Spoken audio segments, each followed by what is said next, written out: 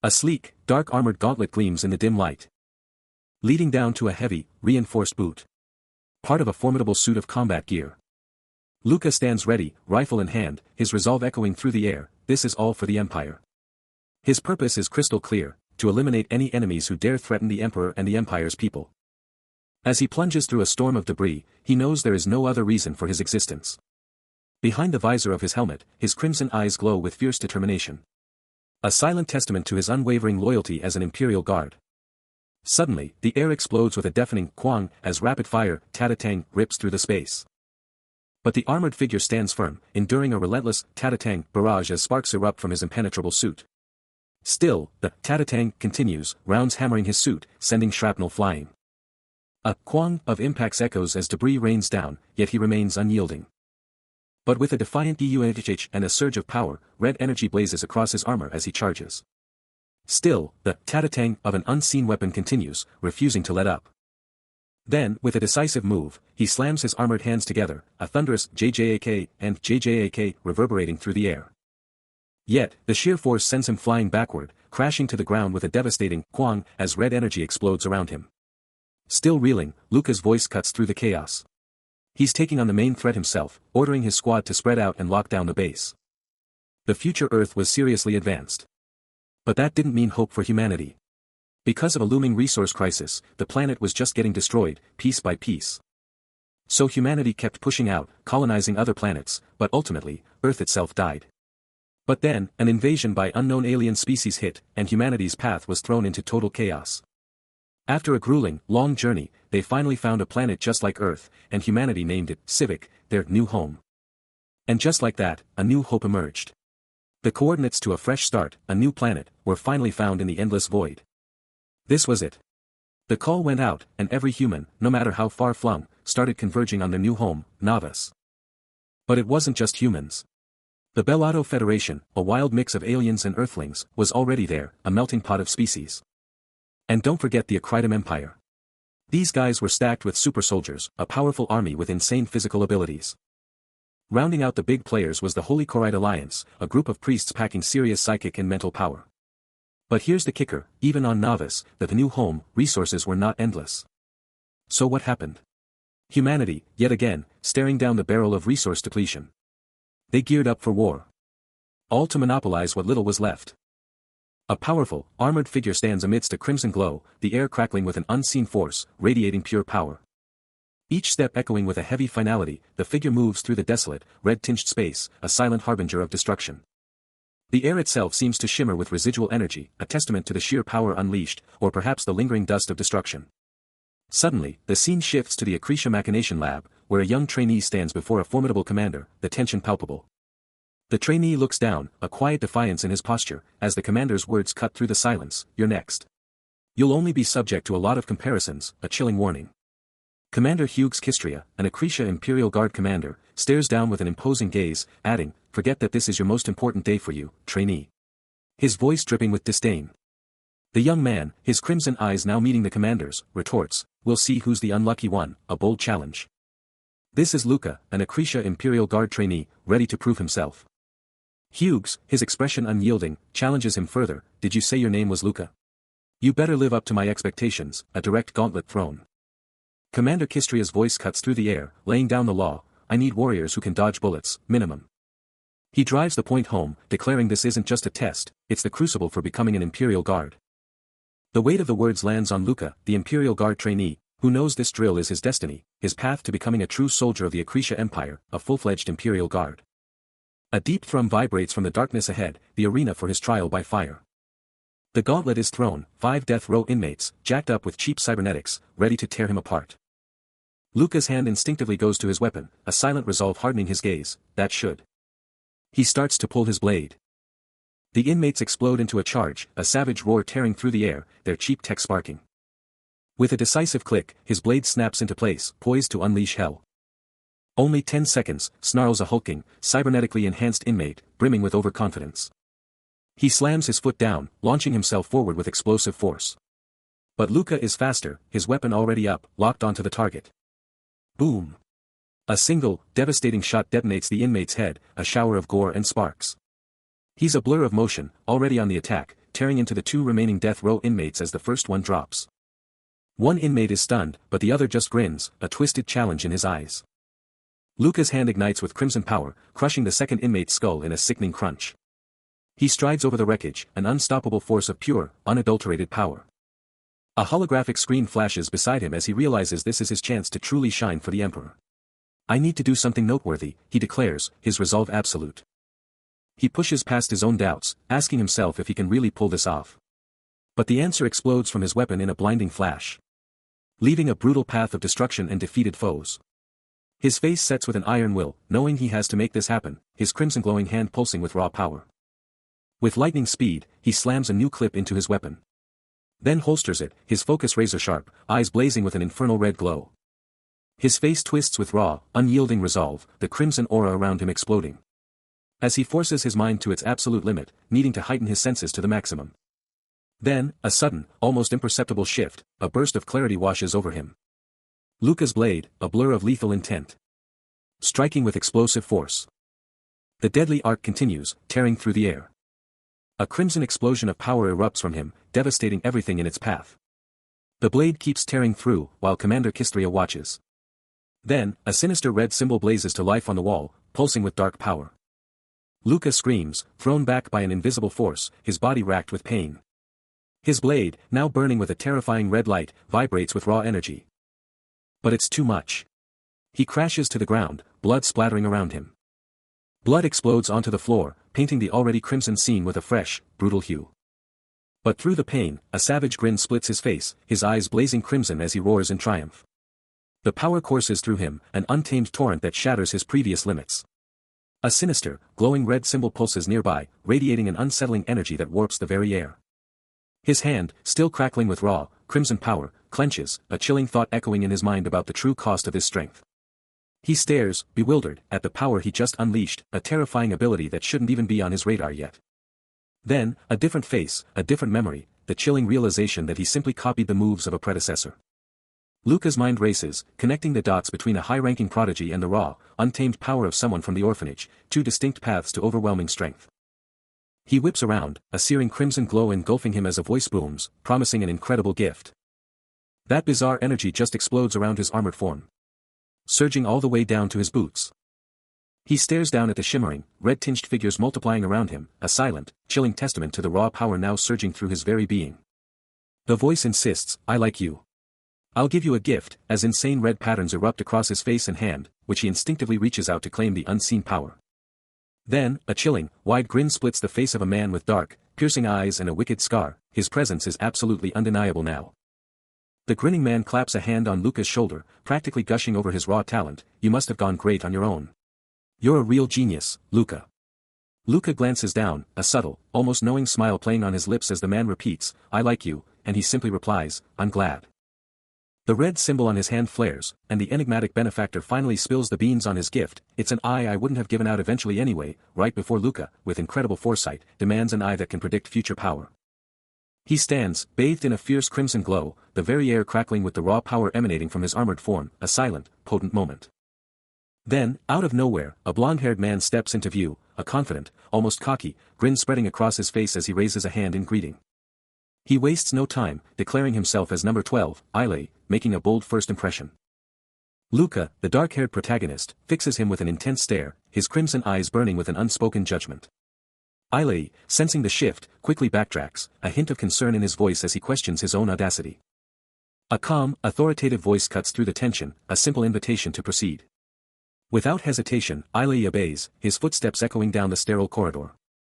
A knowing smirk crosses his features as he concedes, Luca's prowess had truly left an impression. Yet, the young master's voice, sharp and clear, delivers a chilling warning, this isn't where you push past your boundaries. Ile, sensing Luca's raw power, can't help but recognize the formidable aura of a noble house, admitting there's no logical reason to be hostile toward such a lineage. His eyes narrow, confirming Luca's identity as the son of the legendary Kistria family. Luca, with a dismissive turn of his head, cuts him off, shrugging off the comment as mere envy, declaring he's simply too exhausted to care. Cutting to the chase, Ile reaches out, presenting Luca with an unknown item. He makes his intentions clear, revealing this device was the sole reason for his visit. This sleek, advanced gadget is designed to dampen Luca's heightened senses, promising him much-needed rest. He challenges Luca, asking if he truly needs it, then warns that without proper sleep, training is impossible, especially with the overwhelming mana of this place preventing any chance of rest. A knowing smirk crosses Ilei's face, as Luca weighs his options. The device glints in Luca's crimson eye, hinting at a profound difference, as he realizes it's unlike the invaders made in the experiment. He confesses to Ilei that he was totally watching him too, straight up copying his every move. And get this, Ilei isn't some cyborg, he's actually got a mechanical eye, which is a pretty wild distinction to make. Turns out the commander noticed Luca, another irregular just like Ilei, and that's probably why he got hooked up with that sweet mechanical eye, straight from the commander's own stash. Luca just shrugs it off, saying he simply went all out during training, looking down like it's no big deal. He thinks to himself that nobility is awesome, but commoners are just stuck being powerless. Being a lower-class citizen, he absolutely cannot let this golden opportunity slip away, his ambition burning bright. He just walks away from Ilei and the rest, leaving them in the dust. Ilei watches him leave, then repeats Luca's earlier thought, nobility is excellence. But then hits him with, you might have passed the selection, but you're still just a commoner, right? Elsewhere, the mysterious grinning man is watching everything unfold, thinking, could money actually rig these results? He's seriously asking if that's even possible. After witnessing Luca's raw ambition, Ilei drops a truth bomb, no proof, but I'm sensing a massive power-up.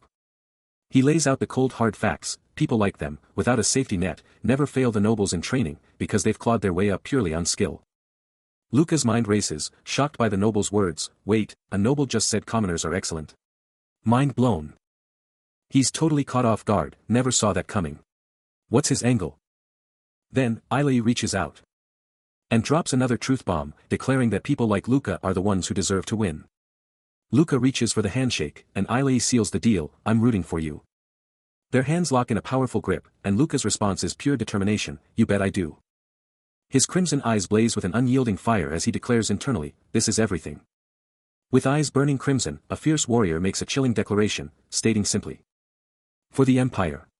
But elsewhere, a determined young woman with piercing blue eyes watches, her gaze hinting at the epic journey about to begin. This is the saga unfolding in a sprawling, war-torn futuristic city, its colossal structures scarred by endless conflict and bathed in an ominous, blood-red glow. This epic narrative follows the chronicles of a girl, not just reborn, but forged into a living, breathing military weapon. Her very existence molded by the brutal realities of a world dominated by imposing, advanced fortresses. And all of this goes down within the iron grip of the tyrannical empire of Akrisha. On a planet known as Novus, a world eerily similar to Earth, where three colossal forces, the Free Union, the Bellata Union, and the Akrisha Empire, are locked in an all-out, brutal war for total dominance. From their perch, Ilei spots the target, locking onto the position with laser focus. Completely oblivious to the storm about to break, Commander Kistria just chills at his desk, totally exposed. But Luca's already in motion, a blur of pure intent. Dropping into the room like a phantom, a crimson explosion of power. Kistria is in his crosshairs. His eyes ignite with a terrifying, focused power, the crimson glow promising absolute destruction. And he unleashes a devastating, glowing projectile. No escape. Now, standing over the stunned commander, Luca holds his weapon, ready for whatever comes next. He absolutely shredded every target in the base, even the ones that were a whole different beast. His partner, Ilei, can barely believe it, asking if he's already mastered his new body. Ilei then pushes, wondering if that commander wasn't a cut above their usual close combat foes.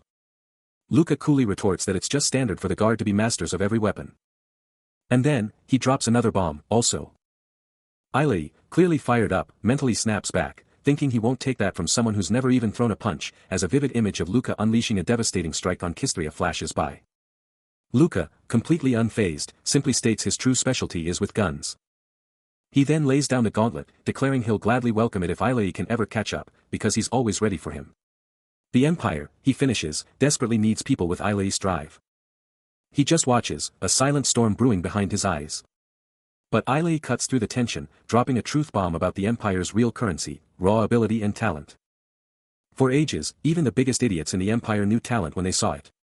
So Ilei challenges him, asking if he really thinks the untalented masses are about to take over. He straight up tells Luca that he's a glitch in the system, totally messing with the Empire's flow.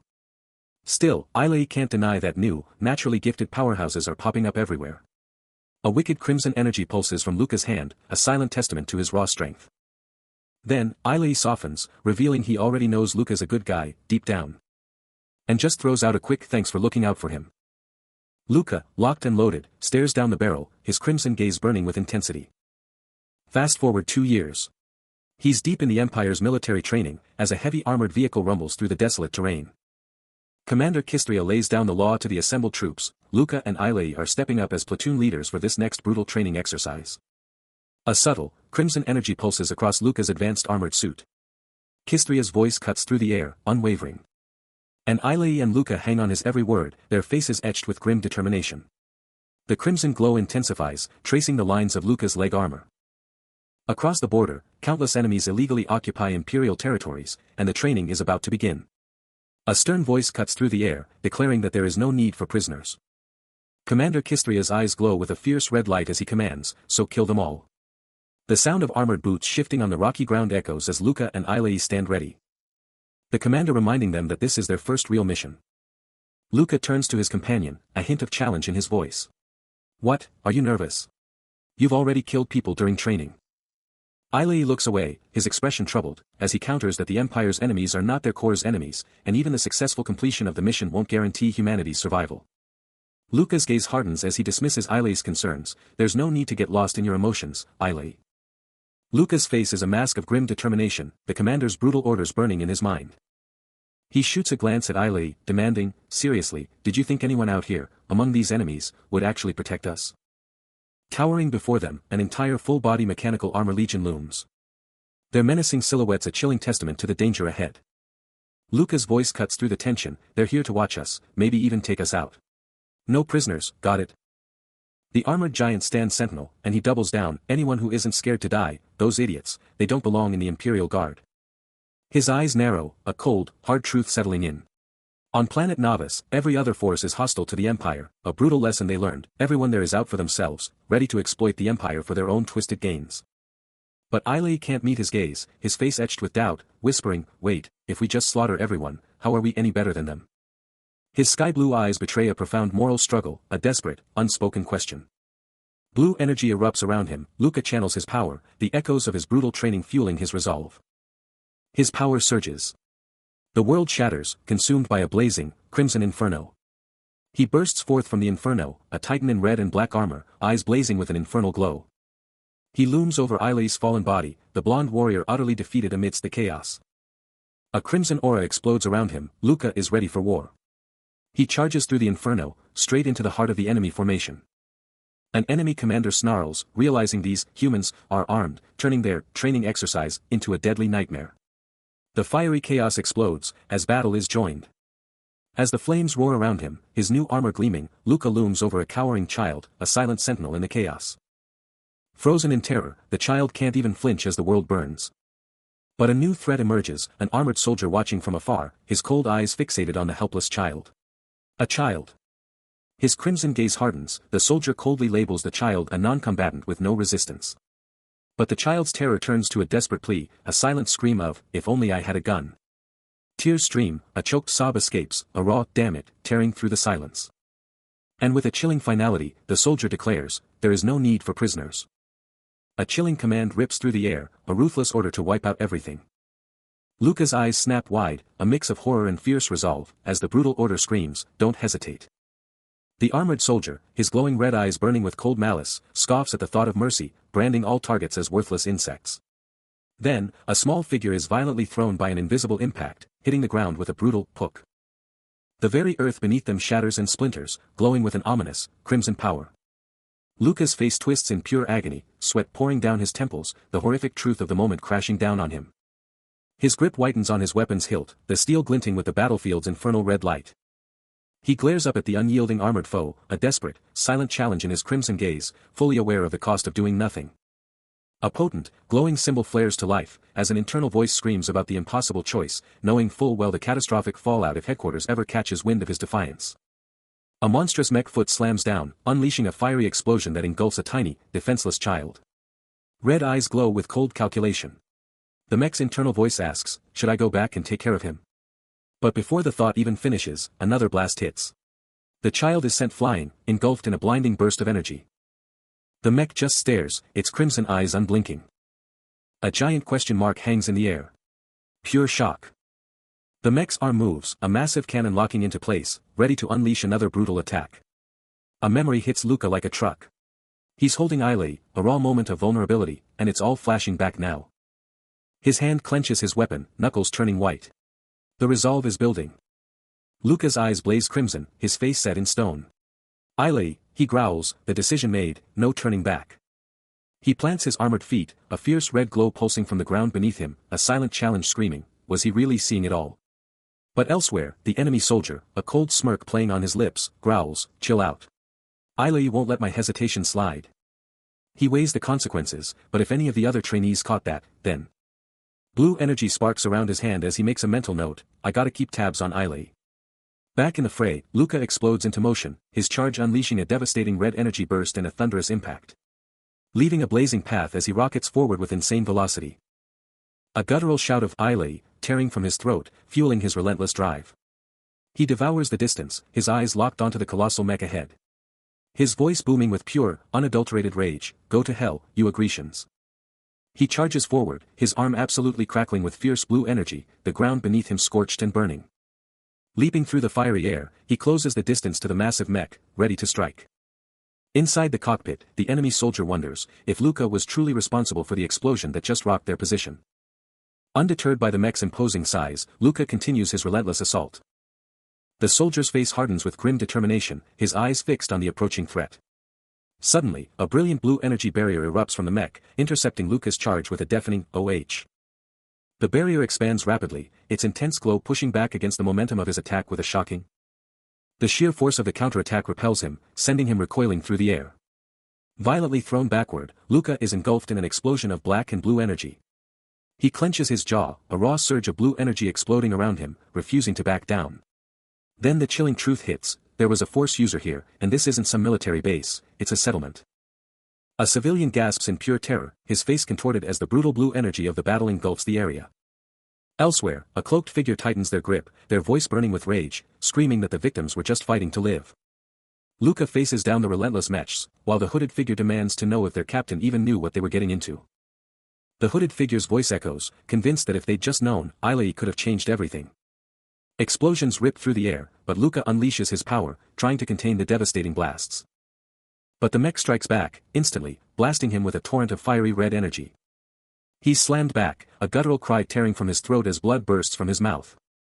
Even after that insane hit, Luca's resolve was absolutely unbreakable. There was no way he was backing down now. His body was screaming, threatening to collapse, but he was pushing through, going for those high-speed maneuvers. Blue energy exploded around his arm, and he knew he had to strike now, while he still had the power. But then, Kwang!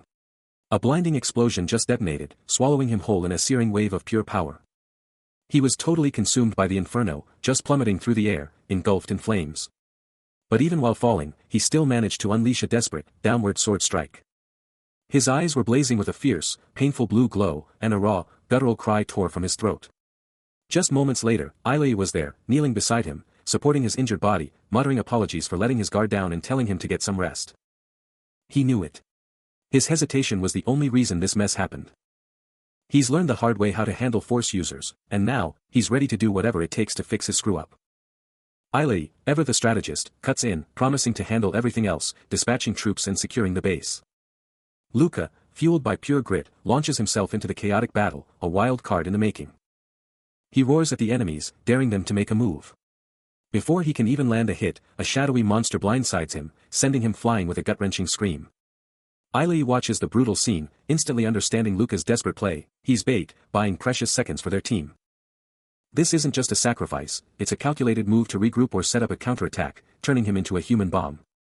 Eilei's hands blaze with electric blue energy, conjuring a potent orb, his mind racing, knowing that any spatial disruption is his cue to strike. The shadowy monster clamps down on Luca, crushing him, its sinister red eyes burning into its helpless victim. The shadowy attacker's armored hand clamps down, and Luca is hit with an insane, crushing force, his mind screaming in disbelief.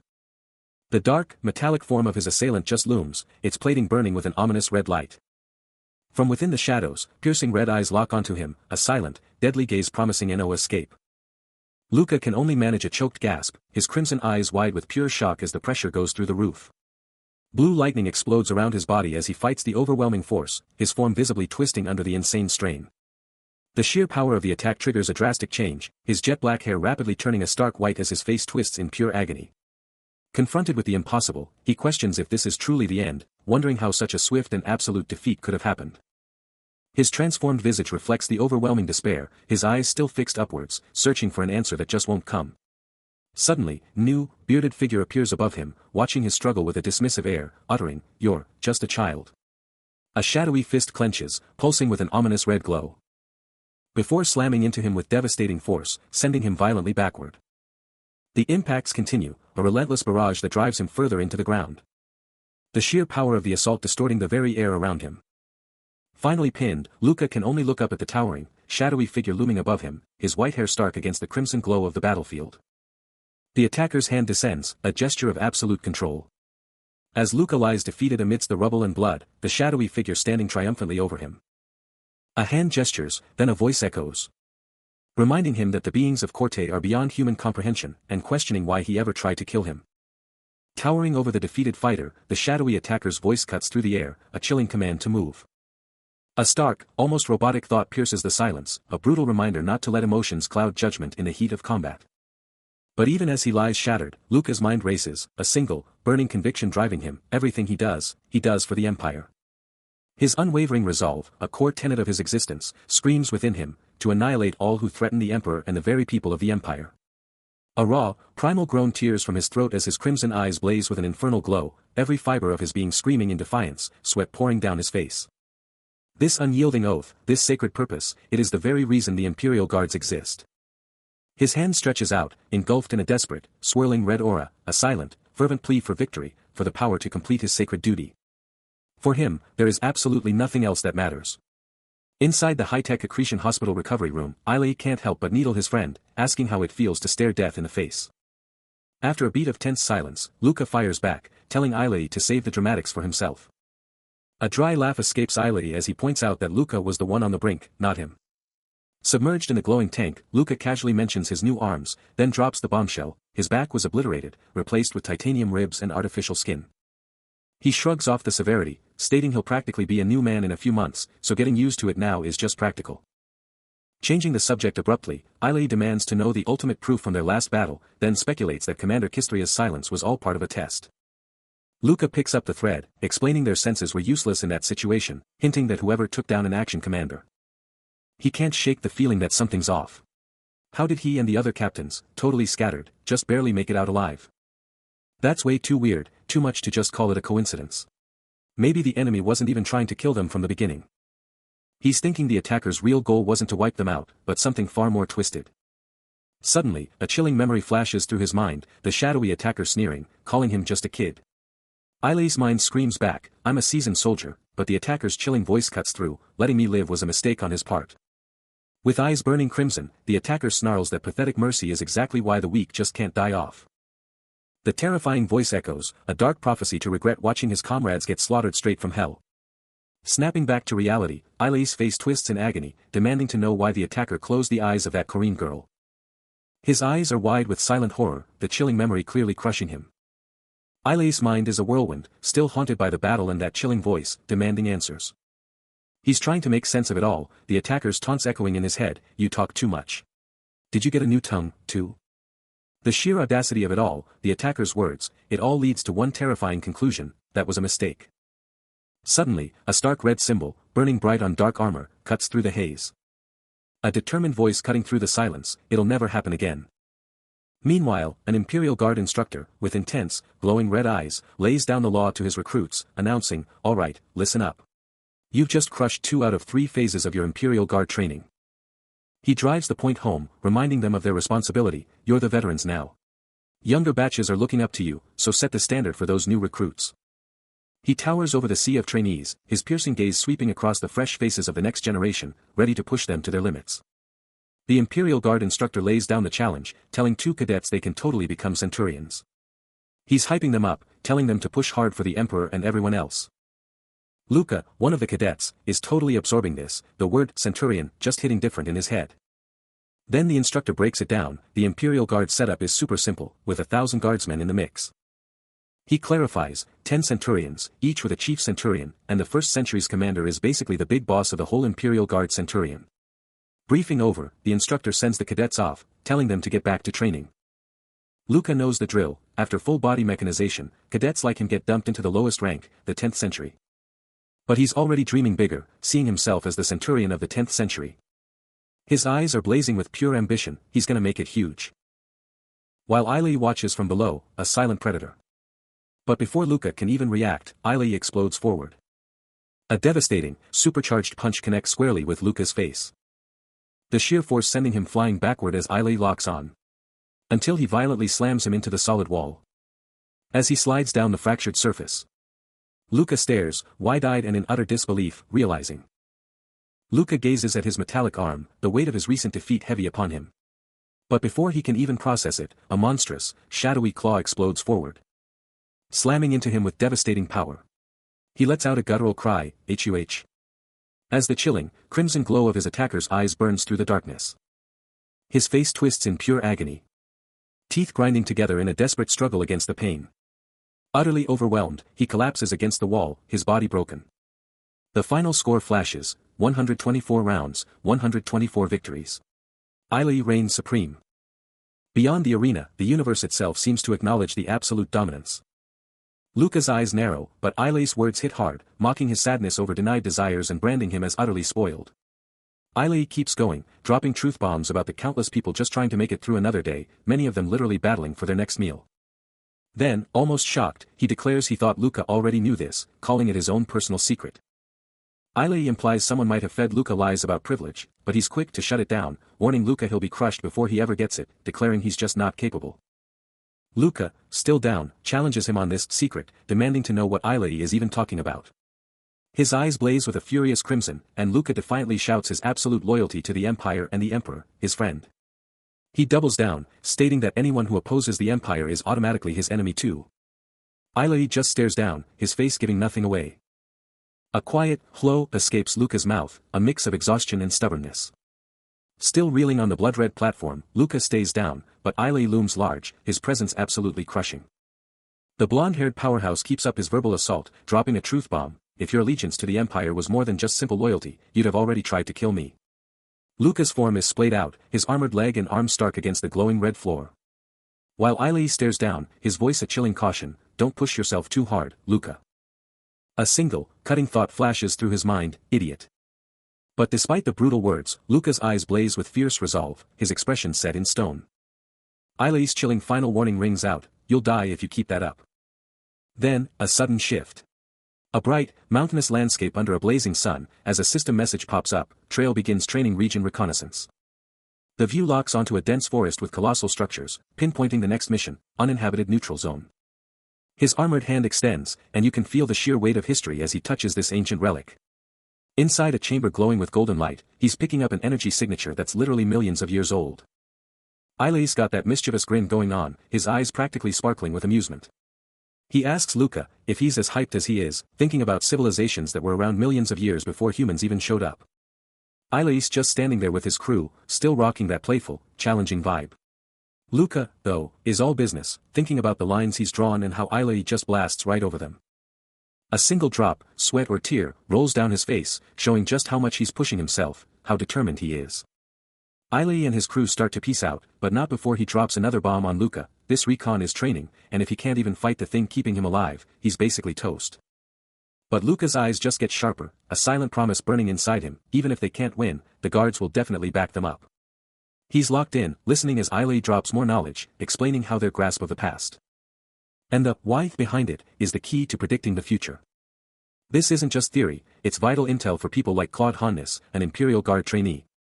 Ailey keeps talking about Claude, dropping that her family, though not Carthada's level, is still seriously respected. Then, with that signature smirk, he pivots to Luca, hitting him with a loaded question. His gaze sharpens, a predatory edge in his tone as he straight up accuses Luca of hiding something, and Luca's red eyes just ignite with a fierce, internal glow. Ailey keeps pushing, warning him off, saying he'll be a threat if he gets closer, then twisting the knife by saying there's no need to be scared, and if he wasn't hiding anyone, he'd have introduced Luca to a little sister. Luca, poker-faced, just drops the bomb, "I'm from an orphanage." Ailey just hangs there for a beat, then casually drops, "She's pretty cute, you know," leaving Luca to wonder what he's implying. Ailey just keeps pushing Luca's buttons, totally calling him out on his popularity. His eyes narrow, and you can practically feel the unspoken challenge. Suddenly, a biological response goes off the charts, and Eileen's crew is already moving in, ready to back them up from behind. But hold up. Claude Hannes, now rocking some seriously epic dark armor, is already out front, leading the charge. Those red glowing lines on her helmet are just menacing as she cuts through this insane new zone. She picks up on something big ahead, a weird energy pulling her in. She looks up, and bam! There's this glowing, crystal thing just chilling in the air. The armored warrior just freezes, totally locked onto that bizarre anomaly. Meanwhile, Luca's back, and his crimson eyes are absolutely blazing with rage, as he lets out one furious curse. Claude Hannes, rocking her new armored suit, is deep in some crazy cavern, and she just spotted something wild, calling it out. But things are getting tense, so she whips out her sword, ready for anything. Her helmet lets out a low hum, signaling that trouble is definitely brewing. Then, out of nowhere, a dark armored figure with glowing red eyes pops up, facing off against Claude, whose visor is now blazing blue. And get this, they're fighting right on the edge of a massive chasm, a glowing, bottomless pit between some gnarly rocks. Claude stares down into the darkness, bracing herself for whatever's coming next. She grips her sword even tighter, and it starts glowing with this insane blue energy. Suddenly, a dude nearby, looking absolutely terrified, yells at her to get out of there, now. But it's too late. Claude gets yanked into the dark abyss, and her friend's scream is the last thing you hear. He unleashes a desperate, powerful blue energy blast, sending debris scattering across the dark, spiky ground. The shadowy figure is engulfed in a torrent of blue. A leg struck hard enough to send blood splattering. Its single visible eye glows with an intense, furious red. As the companion cries out Claude's name in anguish, his armored suit begins to glow with a vibrant blue aura. Luca extends a gauntlet hand, unleashing a burst of electric blue energy, and it hits him. This isn't just any ruin, it's an arcane sight. The intricate blue energy patterns explode outward, engulfing the dark, metallic surface. The massive arcane sight's glowing lines ignite in response, bathing the entire area in an otherworldly light. But a dark, hooded figure with a sinister red lining is secretly observing every single move. Then, out of nowhere, a new, ornate white gauntlet appears, unleashing an even more intense, crackling blue energy. That same gauntlet now clutches a weapon, its blade vibrating with raw power, poised for an attack. And the full reveal, a figure in stunning, elaborate white and gold ornate armor, a truly ancient and formidable presence. He's locked and loaded, the white and gold armor practically screaming power, ready to unleash hell. But hold up, a whole different scene unfolds. A mysterious hooded figure casually drops a bombshell, "Introduce my younger sister to you." And someone's like, "Wait, I thought you were single." But then, bam. Luca's hit with a jolt, his face twisting in agony as a red system glow flashes across his vision. The armored warrior stares down, a horrifying thought hitting them like a truck. I saw the spear glow, but Claude's upper body is gone. Those helmet eyes? They're burning with a sinister red, showing just how messed up things are. Luca's eyes are blazing red, his face screaming in agony as error messages bombard his senses. The armored warrior's tech is going haywire. Error after error as they frantically try to compute, sword, spear, mechanic eye. Calculate that spear's trajectory, now. Blue energy explodes around them as they roar in pure frustration. What does it matter? Then, boom. A spear, blazing with red energy, slams into its target with an explosive impact. A devastating blue energy blast just detonates, shattering the air with geometric force. And out of that chaos, a shadowy, armored menace with glowing red eyes just looms over something unseen, pure intimidation. But Luca is in pure agony, his crimson eyes flaring with system overloads as a voice screams for him to get it together. He can barely breathe. The shadowy attacker, with its menacing red eyes and two armored goons, just confronts Luca head-on, barking at him to just stand there. Then, raising its weapon, the attacker changes tactics, shouting, "Fight and stall time." Luca's face is still contorted in pain, those red lines on his skin just screaming system overload. But then, a fierce resolve hardens his expression as he accepts the brutal reality. There's only one way out of this.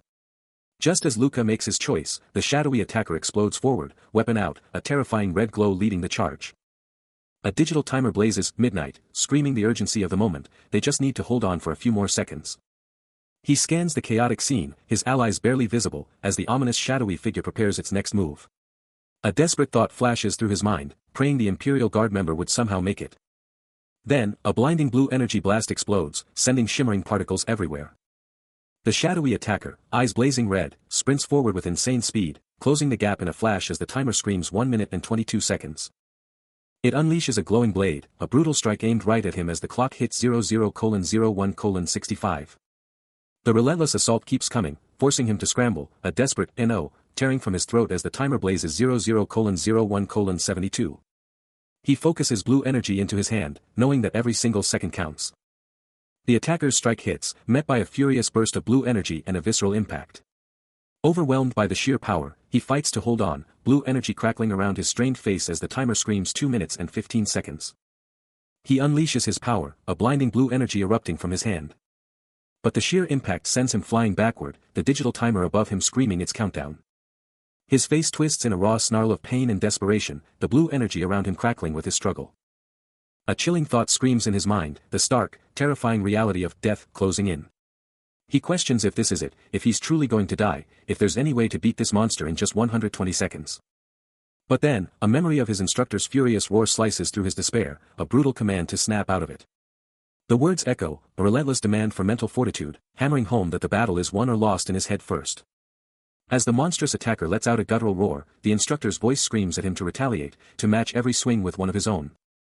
The final, brutal words sear into his mind, a chilling declaration that the Imperial Guard has no room for weakness. His eyes burn with fierce resolve, the digital timer a stark reminder of the ticking clock. No time to waste. Before the enemy can even twitch. He unleashes a furious burst of crimson energy, roaring his intent to strike first with a resounding whomp. Luca rockets forward, a blazing streak of red. His devastating blow cracks against the shadowy form, unleashing a shockwave of blue energy. The shadowy attacker is violently hurled back, whoosh, as a voice screams, "Luca!" Sent flying through the very sky. Before crashing into a distant structure. With red energy still crackling around him, Luca stands victorious, the timer now at 6 minutes and 11 seconds. Luca is absolutely battered, clutching his chest as the digital timer screams in his face. He's pushed to his limits, knowing he can't take much more, but the fire in his eyes refuses to die. But even through the agony, he snaps back to reality, knowing he has to prepare for the next brutal assault. Across the arena, Ailey is already locked and loaded, his sword practically humming as the timer hits 7:51, the tension between them so thick you could cut it with a knife. Then, bam. Ailey explodes into motion, a blinding blue energy erupting from him, his attack a lightning-fast, unstoppable streak. The sheer velocity of his strike is insane, leaving nothing but afterimages as the timer blazes 8:12. He unleashes a devastating, concentrated blast of blue energy, straight for Luca. But just as the attack is about to land, Luca's eyes ignite with a furious crimson glow, a raw, red energy exploding from him as he prepares to unleash his own devastating counter, the timer flashing 9:01. With an earth-shattering surge of raw power, he unleashes a crimson energy wave, absolutely obliterating Ailey's attack with pure, unadulterated force. The sheer force of the blows sends Ailey flying backward, a shocked gasp ripped from his throat as the timer blares 9:51, his blue energy completely overwhelmed by Luca's explosive power. He explodes into action, a crimson streak of pure aggression. Absolutely demolishing the white-armored figure, driving them back with an unstoppable barrage. Ailey can only watch, jaw dropping as he screams, "Ilay! He wasn't going for me."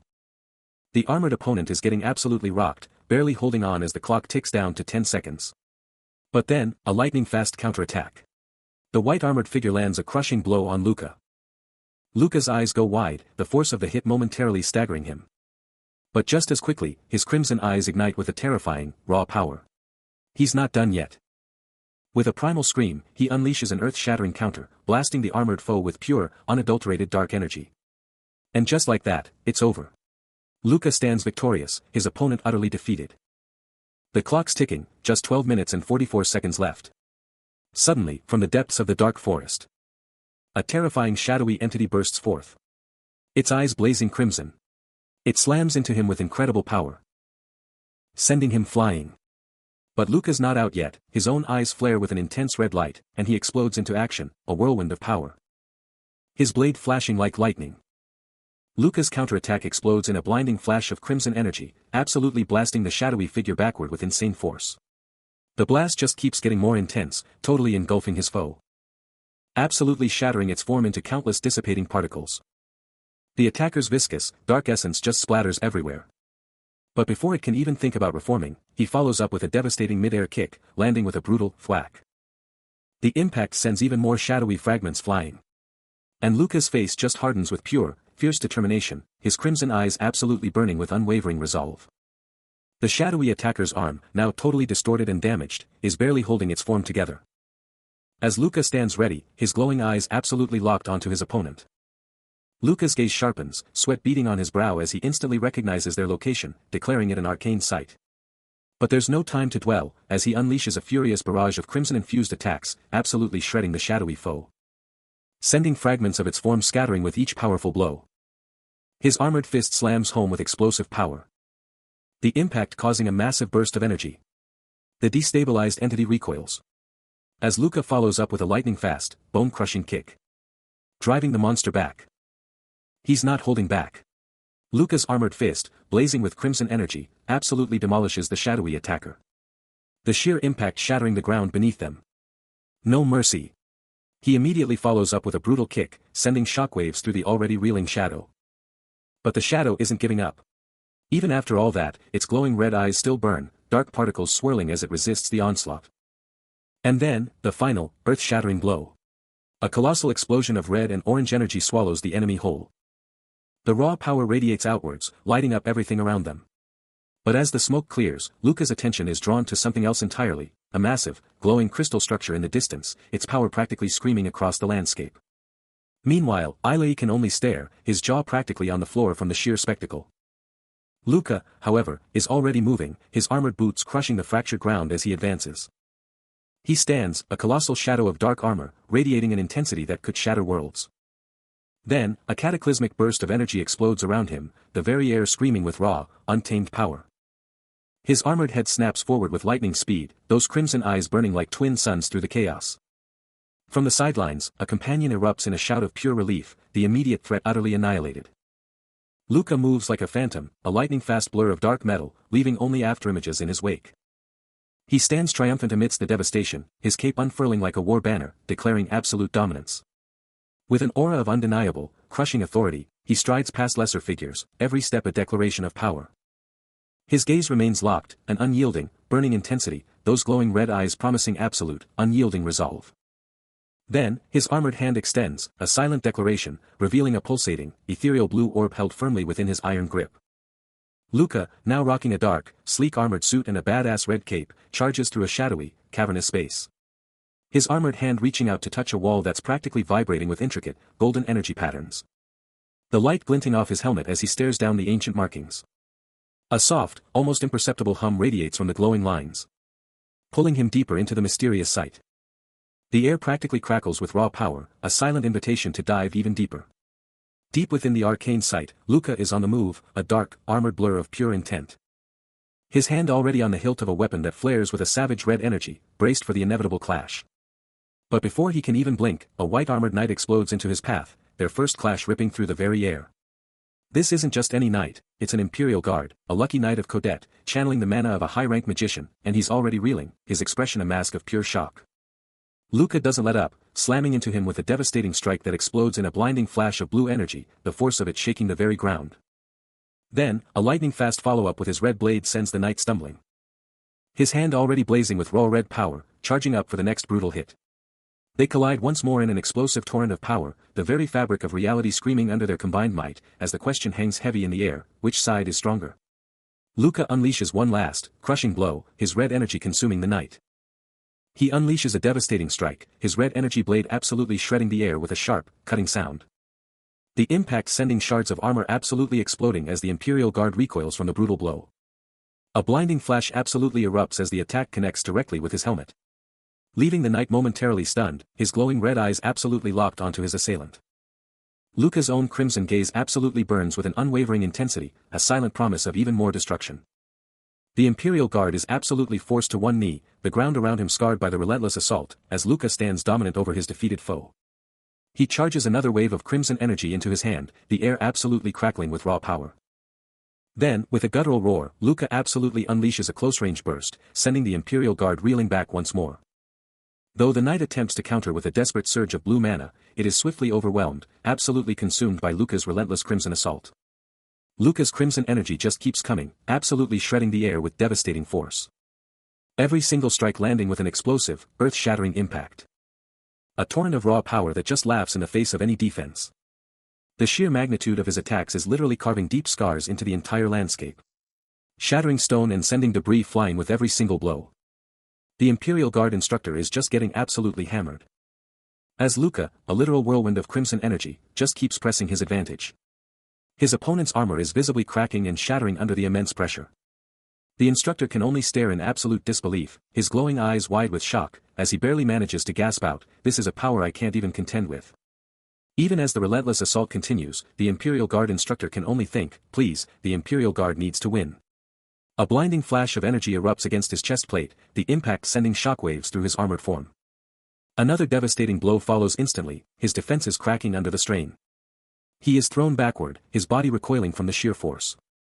Yet another blast slams into him, debris scattering around the impact point. His armor shatters, unable to withstand the continuous onslaught.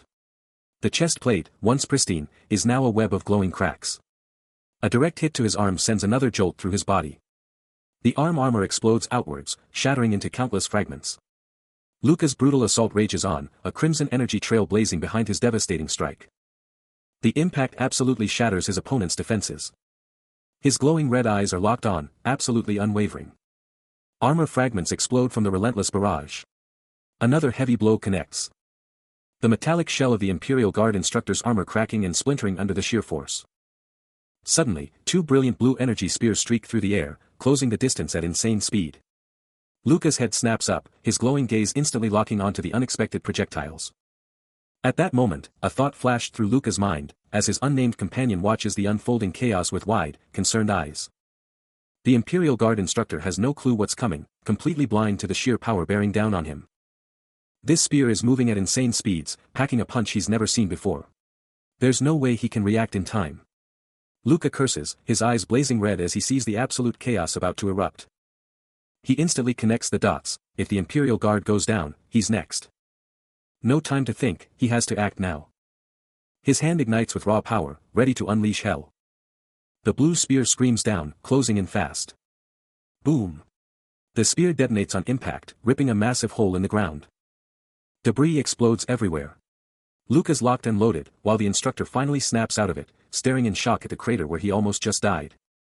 The air explodes with power, a devastating blue spear of light tearing through the void. Luca's face twists in a desperate, guttural cry, his resolve burning like a supernova as he prepares to make his move. The shadowy attacker's projectile barely misses its mark, a hair's breadth from disaster. Slamming into the ground with a deafening crash. But before another spear can even think about striking, Luca slams into the fray, his armored hand glowing with a fierce, defensive energy, intercepting the attack head-on. He clenches his fist, the raw power surging through him, ready to unleash hell. A blinding, brilliant burst of blue energy explodes from his palm, smashing into the shadowy figure with bone-shattering force. The attacker recoils, completely engulfed in the blinding, overwhelming light. Luca's armored fist, absolutely crackling with raw power, slams into its target, unleashing a shockwave of brilliant blue energy that just explodes outwards, completely engulfing the shadowy attacker in its destructive, overwhelming aura.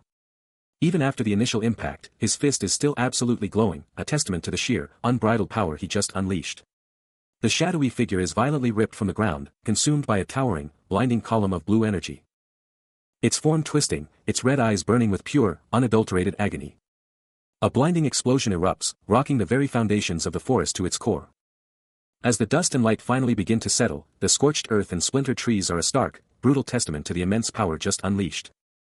The shadowy attacker lies utterly broken and defeated on the ground, its form barely recognizable amidst the smoldering debris. He crashes to the scorched earth, his mind a whirlwind of chaos, desperately questioning the aftermath and who, if anyone, could have possibly endured that cataclysmic clash. A crushing wave of despair hits him, the terrifying realization that if the Gorite Knight somehow survived, he'd be utterly, completely finished. His voice, a ragged, desperate gasp, screams for it to stop, a primal plea tearing through the shattered air. Still, he pleads, his very essence screaming for release. Then, a commanding, steady voice slices through the ringing in his ears, a stark declaration of, "Good work, trainee." The instructor, acknowledging Luca's pivotal role in taking down the knight, then cuts straight to the chase, "Did you take a hit?" Luca, wincing in pain, grits out his confession, "I got clipped trying to evade that force slash." With a decisive, unwavering tone, the instructor declares, "I'll assist you. Let's get back to base." Down, but not out, Luca's mind is racing, and he quickly deduces the truth, this isn't just any place, it's an arcane site. His eyes snap open, a jolt of pure shock and understanding hitting him, as the gravity of his situation becomes terrifyingly clear. But hold on, let's talk about the Legion. This isn't just any gear, it's the full-body mechanical armor the Empire hands out to its elite Imperial guards. This thing turns you into the ultimate weapon. Every single trainee dreams of getting their hands on a Legion, it's the ultimate badge of honor for an Imperial guard. Luca's crimson eyes reflect the armor's imposing form, but a massive, however, looms, hinting at a twist nobody saw coming. A brilliant, almost blinding light erupts from the arcane surroundings, making everything glow with raw power. The intricate details of the Legion armor's leg are highlighted, pulsing with contained energy. Overwhelmed by an unseen force, Luca's jaw locks tight, his mind screaming, "My brain." And then, a chilling voice cuts through the static, challenging his very existence. Are you a machine, or are you human? Now encased in the formidable Legion armor, he's brought to his knees, grappling with the sheer power coursing through him. The internal battle rages, his mind screaming, "My brain." He's losing himself, a terrifying question forming, is it gone? A raw, primal scream tears through the air, a testament to the agony he endures. The Legion armor flares with an infernal red energy. With a defiant roar, his armored hand crushes, the very metal groaning under the strain. He finally forces himself upright, a single, exasperated curse escaping his lips. Still reeling from the Legion armor's overwhelming power, Luca's mind is a whirlwind, grappling with the profound changes within him. He questions his very identity, wondering if he's just a monster now. A chilling cold seeps into his bones, his body trembling uncontrollably as the armor's crimson glow intensifies around his hand, a raw power surging. The armor's chest plate pulses with a dark, ominous energy, and he desperately wonders if he can even survive until help arrives. As his consciousness fades, a monstrous, shadowy figure with glowing red eyes looms over his fallen form, becoming the last terrifying sight he expects to see. The shadowy attacker stands menacingly, its form radiating an oppressive, terrifying aura over the desolate landscape. Luca lies broken on the ground, his armored limbs still faintly glowing, utterly defeated. From a distance, the Imperial Guard instructor observes the scene, a knowing, almost smug expression on his face as he remarks, "Ailey. You survived." He continues, acknowledging the armored figure's state, not in the best condition, but, his voice trailing off with an unspoken implication. The terrifying, white-haired entity with blazing red eyes demands to know about the others, then chillingly declares them all dead, leaving only those who stand before it. But then, a hand reaches out, and the instructor's voice slices through the air, demanding to know the extent of his injuries, and Luca's mind screams back that he's on the verge of death. Staring down at the broken figure, the instructor then calls him by his secret name, Ailey. With a calculating gaze, the instructor pushes further, demanding to know his next move. Luca, his hair now a striking blonde and eyes alight, stares up, a silent question burning in his gaze, demanding an answer. But then, a fierce resolve ignites within him, and he proclaims that he must forge forward, for his entire life's journey is laid out before him. The white-haired entity maintains its eerie watch, its crimson gaze unblinking. The view dramatically shifts to a sprawling city bathed in sunset, and a voice asks, if that's the path to Korite and Bellato. The answer is a resounding yes, followed by the stark truth, what you truly desire can never be found within the Empire's grasp. Despite the brutal scars, Luca defiantly declares he's fine, practically daring the instructor to leave. But the instructor's mind races, calculating their next move, reinforcements are inbound, and then it's back to the Empire. Luca's response is chillingly simple, a stark, so go, his eyes burning with resolve. His armored hand, a symbol of his power, rests on his knee. As he holds his ground, unyielding. A low whirring hums around him as his eyes close, a moment of intense focus or profound weariness. The instructor's mind reels, remembering Luca's incredible lineage, how he was groomed for greatness, always perfectly executing the Empire's will. He thinks of the sheer envy any citizen would feel for Luca's life. Staring into the cosmic abyss, the instructor finally voices his utter bewilderment, unable to grasp the enigma that is Ailey. The Imperial Guard instructor locks eyes with Luca, a heavy silence hanging in the air. But as he processes Luca's decisions, a profound realization hits him. He flashes back to Luca's raw ambition, to the moment his dreams ignited, a dazzling light he'd never seen from anyone else. And with that profound memory, he silently wishes for Luca to forge his own path, to live exactly as he desires. Luca's inner voice roars back, a fierce commitment to follow his heart, no matter what. Then, in a flash, everything explodes, a brutal, unexpected force ripping through their reality. Luca's armored gauntlet snaps up, glowing with raw power, as an invisible enemy lunges. A monstrous, shadowy beast, eyes burning crimson, slams into them, a sickening crunch ripping through the air. The Imperial Guard instructor crumples, knocked out cold and bleeding, but Luca snatches him from the air, his face a picture of pure, unadulterated shock. He stares up at the instructor, who, even with his brutal injuries, forces a pained smile, declaring that Luca's current state has him genuinely fearing for his own life. Luca's grip clenches on the instructor's arm, his armored hand a stark contrast to the blood-soaked uniform. The instructor's face twists in agony, but he pushes on, vowing there's no way he'll let Luca fall here.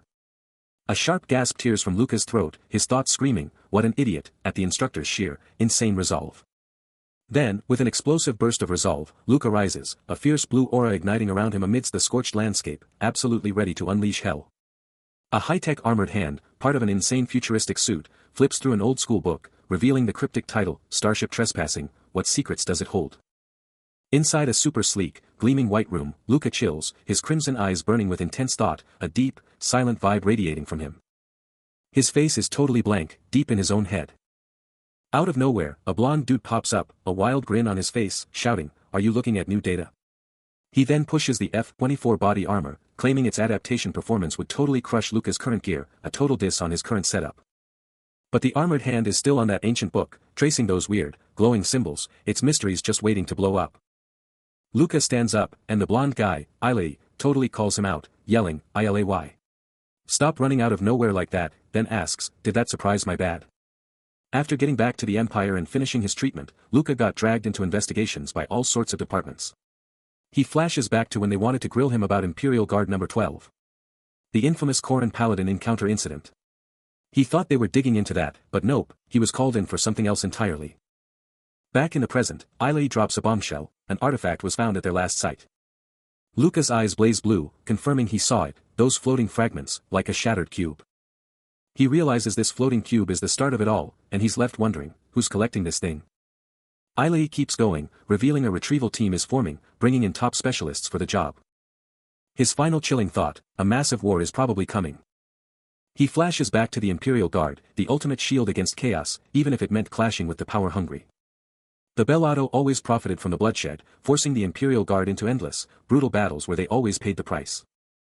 He'd always been clear, no politics, just orders and pure combat, a stance he once voiced to a blonde-haired comrade. That, in his mind, was the only mission of an Imperial Guard. His mind snaps back to the Imperial Guard, their armored ranks blazing against a searing light. He remembers a chilling report about one of them, their head utterly obliterated. The captain had summed it up perfectly, his grim expression mirroring the sheer horror of it all. But what was it, truly? Just residual mana, like the captain claimed? No, he silently rejects, his robotic hand tightening. He's locked in, eyes glued to the screen, his mind still reeling from the past. The unanswered questions from that day still burn. Questions that headquarters flat out refuses to touch. But then his thoughts drift to a lavish, out-of-place spot deep within the cadet training grounds. A vibrant, almost mystical forest. It's a visiting room, a place for cadets to connect with their loved ones. And after getting discharged from military school, Luca swore he'd never step foot in there again.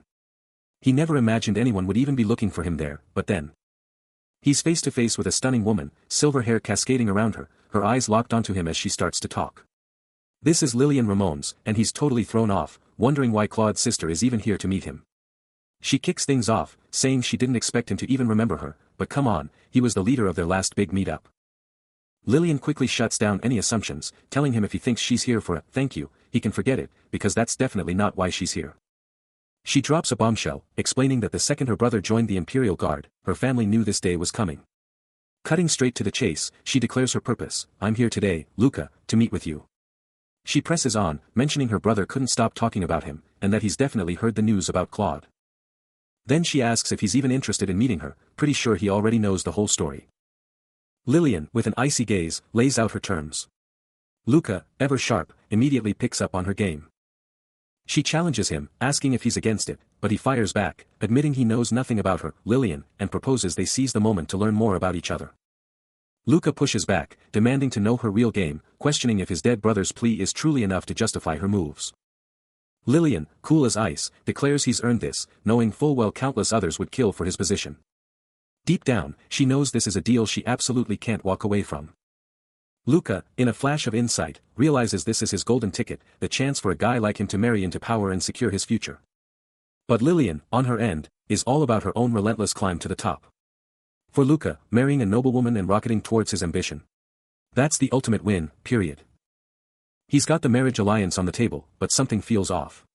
Too easy, almost like a trap. Sweat drips down his face, the pressure is getting to him. But Lillian, haunted by her own dark desires, is surprisingly feeling a major reluctance herself. Then, with a sudden, shocking declaration, he states, "I'll have to refuse. Lillian is absolutely stunned, barely managing to gasp, "What?"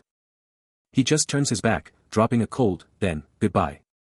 He just walks out, leaving her in the dust. She can't believe it, thinking back to how she saw him as a fool for joining the Imperial Guard, despite his noble background.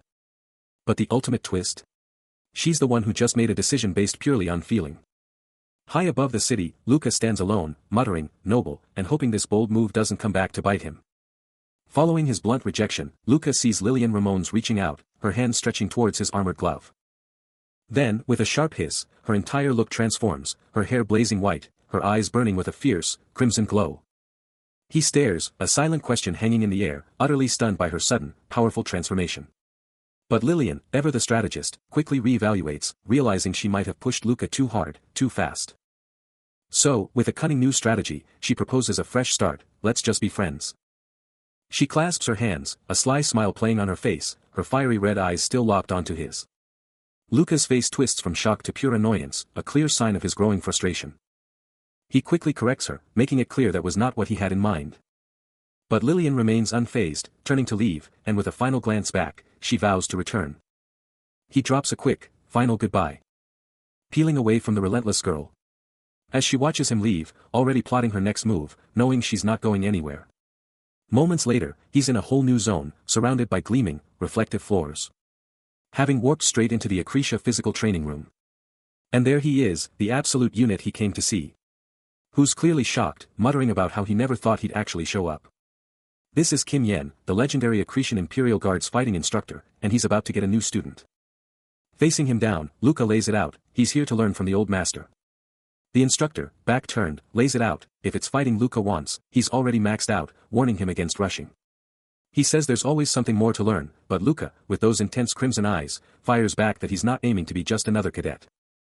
The instructor finally faces him, reiterating that there's no need to rush. This is Kim Yen, the cadet's fighting instructor, and he's powerful, yet surprisingly chill compared to the others. Unlike the rest, Kim Yen uses a low-power augment, but Luca's new gear. That thing should be 10 times stronger. His advanced, black armor shines with potential. The only real drawback, Luca realizes, is that he can't unleash his true strength within the palace walls.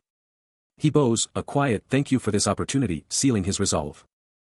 Kim Yen, the Imperial Guard instructor, fixes him with an intense stare, proclaiming that Luca has left him no other option. A challenging grin splits his face as he roars, "Bring it on," then unleashes a devastating blow that sends Luca flying. But Luca, a blur of motion, instantly recovers his balance. His new augment igniting with blinding energy as he slams into a defensive stance against another crushing blow. The instructor drives him back, a taunting question hanging in the air, "Did you really want to test out your new augment?" Luca's mind races, a stark realization hitting him, this man, a retired Imperial Guard, shouldn't be able to shrug off his attacks without even a twitch. Fueled by a surge of resolve, Luca explodes forward, wreathed in a vibrant, crackling aura of raw power. His attack lands with a devastating, explosive impact.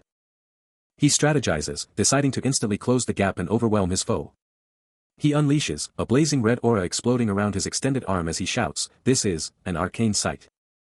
In a flash of pure power, he rockets forward, a crimson blur of unstoppable force. The air practically screams around his outstretched hand. As his attack slams home with a bone-jarring whomp. The sheer force of it echoing through the entire arena. He stands firm, eyes locked on his target, a silent testament to the raw power he just unleashed. Even the seasoned Imperial Guard instructor is visibly shaken, a rare look of shock on his face, as Luca confidently proclaims, "It's my win." The instructor's eye sharpens, a silent acknowledgement of Luca's explosive power. And Luca's crimson eye, burning with an almost terrifying glow, reflects the absolute victory he just claimed. He's airborne, face twisted in a grimace of pure shock and pain, his body a blur against the raw power. And Luca? Even he looks surprised, seeing the raw devastation he just unleashed. Still airborne, Kim Yen's mind is reeling, utterly baffled by how he got launched like that. He's still falling, a streak of defiance against the purple haze. Down below, Luca's augmented hand is absolutely blazing with purple energy, the raw power still surging. But Kim Yen's not out yet. A burning resolve ignites within him, he's not letting this stop him. His eyes are practically on fire with determination as he clenches his fist, ready to counterattack from any position. A leg whips out, a lightning-fast blur, he's already planning his comeback. Still reeling from the brutal hit, the instructor's body violently contorts mid-air. Losing all control as he's sent flying through the air. He's plummeting fast towards the unforgiving ground, his opponent watching every agonizing second. You didn't just underestimate my power, the young man declares, you completely missed that I can absorb life force. Then, with a brutal thwack, the instructor slams into the unforgiving ground. Left bruised and broken, yet his eyes still blaze with defiance. Towering over the defeated foe, Luca stares down, a chilling question echoing in his own mind, why are you in such a rush, Luca? Out of nowhere, a shadowy entity snatches Luca mid-flight, its blazing red eyes piercing him as it demands to know his rush. Luca's crimson eyes blow wide in pure shock, the lightning-fast counterattack catching him completely off guard. Plummeting through the void, Luca's mind races, trying to process the impossible, his attack was supposed to hit Kim Yen dead on. He flashes back to the critical moment, Kim Yen's unnervingly calm face just before everything went sideways. But the second Kim Yen's hand grazed his arm, the entire fight flipped. A primal growl rips through the air as Luca is violently launched, his form engulfed in explosive red energy. Still blazing with the crimson aura, he's hurled further into the dark abyss. His body reels, completely out of control, the sheer kinetic force of the impact somehow transferred back, rattling him to his very soul. Luca's still feeling the shockwaves, barely keeping himself upright after that insane counter. Kim Yen, his instructor, just watches him, a sly grin spreading as he drops the bomb. What was that just now? Something way out of your league. Luca, totally thrown but hyped, stares up, his brain buzzing with that wild energy, thinking, wait, can I actually learn this? Kim Yen's face gets serious, his glowing red eyes locking onto Luca as he fires back, you still want it after seeing this? Shortcuts always come with a cost. But the technique's aftershocks are still messing with Luca, making his body twitch and jerk. The huge, empty training room just amplifies the silent tension. While Kim Yen just watches Luca drop, hitting him with the same question again, so, Luca, what did you actually learn from that fight? His body's still not obeying, and then it hits Luca, the true nature of the attack. He gets it, my body just moved on its own, I lost all control. This is Arcus Victima, a combat technique. Kim Yen lays down the law, telling Luca to back off his techniques, but Luca, with zero chill, fires back, asking if he's just gatekeeping military secrets. Kim Yen admits the military eyed it, but drops the bombshell, Arcus Victima has 3 massive flaws. Luca, still feeling the technique's aftershocks, nails one of the problems, it's brutally hard to learn. Kim Yen can't help but be impressed by his sharp read. He then adds that the insane brain processing must be frying his circuits. Kim Yen confirms Luca's guess, but the last reason? That's on a need-to-know basis, and Luca ain't there yet. Luca, however, remains absolutely unyielding, shouting that if it makes him stronger, he'll dive headfirst into any risk. Kim Yen fires back, shutting down Luca's bravado, asserting it's not his call, and then hits him with the ultimate challenge. Does he even grasp the true cost of these shortcuts? Suddenly, an invisible impact rocks Luca, sending him flying back. But even after that brutal hit, Luca fights through the pain, still demanding answers from Kim Yen. Training the Archi's combat method inevitably causes problems in the brain, Luca reveals, then challenges the instructor, demanding he swear to stop. The instructor's eyes narrow, fully aware Luca would instantly detect a lie. As he subtly shifts his stance. Luca, refusing to back down, states he can't make that promise, but vows to try his absolute best to avoid it. Suddenly, a brutal, invisible strike smashes into Luca's face. And the instructor seizes him by the collar, yanking him up. Luca crashes to the floor, a heavy boot stomping onto his head. His world spinning from the relentless assault. Towering over the defeated Luca, the instructor delivers a chilling ultimatum, from now on, I'll be the one to attack you. Still down for the count, Luca's mind races, connecting the dots of this brutal training. He gets it now, this isn't just a lesson, it's a trial by fire to forge him into a weapon ready for anything. A chilling smirk spreads across the instructor's face. As he coolly tells Luca to get back on his feet, a chilling declaration that he only likes fast learners hanging in the air. Fast forward. A new face pops up, casually asking Luca if he's actually getting any shut-eye. The blonde officer just stares, waiting for an answer. But Luca's exhausted face tells the whole story. And he just shrugs it off, with a simple, I've just been busy, as they walk down the corridor. A whole month has flown by since he started daily sparring with Kim Yuan. The instructor's harsh words still ringing in his ears, if you can't learn by watching, you'll never get it, even if I spell it out. Kim Yuan didn't actually teach him anything directly, he just wanted him to watch and figure it out. This Archi's combat method was totally unlike anything he'd ever learned before. Forget focusing on one skill, the Archi's method was all about taking every single ability he already had and pushing it to its absolute limit. And all those weapons he picked up in Georgia. They were now being optimized by some kind of superhuman algorithm, blue energy practically exploding from his head. Ultimately, this wasn't just physical training, it was a total mind hack. Later, a blonde officer casually asked about his work, and Luca just shrugged it off as boring, saying he just had to take out a few rogue androids. He even boasted that all his recent missions were just child's play. The blonde officer, clearly worried, points out that Codette must be sending their best after the last disaster, then asks the burning question, where is the chief commander? But he quickly corrects himself, revealing it's not about the chief commander at all, he's heard some seriously disturbing intel from his own family.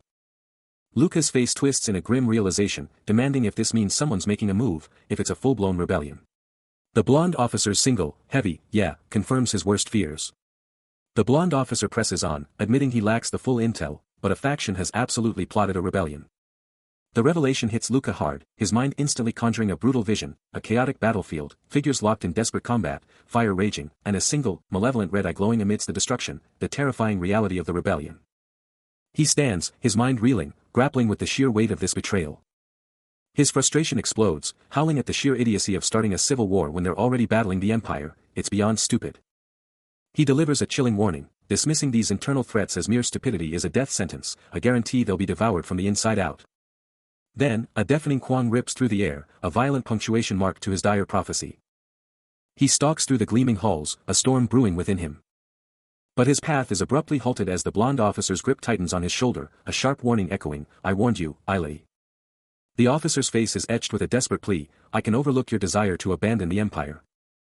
But if you choose to become an enemy, I won't stand by, he insists, his voice strained, I just thought this intel was crucial for the Empire's survival.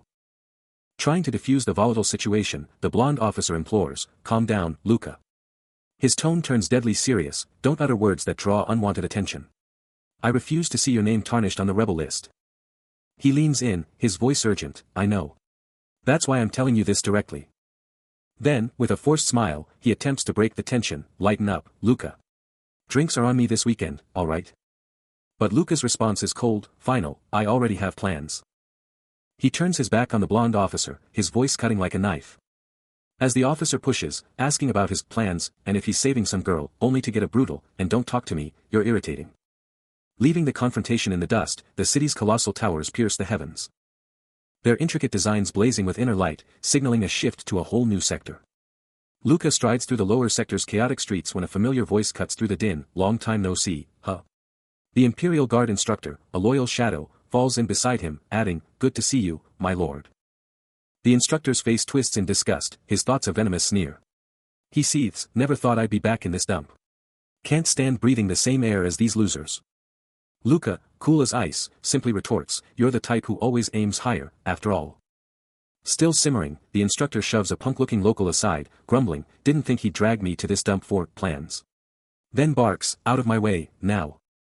They stride past the now sprawled figure, the instructor adding with a contemptuous sneer, you were just standing there, moron. The very air of the lower sector is a putrid assault. He muses, remembering how this forgotten place, where he once struggled, is now the city's dumping ground for thermal energy and raw waste.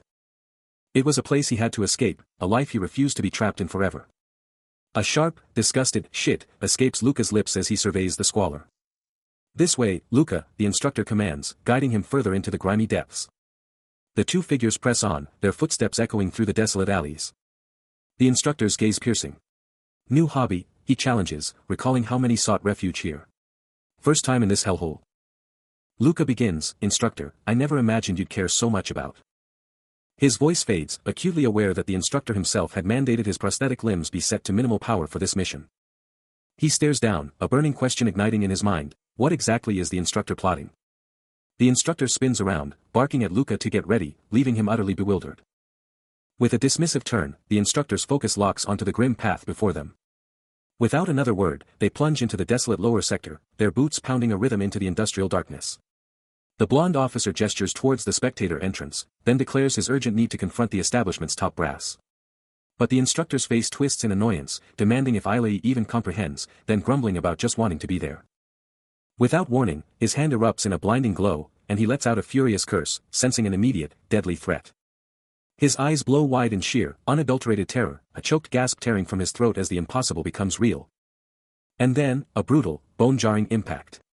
The instructor is violently slammed backward by a shadowy, unseen attacker.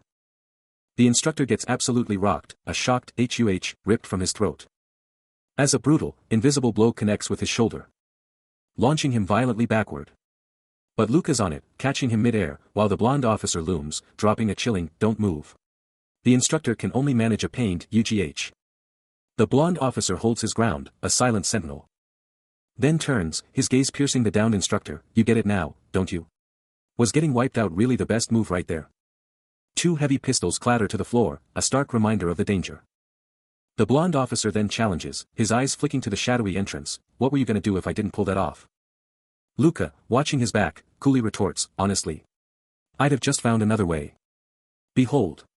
A colossal, futuristic fortress, its sleek design and radiant glow screaming raw power, as armed sentinels stand guard. Inside, the instructor points to the epic vista, declaring it the Empire's absolute hottest spot, leaving Luca utterly stunned with a bewildered "What?" A guttural grunt rips from the instructor, his face contorting as if wrestling with a brutal reality. Deep in the shadows of a sleek, metallic corridor, two figures are on the move, their purpose unknown. Meanwhile, in a slick, red-lit room, a crew of serious-looking guys surrounds a boss-like figure, who's just chilling, puffing on a cigarette. With dark shades hiding his eyes, the man radiates pure boss energy, his two enforcers standing guard, ready for anything. He takes one last puff, then drops the bomb. "Put this guy in the match." Across the room, two younger dudes are chilling on a couch, one with dark hair, the other with long red locks, both hanging on every word. The dark-haired guy's face totally changes, a worried frown creasing his forehead. You can practically see the gears turning. His thoughts race, so this is why he told me to come with a low-output body. A hand, dripping with rings, clutches a lit cigarette, the smoke a silent testament to the tension in the air. Back at the desk, the Imperial Guard instructor stares at the glowing wall, a chilling realization dawning. This is no ordinary place, it's an arcane site. But Luca isn't alone, he's got the red-haired young man locked down. A raw, crimson power igniting around him as he glares down. Then, chaos. Muzzle flashes explode, bullets ripping through the air, slamming into Luca's position. The blonde officer, weapon ready, sneers at Luca, confused. "Are we? We didn't let you in to grant wishes, pal."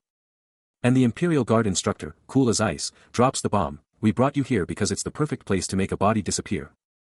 But Luca? He's not buying it. Bluff, he thinks, his mind already calculating. If they wanted us dead, we'd be dead already. He counts them, 3 guns, all locked on target. Fully aware of the 2 additional armed gang members lurking just beyond the threshold. Then, his hand shoots out, a sudden, explosive burst of vibrant green energy erupting around it. He unleashes a devastating wave of emerald light, a pure surge of power. That surges forward, absolutely engulfing the entire corridor. The closest armed figure is instantly overwhelmed, their body twisting violently under the sheer force of the raw energy. Another assailant is caught squarely in the blast, sent hurtling backward with incredible force.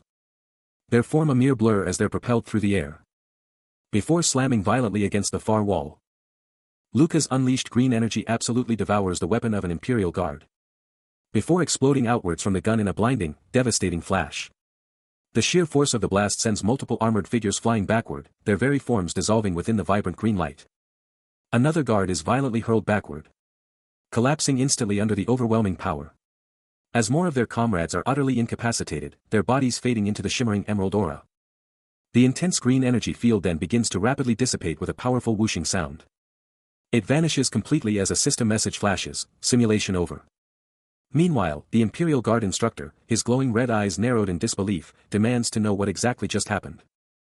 The Imperial Guard instructor leans in, demanding to know if the guy knew Torin. The guy fires back, revealing Torin got busted for match fixing and then straight up accusing the instructor of taking him out to seize control of the lucrative Colosseum. But the instructor just calmly shuts him down, saying they were old friends and he'd never mess with him, even dropping the bombshell that they took care of the real culprit who set Torin up. He shrugs it off, calling it just another day in their brutal world. The guy's getting seriously rattled, practically yelling, "How the hell do you know all this?" Then, a chillingly calm voice cuts through the air, a stark warning, "Aleph, I'd calm down." The instructor's expression turns stone cold, delivering a chilling ultimatum, calm down, or end up just like Torin. His eyes bore into Aleph, a silent, terrifying promise of what comes next. A nearby observer visibly recoils, sweat pouring down his face, utterly terrified by the sheer menace radiating from the instructor. The instructor's gaze pierces Aleph, who desperately pleads ignorance, but Luca, ever the sharp observer, instantly knows he's lying. He then drops a bombshell, coolly asking if all it takes is rigging a match. Aleph's face contorts, sweat beading as the pressure mounts. Luca, ever the strategist, mentally dissects Aleph's weaknesses, noting his organic, non-combat modified body. The instructor's eyes blaze crimson, a chilling thought echoing, Aleph would be pulp in a second. He offers Aleph a brutal match, but not without a steep price. The pressure shatters Aleph, who spills the location of Torin's safe, then drops a bombshell. You have his eye, don't you? The instructor's glowing red eyes sharpen, his interest now fully ignited by Aleph's shocking revelation. Luca's face tightens, a silent alarm blaring at the escalating stakes. Still, the instructor pushes, but Aleph just brushes him off, claiming he's a ghost of the past, no threat at all. The instructor ups the ante, offering a VIP pass, top-shelf liquor, and even women for his cooperation, then quickly corrects himself, saying just the booze is fine, and that the kid needs no special treatment, he'll fight the best. But Aleph's mind is elsewhere, focused on the lessons he's absorbed from Bagan. Without a single move, the instructor completely dominates the conversation. He notes that Aleph holds a quality he himself lacks. The Colosseum waiting room sign looms, a silent promise of what's to come. A chilling, guttural laugh erupts from Aleph. The instructor demands to know what's in Torin's safe that could flip Aleph's attitude so dramatically. Aleph finally spills, confirming it's Torin's secret treasure, enough to completely transform his life. He presses Luca, demanding to know his plan if the treasure had been found, warning that the Colosseum is a den of killers, and his opponent is a ruthless pragmatist. With a dramatic flourish, the instructor reveals the challenge: this is your opponent. The display flashes, introducing the formidable foe, Gabriel, the Steel Fist. The instructor's voice drops, a chilling reminder that the Colosseum is a death trap where one wrong move means the end, even for a combat model. Holding up a data pad, he reiterates the grim reality: one mistake, and you're dead. Even in your current form. Luca, undeterred, cuts to the chase, demanding, so, what's the secret? A knowing smirk plays on the instructor's lips as he challenges Luca: are you content with your current limits? His fist tightens, the message clear: satisfaction is the enemy of victory. Luca's eyes gleam with newfound understanding, a powerful realization echoing in his thoughts: water has no fixed shape, it adapts. Aleph is hyped, recognizing Luca's raw, untapped potential. He's been tracking him ever since Luca pulled off that insane bullet deflection without a predictive processor. He's still buzzing, surprised Luca actually agreed to train with him, but confidently declares that Luca came to the absolute best person for talent like his. Luca tries to brush off the compliments, calling them undeserved, but Aleph just smirks and says, of course. Then, Aleph drops a bombshell, a chilling warning: this could be the last time I see you. A cryptic smile spreads across his face, leaving Luca to absorb the heavy implications of his mentor's ominous message. Suddenly, the scene explodes into a massive, futuristic arena, its glowing lines pulsing with raw energy. A booming voice rips through the air, hyping up the crowd as Luca is challenged to face the legendary Steel Fist Gabriel in his very first match. He steps into the blinding light, the arena's roar already a distant hum, as a voice from the stands drops a chilling question: will this kid even make it out alive today? But another spectator, a young man in a dark hoodie, just shrugs off the worry, shouting out the newcomer's name: his name is Joe. Luca, still making his way to the ring, catches the name and can't help but internally scoff, muttering to himself, what a shitty name. The crowd's hostility ramps up as he gets closer, with furious shouts of "bull! Who let that freaking idiot in here?" ripping through the air. Good Boy just watches the chaos unfold from his spot. Meanwhile, Gabriel, his formidable opponent, stands completely unfazed in the ring's center, casually stating, I don't mind if he's slow. As Luca's armored hand extends, a chilling realization hits him, the entire arena vibrating with a human's dark desire to see the flesh and gore of others. He keeps walking, the glowing hexagonal floor beneath his feet, admitting, that sort of desire is pushing me into the ring. Finally stepping fully into the arena, he finds the sensation surprisingly agreeable, a smirk playing on his lips as he thinks, not bad. In fact, it's good. Stepping onto the glowing platform, a surge of familiar energy hits him, and he just knows, he's finally back home. He charges deeper into the massive, futuristic space, the ground blurring beneath his feet as he moves with unstoppable momentum. A confident smirk spreads across his face, his power already at 70%, ready to absolutely dominate whatever comes next. Then, his voice booms through the silent chamber, a brutal, no-holds-barred challenge for all the losers out there. He can't even remember a single moment of feeling full as a kid. His skinny frame telling the whole story of a childhood defined by pure starvation. Even though an imperial official would drop by twice a month with supplies, the orphanage principal was always selling most of it off, just to stuff his own pockets. So for the kids at the orphanage, starvation wasn't just a problem, it was their normal. But even with that constant, gnawing hunger, he never stopped training, devouring every dusty book he could get his hands on. He was lifting rusty chunks of metal, just relentlessly pushing to strengthen every single muscle. With that fierce glint in his eyes, he's still forging his own path, powered by a will that just refuses to break. Luca, are you dumb? A bully snarls, pinning the young protagonist to the grimy orphanage floor.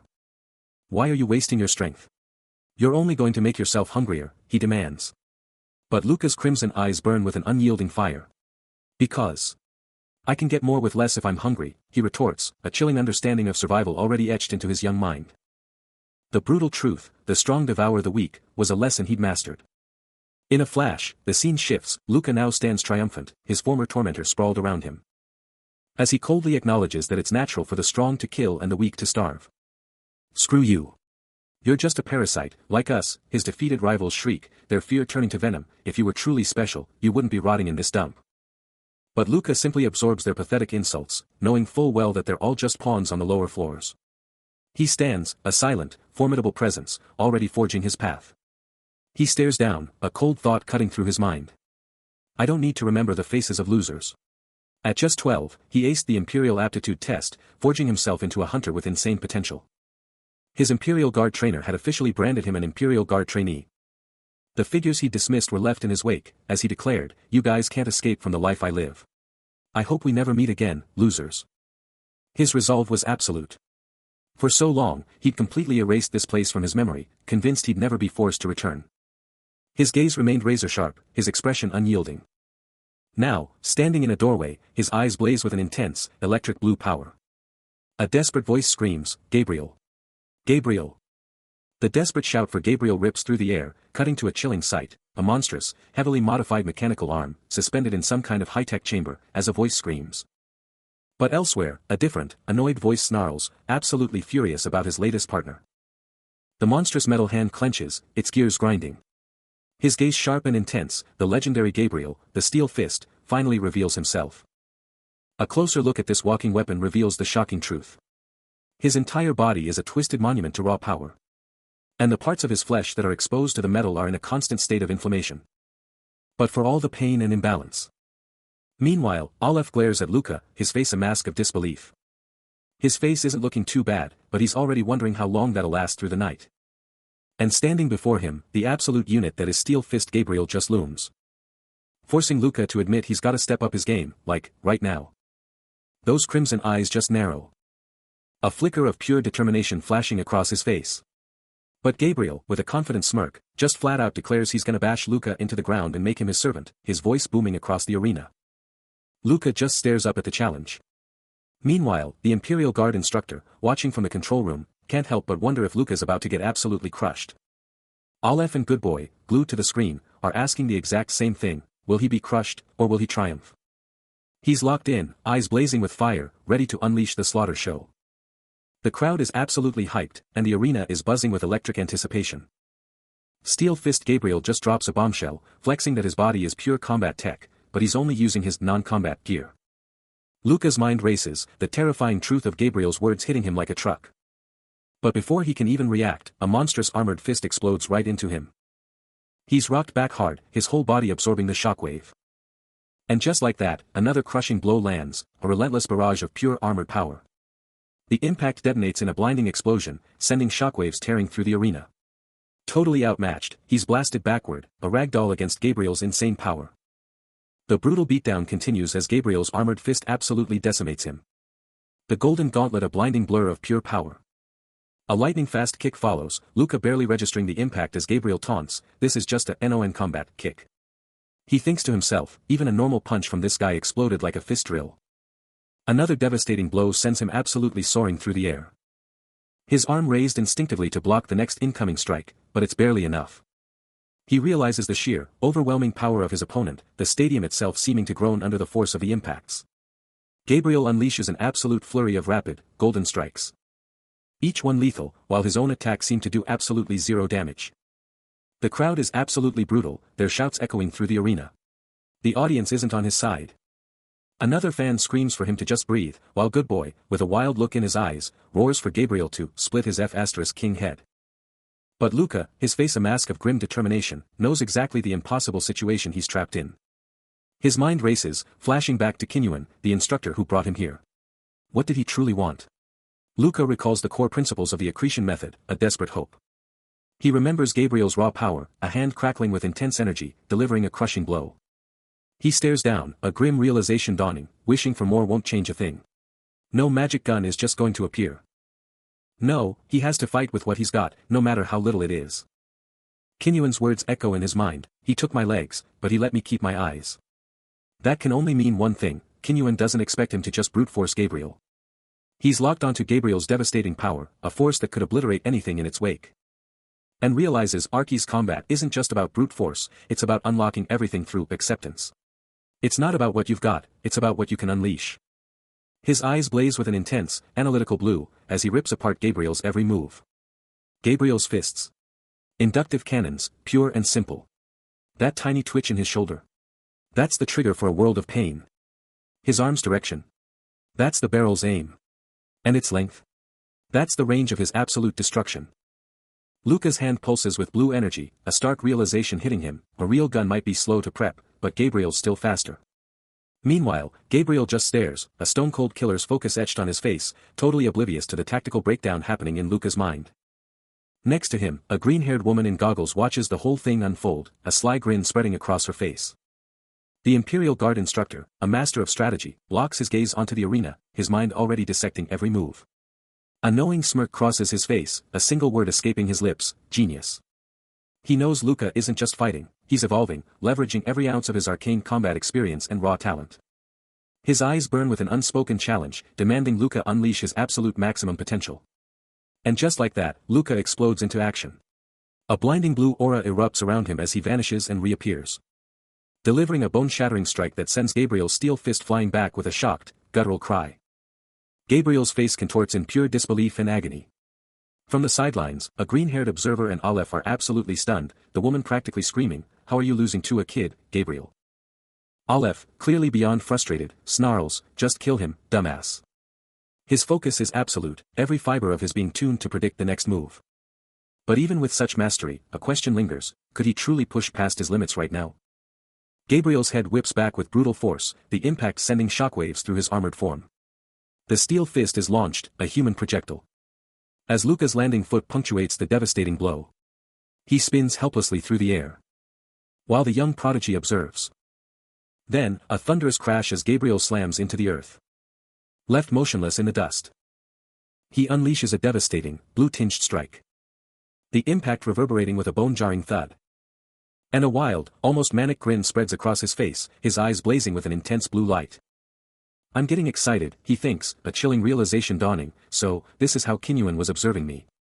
He stands amidst the blinding light, surveying the scene with an almost predatory calm. Below him, Gabriel lies utterly stunned, his body momentarily incapacitated by the sheer force. But then, a defiant voice rasps from the ground. As Gabriel's arm begins to glow with a fierce, pulsating red energy, "But your feeble attacks." He snarls, his face contorted in pure defiance, "Don't work on me." The sheer force of Luca's blow just kept on going. Exploding into a massive kwang. A wicked smirk spread across his face, Luca was clearly loving every second of this. Debris exploded outwards from the hit zone, a testament to the raw power unleashed. Gabriel's face was a mask of pure agony and struggle, as he got absolutely rocked by the hit. But even through the pain, a fierce challenge ripped from his throat, daring Luca to think his attacks were actually working. His body, though clearly taking a beating, started to tense up, ready to unleash hell. He flat out stated that if raw power wasn't enough, he'd just find another way to win. And then, in a blinding flash, Gabriel was gone, a white streak tearing through the air. He explodes forward, a total blur, his fist already winding up with insane power. Face twisted in pure, raw determination, he's going for the knockout.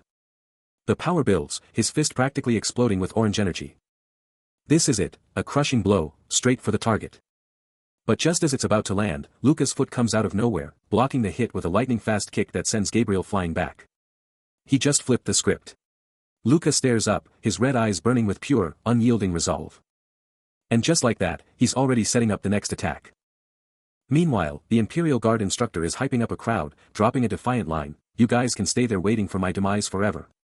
Aleph stands right next to him, watching the crowd, both of them looking seriously intense. Even with fresh blood streaking his face and the exhaustion showing, Luca's crimson eyes are absolutely blazing with an unshakable resolve.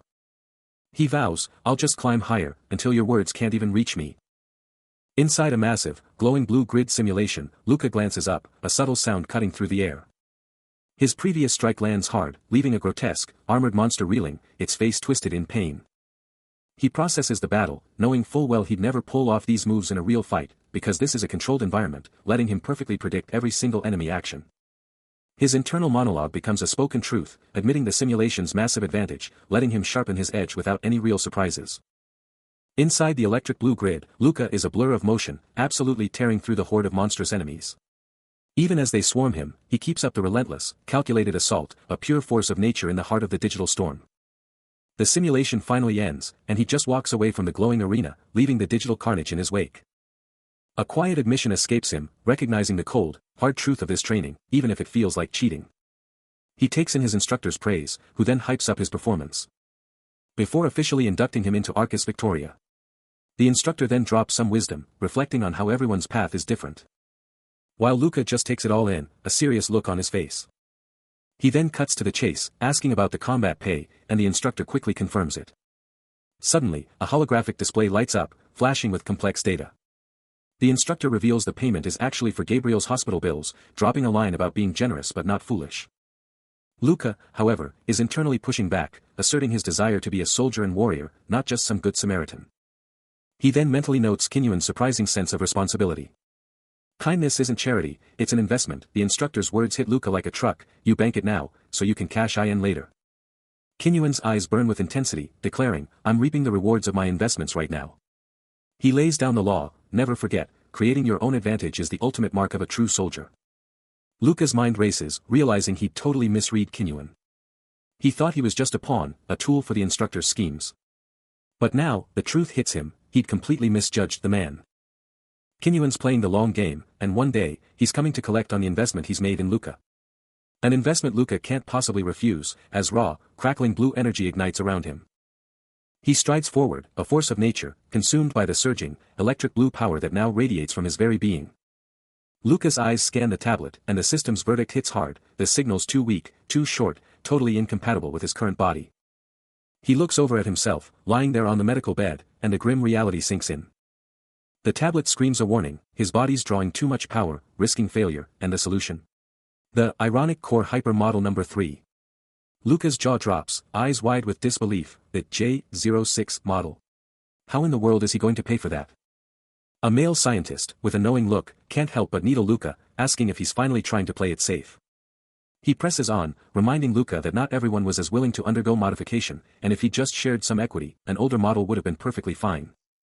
Luca's mind flashes back to his impoverished past, where he took whatever he could get, but now, he's determined to buy his current body and upgrade it within his budget.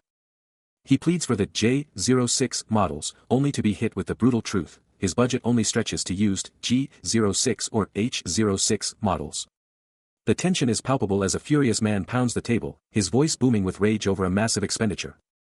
But elsewhere, a cool, blue-haired figure makes his entrance. A confident grin spreads across his face, radiating pure energy, as he acknowledges his vibrant presence. But then, a single eye, burning with a furious yellow glow, sheds a tear as a chilling voice praises him with a sinister, good boy.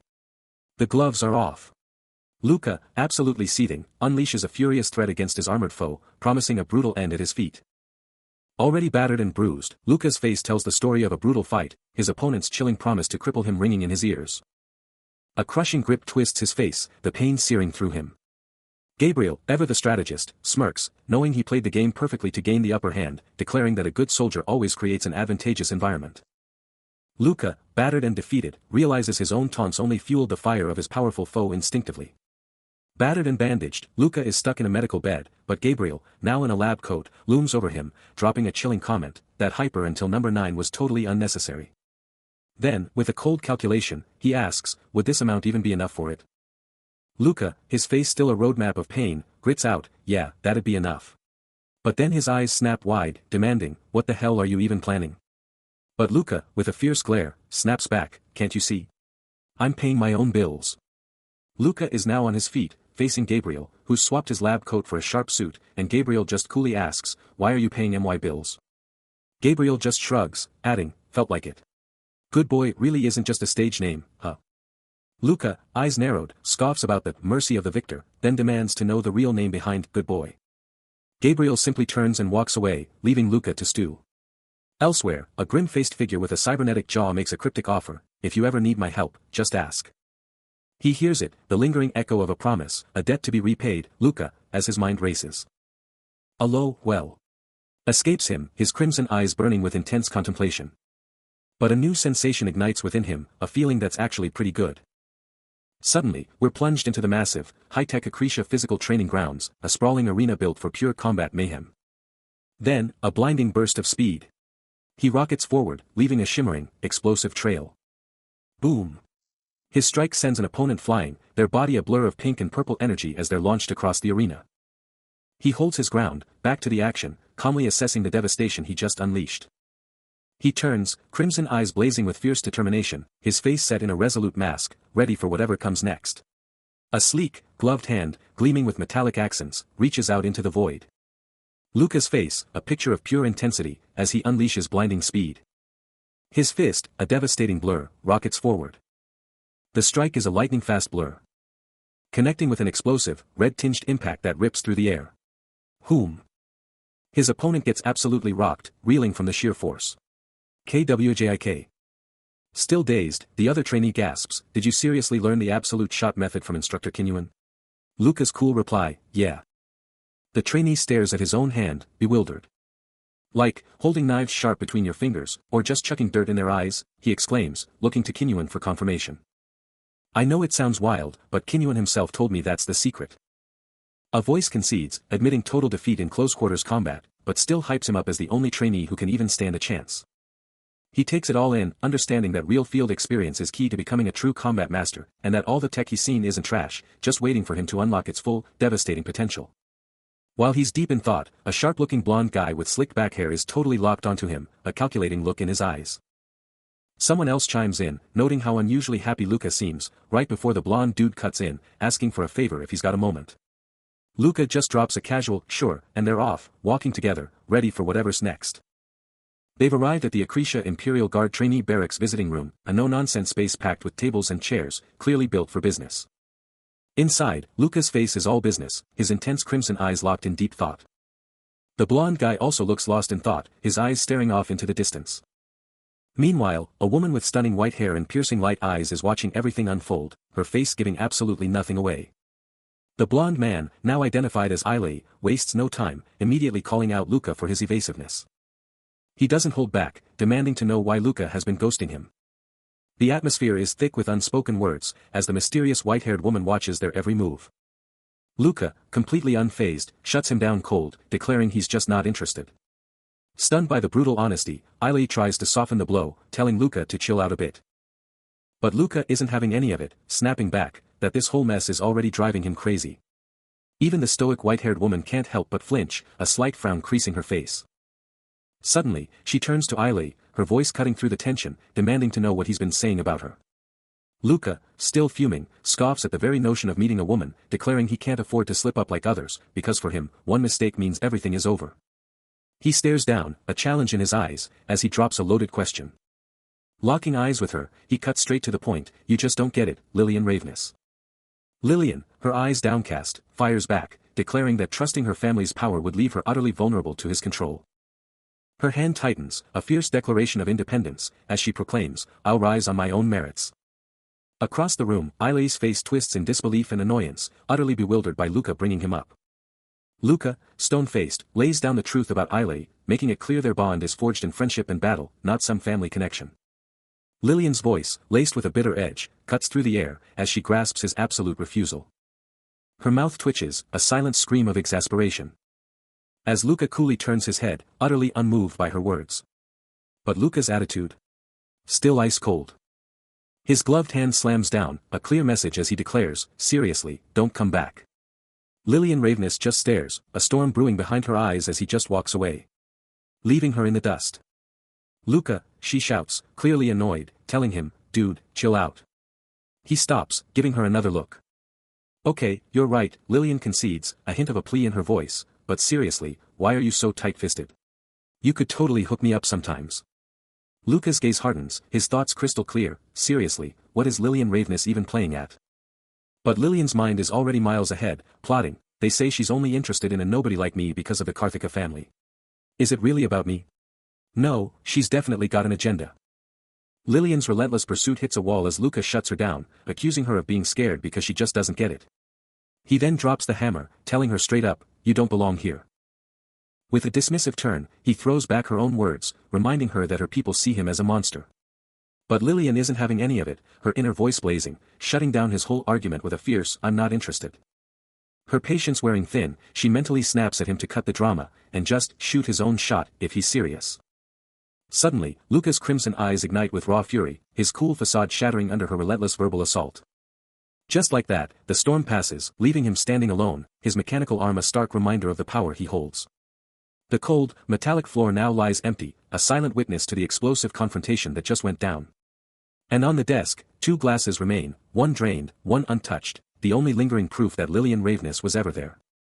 The words hit him, a crushing weight, "Impossible for me, Luca."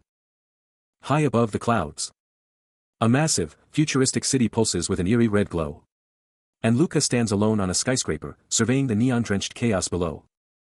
His mind flashes back to a crucial lesson: this training is all about meditation, and he absolutely has to stay calm, no matter what goes down.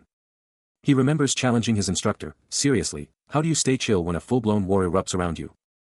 His instructor, looming over him in what looked like Sang's office, had just dropped a bomb. "I told you, I'd end you if you won." Luca's face hardens, recalling the true test. Armed thugs were swarming both inside and outside that office. And he knew there was no way he was walking out of that mess without a weapon. He's deep in thought, wondering what his legendary instructor Kinyuan would have pulled off in a crisis like that. Flashing back to a training session where he'd considered just ducking under a table to dodge a hit from the massive steel fist Gabriel, hoping to end the fight before it even started. But his thoughts snap back to the thugs, weapons drawn, surrounding Sang's office, with Aleph and his guards in their sights. He knows, deep down, he would have taken that shot, gone all in to take them out, even if it meant catching a few rounds. Then, the instructor's voice cuts through his thoughts, a sharp memory: what if I wasn't there? Would you just run, or hide? It hits him, the instructor was setting him up to take Aleph hostage, wasn't he? Kinyuan's voice, firm and clear, drills into him: you're trained to be a beast, to maximize your aggression. I know you've already played out every scenario, every takedown. A blur of motion, a devastating kick, as the memory of his own brutal efficiency against multiple enemies ignites, proving the instructor's point. It clicks. The real play isn't just survival, it's total annihilation. Take out their boss, and the rest of those chumps are toast. He thought he had it all figured out, ready to take them down and vanish through a secret passage. But the sheer audacity. Not only did his opponent predict his every move, he even had a secret escape route already planned. That memory, that tactical genius, still burns in his eyes. He can't even begin to grasp the insane level of foresight his instructor operated on. Of course. The instructor always had those sharp eyes, always leveraging every single resource to boost his insight, no matter the chaos. So that's it. The brain problem, the side effect, it was from pushing his mind to its absolute breaking point. A game-changing revelation hits him, a new power within reach. His crimson gaze snaps wide open, a spark of pure genius igniting within. Wait a minute, if he equips the Legion, does that mean he can finally unleash RMKIES Victima?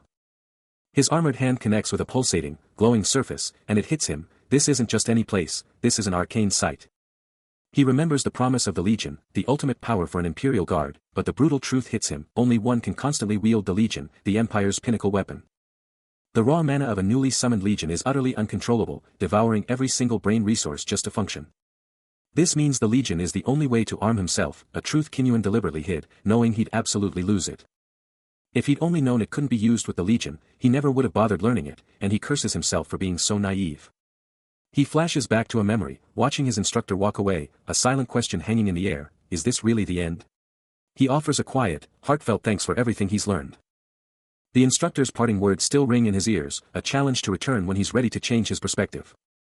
The instructor's piercing gaze cuts through the past, his thoughts on Luca burning bright, a name whispered with intense focus: Luca. But in the present, amidst the neon glow of the city, he's seething, fists clenched tight with raw frustration.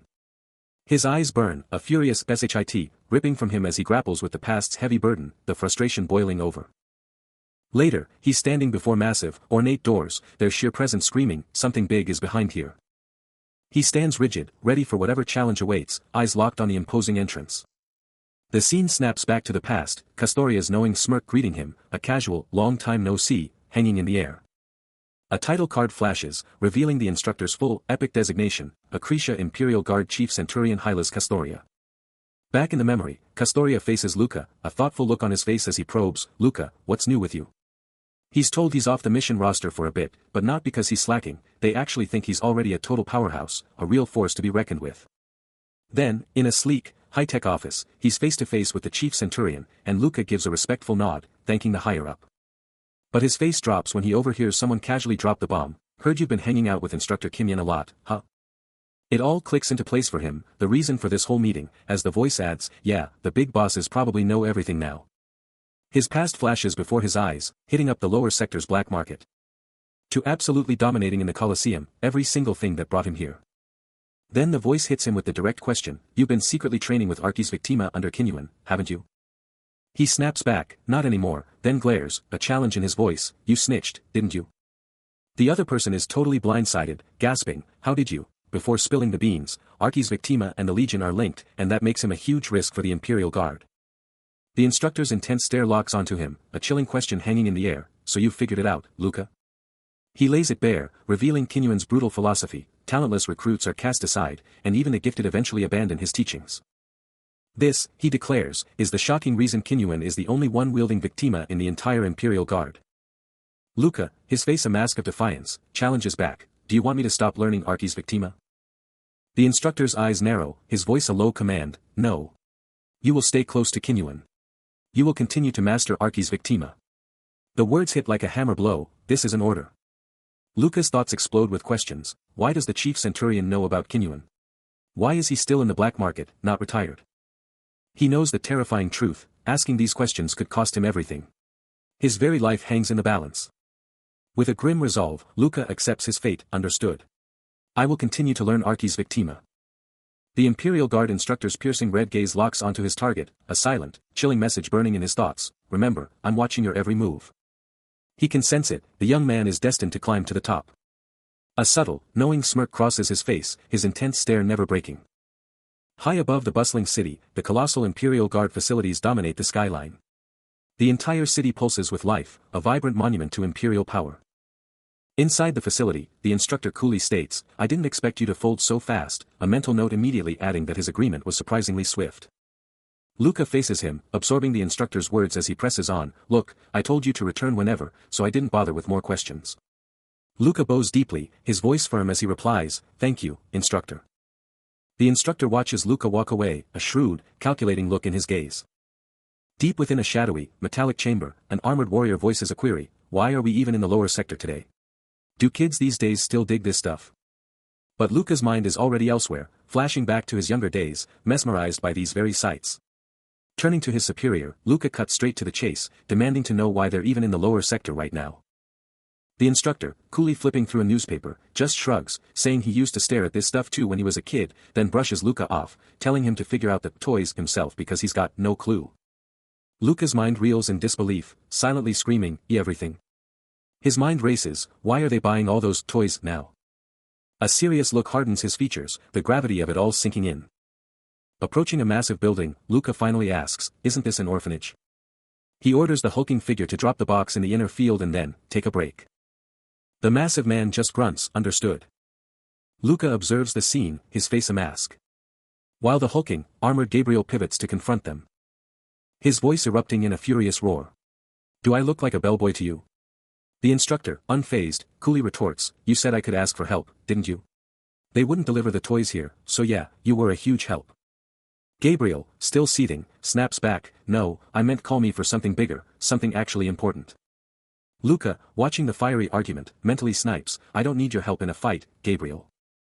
Gabriel, as if reading his mind, grumbles, that might be true, but... His new spinal implant was messing with his balance, but the upgrade was definitely worth it. The instructor eyed him, then asked Luca, did you see how nervous he is? He figured, if the old man was that nervous, he wouldn't have made it out alive. Luca scoffed internally, thinking he'd have bolted if he were that old man, unless he wanted to end up just like him. He figured this was why Kinyuan turned out the way he did. He continued, he's only doing charity work because he got out. Meanwhile, a terrified group of kids huddled together. Gabriel glared down, grumbling, ugly guys. These kids are way too mean for their age. Suddenly, Gabriel snapped, grabbing Luca by the collar. Luca, with a chilling smirk, simply declared, yeah, conquer with power. In a world where nothing is fair, it's a brutal truth, this existence isn't big enough for everyone to be happy. Luca takes it all in, as the instructor keeps going, hitting him with the hard truth, about the brutal world they're stuck in.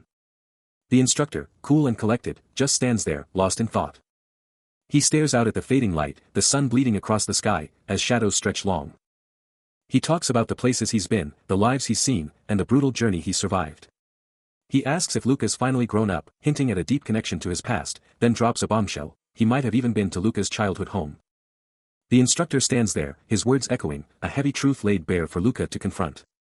He stares down, his thoughts a whirlwind, grappling with the instructor's chilling philosophy: is this world truly rigged? Is happiness just a cruel joke for the chosen few? But the instructor's voice slices through the mental fog, a brutal truth bomb: even a legendary soldier, once bathed in glory, can crash and burn with a shattered system. He stares back, a chilling thought echoing: that could be me. Shaking it off, he cuts straight to the chase, snapping: just get to the point. The instructor's voice booms back, a direct, cutting challenge: who gave you the order to return to me? A jolt of realization hits Luca, his eyes widening slightly as the weight of the instructor's words and his hidden knowledge finally registers. His gaze sharpens, a name escaping him as he demands: was it Captain Hylas? Gabriel, looking absolutely grim, drops a bombshell: he'd be lucky to even make it out alive. But Luca isn't having it, cutting him off with a sharp, get to the point. His crimson eyes practically burning with impatience.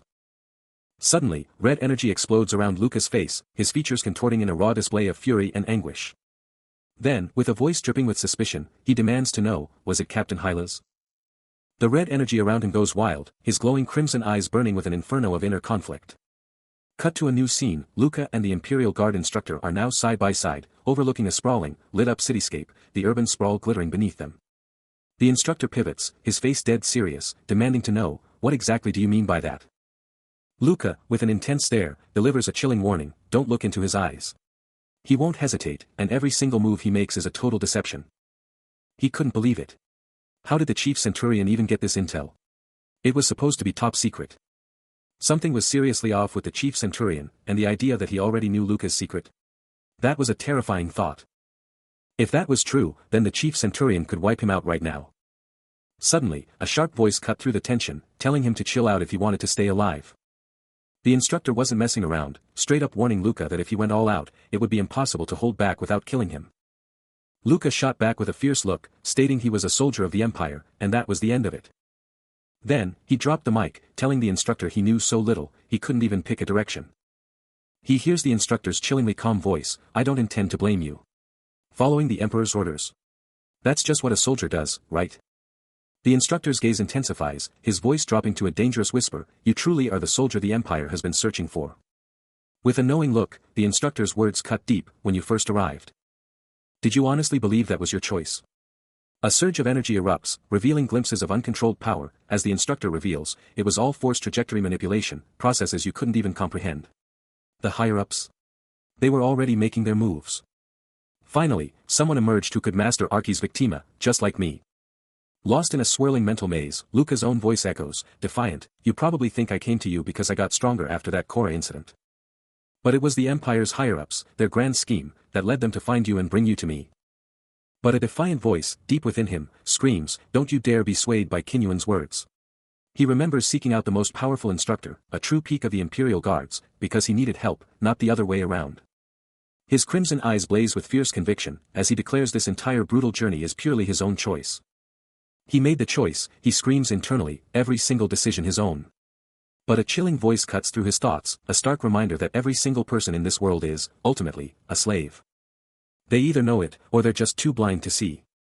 The instructor's grizzled face, a roadmap of hard-won wisdom, holds a gaze that sees right through you. He smirks, a chilling challenge in his voice: you probably won't want to run away from the truth right now. Because, let's be real, he's still just a kid. Amidst the desolate ruins, the instructor stands, a silent sentinel, watching Luca's retreating form. Luca's face twists in a raw display of shock and dawning horror, the instructor's words hitting him like a physical blow. He just can't believe Kinyuan's words, but the cold, hard truth from Chief Centurion Hylas. That stuff is still ringing in his head. The instructor, in his mind, just wanted him to keep being Archi's punching bag, and Luca is not having that. A voice, maybe his own inner hype man, screams at him not to doubt the Empire, to just chase that success, and totally ignore those mind-bending words. He's trying to shut it down, telling himself to just stop thinking about it, no doubts allowed. But then, a super deep, super messed up question starts bubbling up, but that could totally wreck his whole game plan. What if even his burning desire to win wasn't even his own will, then what's even real? That thought just hangs there, a massive realization that kicks off with, then I. His whole inner world feels like a single drop of crimson blood hitting crystal clear water, just spreading out and messing up everything. The gleaming, high-tech simulation training room stands ready. This isn't just any room, it's the simulation training room, where futures are forged or shattered. But Luca is slumped, lost in a vortex of self-doubt. A chilling realization hits him: he can't face Hylas today, not with the threat of the re-education hellhole looming. As he watches his peers, the instructor's venomous words echo, infected with dangerous ideologies, and he knows his performance will tank, because the Empire crushes dangerous thoughts without a second glance. The ultimate nightmare unfolds in his mind: stripped of his rank, thrown into forced labor camps. His eye flares with a desperate, internal struggle, challenging the very notion of his own will, of Kinyuan's will. Hylas awaits, but first, Luca must conquer the psychological exam, a mental gauntlet he's barely prepared for. Pushing past his limits, deep within his own mind, Luca declares his resolve: he will meet the instructor, no matter what it takes. Engulfed in a maelstrom of raw power, he battles the crushing force, his face a mask of pure agony and defiance. Every muscle, every fiber of his being, screams in protest as he pushes past the breaking point. But then, a spark of pure will ignites in his eyes, and he stares down the challenge, refusing to yield. His eyes erupt with a fierce, electric blue glow, a testament to the raw power now coursing through his veins. Later, the instructor, clearly impressed, can't help but comment that he's seeing Ilei's true potential, a side he'd never witnessed before. Luca, turning with a wry grin, concedes the point, though he playfully adds that defeat isn't exactly his favorite flavor. The instructor beams, clearly thrilled with Luca's development, and Luca, with a quick TSK, wastes no time in making a demand. Luca isn't holding back, grilling the Imperial Guard instructor about the elite attitude tests, and the instructor just coolly drops that it's an open secret, but only the best of the best survive the training. Luca's armored hand extends, and he pushes further. How did the instructor even pass that insane qualification exam for the attitude test? The instructor, with a smirk, throws the challenge right back, daring Luca to spill his own secrets. Luca, clutching a mysterious glowing blue bottle, issues a grave warning: this request is beyond dangerous. Scanning the empty training hall, the instructor confirms, no one else is here, and this is all for the Empire's sake. Luca's gaze sharpens, confirming the instructor's suspicions, their eyes away, just as he suspected. A heavy sigh escapes the instructor, as he finally gives in, admitting there's no other choice. Luca's resolve hardens, the ultimate goal now crystal clear: he's going to get a limited, steel fist skill and project his true self into the outside world. Dropping a bombshell about the psychological exam, the instructor reveals the dark truth: it's all about sealing away your past, burying the memories you don't want to face. Luca's eyes blaze with confusion, demanding answers as the instructor coolly explains these are ancient Imperial family secrets, mental hypnosis techniques designed to erase trauma. Just sealing consciousness, the instructor casually states, leaving Luca stunned, questioning if this is even real, and if he's just been handed a secret that could shatter his mind. A knowing smirk crosses Luca's face, as he drops a philosophical bomb: our brains are just a constant mess of confusion anyway. But the instructor pivots, revealing the true mission: for a loyal soldier, it's all about unleashing your authentic self. The instructor then drops a personal anecdote, confessing that before his own exam, he brainwashed himself daily with loyalty commands, just like his dad did. But then comes the chilling warning: too much shock, and you could lose yourself, your true ego shattered, forgetting everything you are. A look of genuine concern crosses Luca's face, as he presses the instructor: where did you even learn this mind-bending stuff? With a shrug and a smirk, the instructor declares it's just his way, he's not changing for anyone, and oh yeah, he aced the psychological exam too. With his cybernetic hand extended, Luca's mind races back to a former self. High above the sprawling metropolis, the instructor's voice cuts through the air, confessing he doesn't get Luca's game but warning him to tread carefully. His face a mask of worry, the instructor drives home the point: messing with the psychological exam is seriously risky business. Luca, meanwhile, clutches a glowing blue vial in his cybernetic hand, the eerie light reflecting off his advanced tech. With a subtle scar tracing his cheek, Luca ponders, the irony not lost on him that he's getting this lecture from the instructor. The instructor, taken aback by Luca's retort, watches as a holographic projection of Luca flickers into existence. Then, a sudden thought hits Luca, and he curses the absolutely terrible timing of everything. The city's colossal towers pierce the heavens, a stark reminder of the world they inhabit.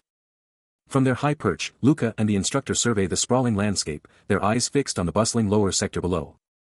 He's still in the thick of it, pushing his limits, as the instructor coolly observes, it's quite simple. The instructor's gaze sweeps over the structure, noting, this building is rather well built for a gang. But Luca can't shake the feeling, the way Kinyuan still treats him, a stark echo of that day. And that's exactly why he feels even worse, the pressure mounting. The clock is ticking. You have 20 seconds. Understood, the instructor replies, as the town everyday member operation kicks into high gear. His gauntlet snaps into action, a high-tech marvel ready to breach. Quang! The barrier shatters under the gauntlet's raw power, sending sparks everywhere. And just like that, he's rappelling down the building, a shadow disappearing into the urban night. He breaches the perimeter, slipping into a shadowy, high-tech interior where only the low thrum of machinery dares to break the silence. But the silence shatters as a massive, cybernetically enhanced guard whips around, his expression a silent, deadly question mark at the intruder. The atmosphere crackles with Luca's sudden arrival. The imposing guard stares down, his face a mask of cold scrutiny. Luca, radiating pure defiance, snarls, "What do you want, brat?" The massive guard, sizing him up, retorts, "You don't look like a customer." Luca's eyes narrow, scanning every detail of the hostile environment. His thoughts are cold and precise, one fool just walked right up, armed and ready. But the lone guard isn't the only threat, 3 more armed thugs are lounging nearby. And their menacing leader, who snarls, "Who are you to tell?" He senses it, another presence, lurking in the bathroom, a new threat emerging. But a gruff voice shatters the quiet, annoyed that his morning has been rudely interrupted. A wry thought flashes through his mind, cursing his perpetually bad luck. Before the guard can even blink, he moves, a lightning-fast blurt tearing through the air.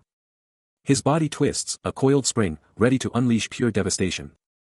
The impact is brutal, sending the guard flying, smashing into the table while the others scramble in pure disbelief. He acknowledges the storm brewing inside, a torrent of thoughts and frustrations demanding release. His fist clenches tight, his eyes blazing with an unyielding, crimson fire. He decides it's time to unleash that raw power, ready to let off some serious steam. Something huge just came crashing down, hitting with an insane, earth-shattering impact. But out of nowhere, Luca is already on the move, a lightning-fast streak of dark armor and electric blue power. But a monstrous, mutated creature, eyes wide with pure terror, is already freaking out, its face twisted in a silent scream, while 2 other shadowy figures hang back. Just moments before, 3 figures were chilling around a glowing table, totally absorbed in their card game, bathed in an ominous red light. But then, a monstrous arm explodes forward, slamming into Luca with raw power, sending him flying back. He's sent careening backward, his armored body a blur against the dark. But even mid-air, Luca's hand ignites, a blinding white-blue energy surging in his palm. The creatures at the table, finally realizing their doom, absolutely freak out, their faces contorted in pure, unadulterated horror. As the mutated creatures reel back in sheer terror, a shadowy group of figures, their faces hidden, are locked onto the scene, some in shock, others with a chilling resolve. But before they can even blink, a sleek, powerful firearm snaps into position. Its cold, metallic grip locked down by an armored hand. And then, a sudden, blinding burst of speed. Luca unleashes a devastating volley from his weapon. Muzzle flashes lighting up the panicked faces of his targets as they get shredded. Every shot connects. As he keeps firing with ruthless efficiency. His voice slicing through the chaos with a single, chilling command, "Die, bastard." He keeps up the relentless assault, each shot from his weapon hitting with explosive force. A scoff escapes him as he mutters, "Sick ratty bastard. I wonder if people like him are the reason why the world is going to hell. Too bad, eh?" Another precise shot rings out, his firearm delivering a devastating impact. The sound of impact echoes once more, confirming the efficacy of his attack. Moments later, a heavy door stands before him, marking a clear transition. He pushes through it, announcing his departure with a firm tone, "I'm going out." Inside a control room, the Imperial Guard instructor observes him, pondering aloud, what's up with all that focus from earlier? The instructor turns, a questioning sound escaping him, "Huh?" Luca, his expression sharp and focused, simply turns his head, a subtle shift in his demeanor. Still in his dark armored suit, he stands, a fierce resolve burning within him, knowing he can't afford to lose his hard-earned luck. Meanwhile, a man with reddish-brown hair is thrown back, sweat pouring down his face as intense blue lightning explodes around him. The air absolutely explodes with a powerful crash, the blue lightning going critical. Sparks fly and sizzle, raw energy surging through the entire area. Back in the quiet room, a subtle rustle cuts through the silence among the shelves and boxes. And Luca steps into the doorway, his sharp gaze instantly scanning the interior, announcing that he can still sense someone in the toilet. With a swift, almost silent move, he's already in the room. His eyes blaze a fierce crimson, his expression locked in intense, deadly focus. Ahead, the deep, ominous shadows of a small, enclosed space, perhaps a toilet stall, loom large. A voice booms, calling out the exact time it took to finish the mission. The Imperial Guard instructor lets out a deep, knowing chuckle, a tired but satisfied smirk playing on his lips. He then gives a powerful nod of approval, praising his subordinate for absolutely crushing it. But elsewhere, in a desolate, ruined landscape, Luca is surrounded by destruction, with a fiery red-haired woman and another man close by, and he's already itching to unleash hell. His eyes blaze with intensity, a raw impatience in his voice as he demands, why they can't just wipe out these fleabers already. The red-haired woman fixes him with a piercing stare, her face dead serious, laying down the law about their origins and the ironclad rules of engagement. Her words hit hard, a stark reminder that countless souls here are utterly defenseless, and he knows all too well the brutal reality they face. Luca falls silent, his crimson eyes flaring with a subtle glow, deep in thought as her words sink in. He weighs the woman's incredible offer, knowing it won't bring him personal glory, but his true drive has always been to escape the very weakness she just laid bare. He'd usually write off people like her as total idiots, completely missing the Empire's golden chances. But back then, all he felt was pure rage at how messed up their society truly was. And after that day, Kinyuan just kept dragging him to the lower sectors, forcing him to dig up every single piece of intel. It wasn't about winning, no, it was about mastering how to optimize the absolute worst situations he was thrown into. Spotting opportunities in the chaos was the ultimate survival hack, and he had to break free from his surroundings, to shatter the cycle of endless fighting. His crimson eyes blaze with pure, unyielding resolve. And Kinyuan just kept throwing him into fights, never saying a word. Check out this place. A slick neon sign screams, PAP. Repair, setting the scene for whatever's about to go down. Stepping inside, a woman with fiery red-orange hair and glasses hits them with a super-friendly, welcome. You know this is gonna be good. Then, she's all business, calling out, Gilda, hit me with a long black, extra oil. She pivots to Luca, offering him milk, but Narigo, right there with him, cuts in, coffee for me too, but hold the oil. But the moment Narigo speaks, Luca's face twists in shock, he knows her. A woman from his past, and the recognition hits him like a gut punch, making him want to throw up right there. Meanwhile, Gilda stares out the window, and the real story begins to drop. She'd been through hell, kidnapped and tortured for months, but somehow, her mind stayed sharp, and she clawed her way back to normal life. The reason for her capture? The guys she was with got wiped out instead of her, and then her captors just dumped her. But the real problem, her friend, was already dead, and Gilda? She grew up in an orphanage.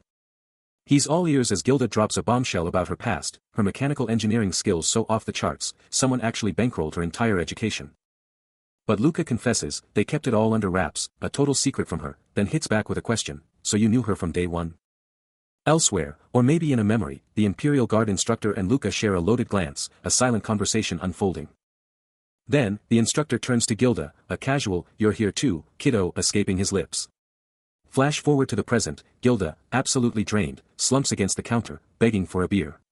But Luca, ever the watchful one, shuts her down, reminding her that her neural system is already fried from pushing too hard. A quick info dump reveals that after Gilda's rescue, Kinyuan stepped up to help Gabriel, and just like that, she became Gabriel's personal mechanic. The Imperial Guard instructor, calling Gilda by her other name, Gabriel, lays down the law, you better listen to your mechanic. Gilda, of course, just wants her beer. A brief pause, just 2 cups of coffee, a moment of calm before the storm. The instructor's voice cuts through the silence, demanding to know why someone's been meddling in his business, utterly baffled by their audacity. Luca's face twists with alarm, dropping a bombshell, the gang boys were targeting Gilda.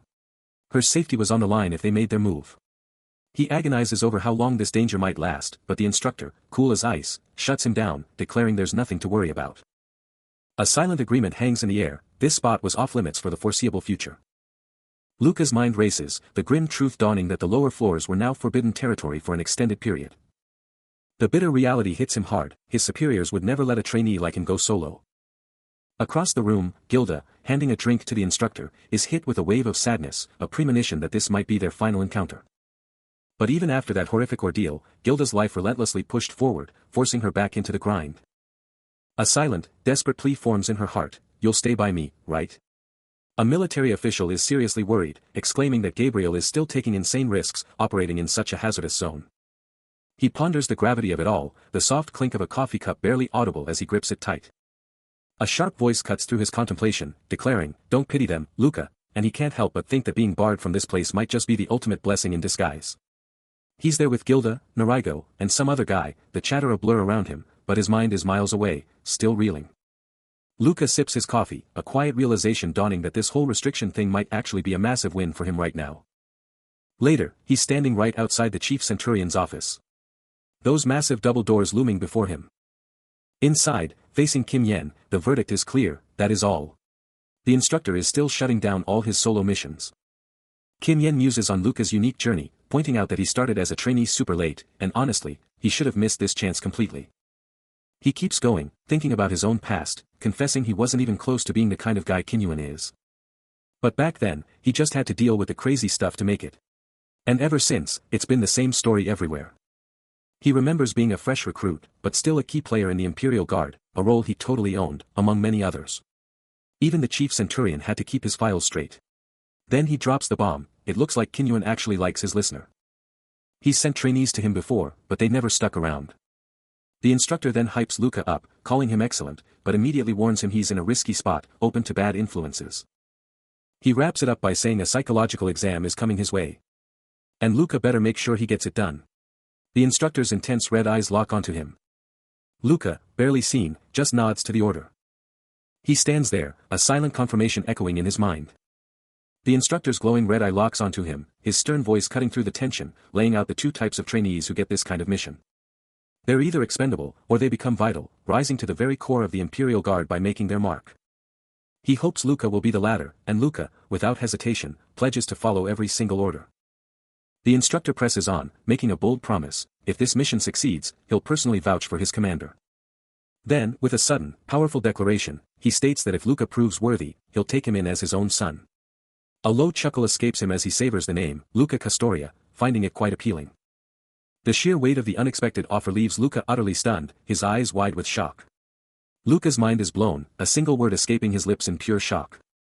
His eyes are practically popping out of his head, as he tries to wrap his brain around the instructor's wild offer. But hold up. The chief centurion, Hylas Castoria, from one of the Empire's top noble families, is watching Luca from a high-tech control room, and you just know he's got something big planned.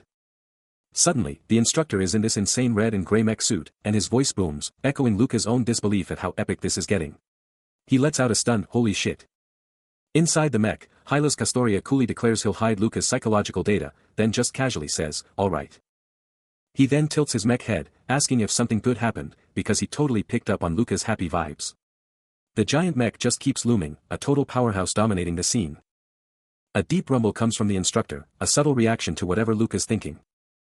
Hylas Castoria cuts off any more chatter, and barks at Luca to start the exam now. Luca explodes into motion, his red cape a crimson blur. His armored fist, a white-hot blur, slams home with devastating power. The blonde foe is sent flying, a shockwave of debris exploding from the impact point. Luca's armored boot slams down, the very ground shaking from his power. The sheer force of the blow reverberates, a silent testament to his might. The blonde figure is violently flung through the air, their body contorting from the overwhelming impact. Luca stands unyielding, his dominance absolute. And with a final, crushing blow, the opponent collapses, utterly defeated. The red-cloaked figure gets absolutely rocked, their cape exploding into a shower of crimson fragments. Threat neutralized, Luca's armored boot slams down, shaking the very earth. He lets out a sharp huff, his breath steaming as he cools down from the intense action. Later, his armored hand plunges into a glowing, green goo, the ultimate healing potion to mend his battle-worn body. He slumps down, a tired ugh escaping him, the battle's toll finally catching up. The Imperial Guard instructor, ever the keen observer, chimes in, pointing out that Luca must have pushed himself to the absolute limit. Sitting side by side, the instructor probes, questioning if this powerhouse is really the Ilai he remembers. Then, the big question: did you pass the Imperial exam? Luca, ever humble, confirms his success, giving full credit to his mentor. The instructor, with a knowing look, confesses he was completely in the dark and just stayed quiet. But soon, I'll ask him for a favor. Is that okay? The instructor ponders, as Luca stares down, lost in contemplation. If you ever find yourself in danger or great peril, I will come to rescue you, he declares, his voice resonating with conviction, snapping Luca's head up in surprise. Even if it means risking my own life to do it. Luca's mind echoes with a silent, heartfelt, "Thanks, Ilai." The instructor's gaze drifts, a flicker of concern crossing his features as he thinks, "I hope it all goes well." I think, but... He confesses to himself that he was undeniably curious about Ilai's favor, yet he wasn't about to actively seek out the answers. Elsewhere, Luca sits in quiet solitude, his eyes fixed on an unseen future, his ultimate ambition to ascend as the Lord of the Imperial Guards. In that moment, nothing else mattered, his hand radiating a subtle, inner luminescence. The instructor's face sets with grim determination, marking the instant they officially became the Special Military Force. This was the true pact, forged between the imperial family and its various branches, ushering in a new era for the united military. He gasps, the name hitting him like a shockwave. Standing shoulder to shoulder with a blonde-haired operative in sleek military gear, his focus is laser-sharp on the unfolding situation. The name? Lillian Ramonis. A formidable presence with icy blue hair and eyes that could cut glass. The blonde operative watches her, a silent sentinel, his thoughts a mystery. Meanwhile, a colossal, crimson-streaked warship, a marvel of futuristic engineering, looms over the horizon, ready for deployment. Below, a sprawling military base hums with power. Back with Luca and the blonde operative, a heavy, rhythmic thumping echoes, building the tension for what's about to drop.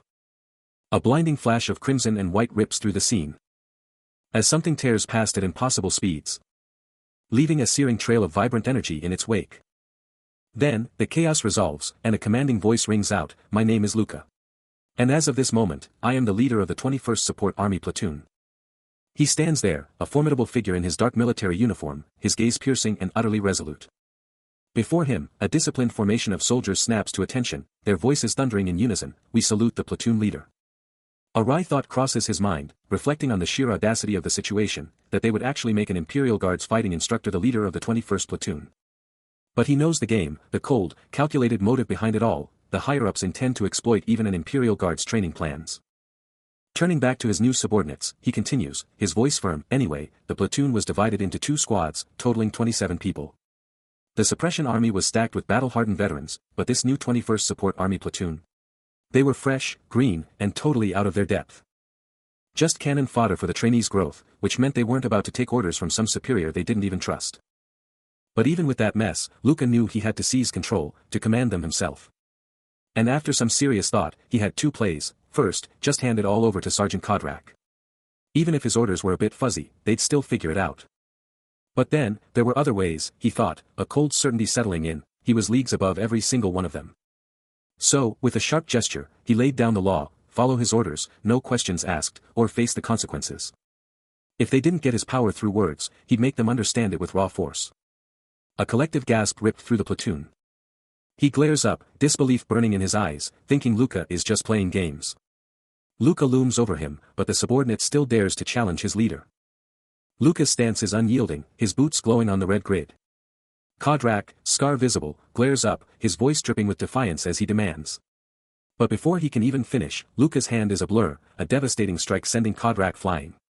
Even after that hit, Kodrak's spirit isn't broken, he doubles down, daring Luca to take him for a fool. The other soldiers are frozen, watching in stunned silence, their faces screaming pure shock at Luca's raw power. Luca turns his back, facing Kodrak directly, dropping a bombshell about their shared past in the Imperial Guards and even the same orphanage.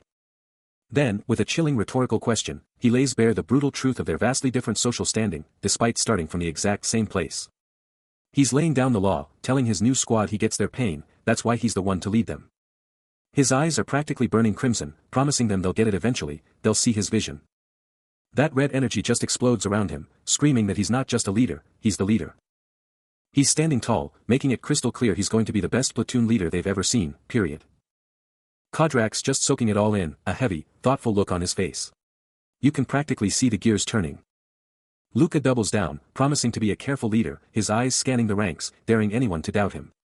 And Kodrak? He's sharp, he's getting it, understanding the sheer weight of Luca's strategy. Luca gives a subtle nod, knowing Kodrak sees that this isn't some walk in the park, it's the hard road. The mission is set, an enemy rebel fort, an Imperial Army outpost. Time to move. They've arrived.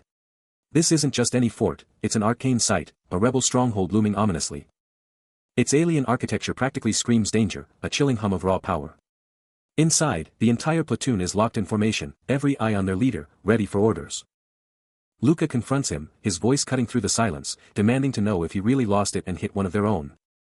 Those crimson eyes bore into him, a silent, burning intensity. He confesses to feeling like life was treating him like a kid, that to everyone else, they were all just children. But Luca, with Kodrak hanging on his every word, lays down the law, act like that, and your underlings will never respect you. A steely resolve hardens his expression, a sharp, tick sound punctuating his unwavering conviction. He's front and center, kicking off the briefing with a holographic globe spinning. Cutting straight to the chase, let's ditch the formalities. The screen snaps to a rebel relic site, which he reveals is actually an arcane fortress, their main command hub. He then breaks down the defenses, 2 massive walls. A high-density mana field. And turrets designed to lock onto mana signatures. 5 turrets, total, he declares. Before dropping the battle plan, the 11th Armored Brigade spearheads the assault to obliterate them, while everyone else floods in from all angles. His eyes burn with resolve as he finishes, the Empire's throwing everything they've got into this expedition. A powerful gauntlet hand extends, fingers splayed, as if grasping the very essence of the arcane sight. Luca's voice cuts through the tension, declaring the operation kicks off in just 90 minutes, at 1410 hours. He then commands his team to wrap up their prep by then, as he and Kodrak gaze upon the colossal, glowing arcane fortress. Kodrak, a scowl on his face, grumbles that he figured as much, but they're just backup. He challenges the mission's difficulty, demanding to know how this is any different from a picnic, which makes Luca snap back that he sounds like a warmonger.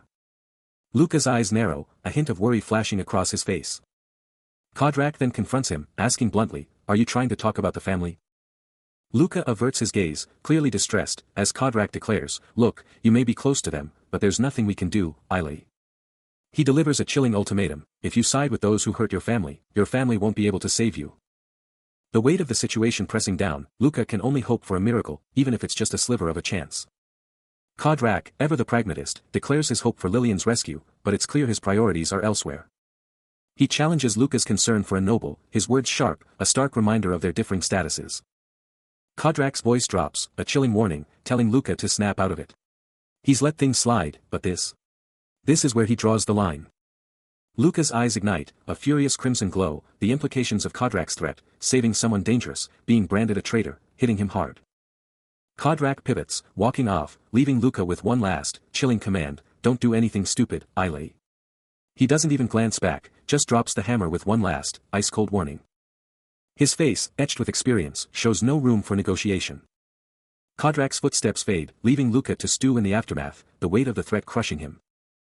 Eyes blazing crimson, he's locked in on the instructor's brutal warning, the chilling reminder of what happens if his loyalty ever wavers. He knows these insane games, these forced choices, have left him with absolutely no way out. The escape plan for Lillian? Totally irrelevant now. Whether Ailey's on board or not doesn't even matter. She's never meeting Ailey alive, because for his own survival, Lillian Ramonis is going down. Striding through the glowing, metallic halls, he's hoping it all goes down in the chaos, praying for that outcome. His journey takes him toward a distant, epic landscape, his resolve getting tougher with every single stride. This dark choice, this desperate wish, it's all he has left. Luca, radiating raw power from his glowing suit, is ready for anything. He lives by one rule: only ability and results matter. Everything else is just noise. As long as he's breathing and his heart's pumping, the Empire's cybernetic tech will always have his back. But as he walks away, the Imperial Guard instructor's voice cuts through the air: platoon leader Luca. The instructor, unyielding, challenges him: spit it out. I know what you can do, and I don't care about your instructor's thoroughness. Luca just gives him a quick, intense look over his shoulder. But the instructor isn't backing down, reminding him: listen to me. I've known you for over a decade. Luca, still walking, mentally retorts: I might not be on your level, but my skills are far from worthless. Luca's defiant attitude persists, declaring: don't worry about that. The Imperial Guard instructor counters with a no-nonsense approach: I'll listen to any suggestion that is valid. Kodrak, acknowledging the instructor's point, simply states: thank you. Suddenly, the ground ripples with an unknown force. Unveiling a colossal, waterlogged ruin dominated by 2 pulsating, electric blue energy orbs. Raw power churns around one of the spheres. Then, a blinding golden light tears through the earth. Luca's cybernetic hand extends, compelled by the sheer energy. As the light explodes into a full-blown portal. Just as the portal beckons, a deafening clank rips through the silence, revealing a colossal weapon system powering up. The ground shatters as a monstrous mechanical unit, part of an entire brigade, powers up, its sheer mass shaking the very earth. A chilling whir fills the air, and its cyclopean eye ignites with a malevolent, blood-red glow. The Myrmidon cannon locks on, its blazing red eye promising total annihilation. They're taking aim, and it's game over. Luca's eyes narrow, instantly grasping the sheer power of this full-body mechanical weapon. He, Kodrak, and the instructor are glued to the screen, their faces grim as they witness the mechanical hordes advance. A final, chilling hum, and the order is given: commencing fire. Quang! Blinding energy blasts erupt, tearing through the landscape with explosive power. The barrel glows a furious, molten red, still pulsing with the raw, destructive energy it just unleashed. The Myrmidon cannons unleash hell. Their relentless barrage ripping through the very fabric of reality with an earth-shattering roar. A torrent of destructive energy blasts forward, slamming into a desperate blue defensive barrier, pushing it to its absolute breaking point. The red projectiles absolutely decimate the shield, a relentless assault that just won't quit. Until with a mind-blowing, cataclysmic explosion, the barrier is utterly obliterated. Raw energy sparks and fades, leaving nothing but pure destruction in its wake. As a blinding, world-ending flash erupts from the impact zone. And deep inside the Myrmidon, its core pulses with a terrifying, crimson glow, already primed for the next devastating volley.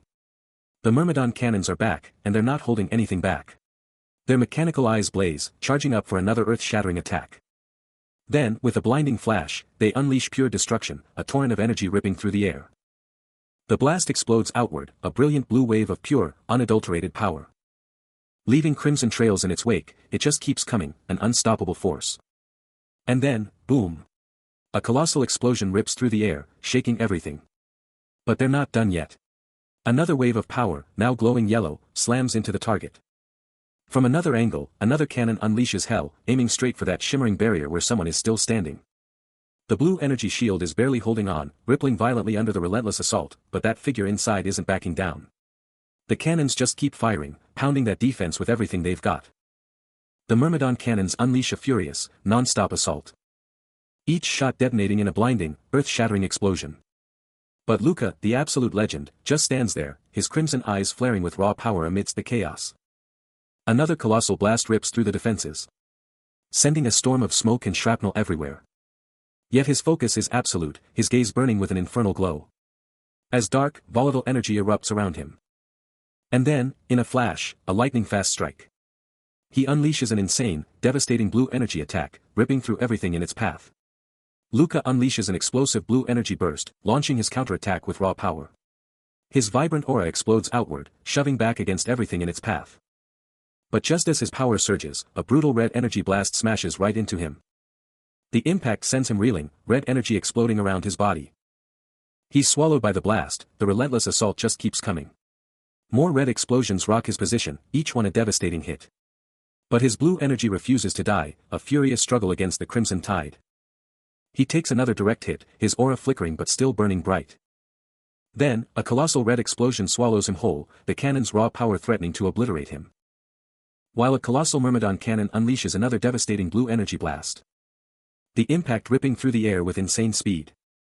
Luca, eyes blazing with pure grit, faces the brutal truth, they've blown past the failure point, and it's all on him to somehow flip this impossible fight. Meanwhile, another Myrmidon cannon unleashes a torrent of red energy, its operator grimly stating that if they fail, they're fighting at a massive disadvantage. The instructor watches the chaos, the battle simulator's cold calculations predicting targets neutralized in just 1 minute after entry.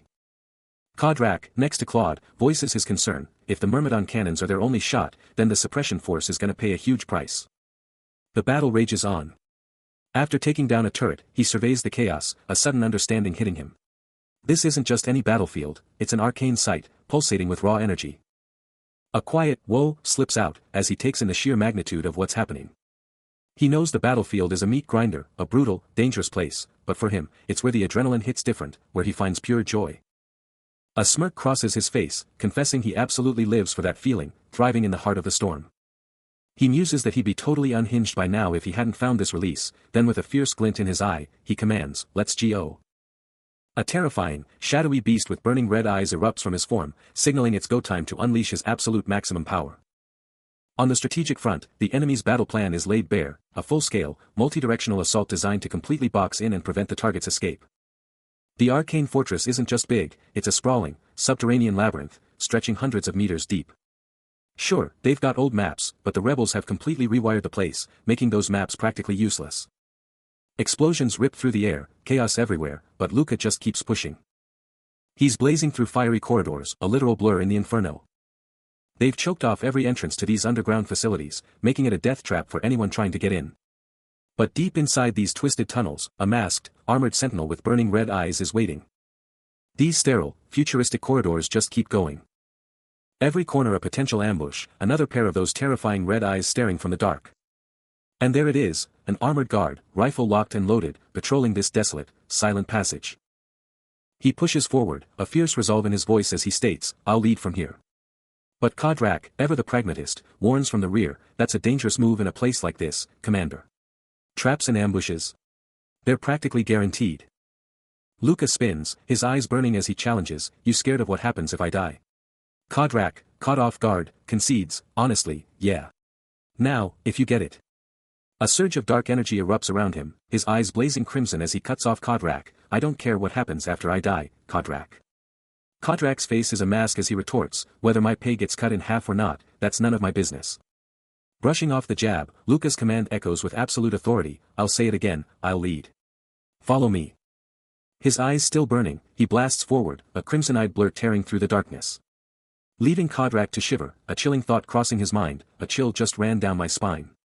Is he seriously ready to gun me down from behind? He brushes off any personal worries, because there's no time to waste. His mind is a whirlwind, he has to get to Lillian Ramonis and Claude Hannes before his other self, Ailey, even arrives. It hits him, Ailey, his other self, must have breached the arcane vault from a totally different angle. Kodrak watches Luca, seeing his ruthless willingness to burn through his own forces to push forward, and knows he'll blast through in no time. He admits he'd pull the same move, but he can't let his emotions mess with Luca's survival. Luca flat out states he'll take every single risk himself. His armored body charges forward, pure resolve radiating from him. Kodrak shouts, a desperate plea to Commander Luca. Luca's gaze is pure, unadulterated fire, burning with fierce determination. His armored hand extends, and it hits him like a lightning bolt, this is an arcane sight. No hesitation. He blasts forward, a total blur through the shimmering air. His body twisting with insane speed as he dives deeper into the unknown. But this place immediately starts fighting back. A crushing pressure slams into him, making his body feel heavy, and he can't believe this overwhelming sensation hits him every single time he comes here.